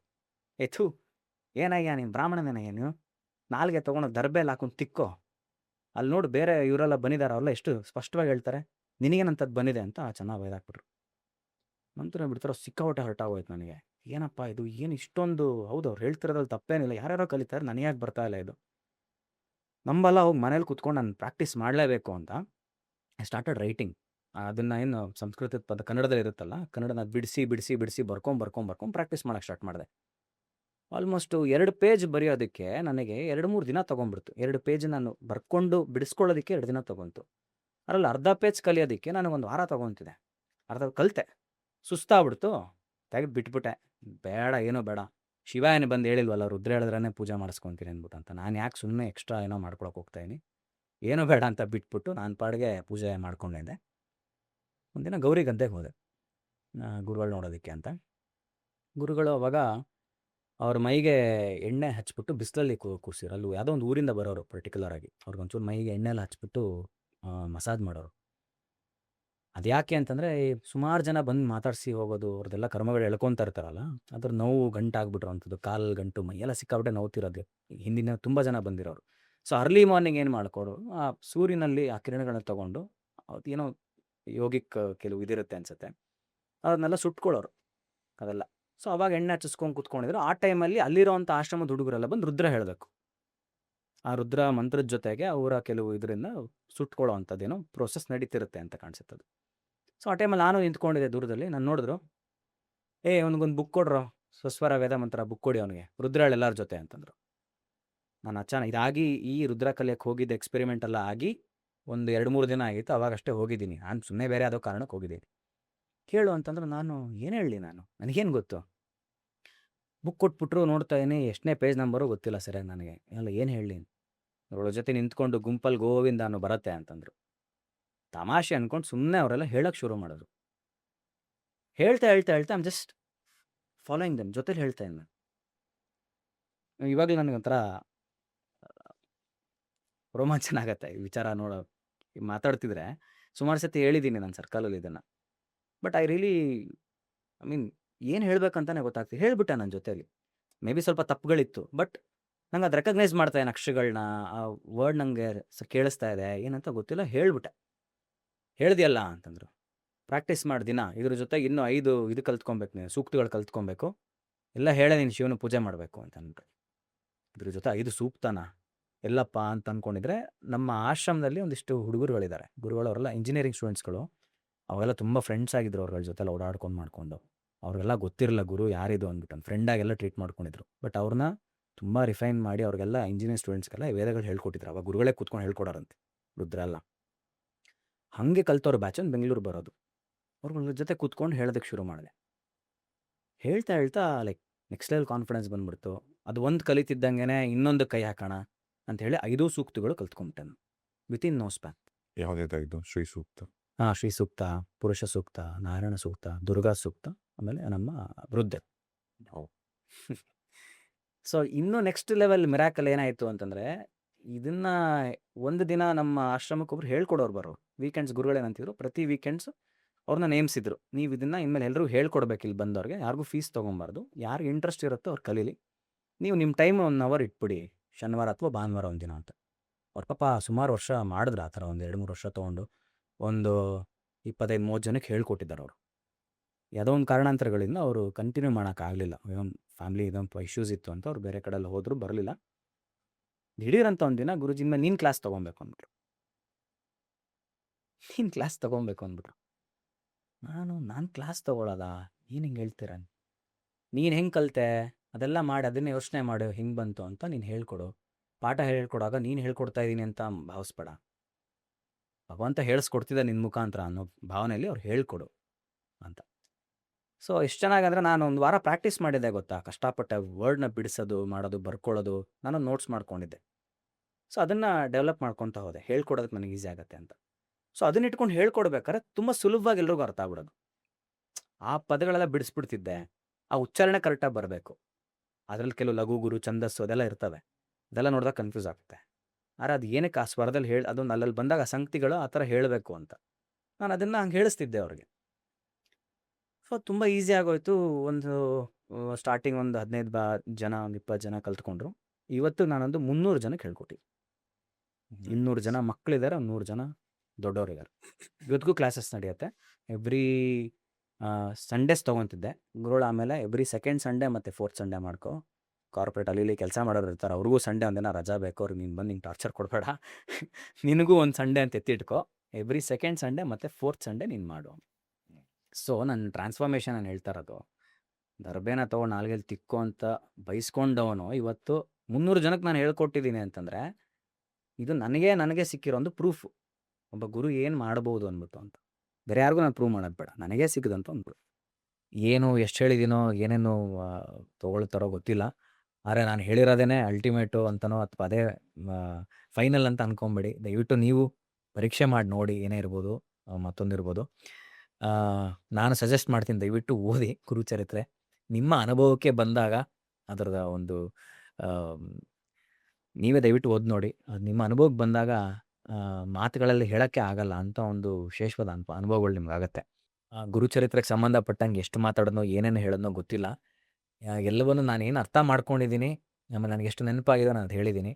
ಇದೇ ಅಲ್ಟಿಮೇಟ್ ಅಂತಿಲ್ಲ, ಅದರಲ್ಲಿ ಸಾಕಷ್ಟು ಕಥೆಗಳಿದೆ. ಇನ್ನೂ ವಿಶೇಷವಾದಂಥ ವಿಚಾರಗಳು ಬರೋವಂಥದ್ದಾಗತ್ತೆ. ನಾನು ದಯವಿಟ್ಟು ನಿಮ್ಗೆ ಸಜೆಸ್ಟ್ ಮಾಡ್ತೀನಿ, ನೋಡಿ ಪುಸ್ತಕ ಓದಿ. ನಿಮಗೇ ಆದಂಥ ಅನುಭವಗಳು ಸಪ್ರೇಟಾಗಿ ಆಗುತ್ತೆ. ಸೊ ಇಷ್ಟು ಹೇಳೋದಕ್ಕೆ ಇಷ್ಟಪಡ್ತೀನಿ. And thanks for having me here. ಧನ್ಯವಾದಗಳು.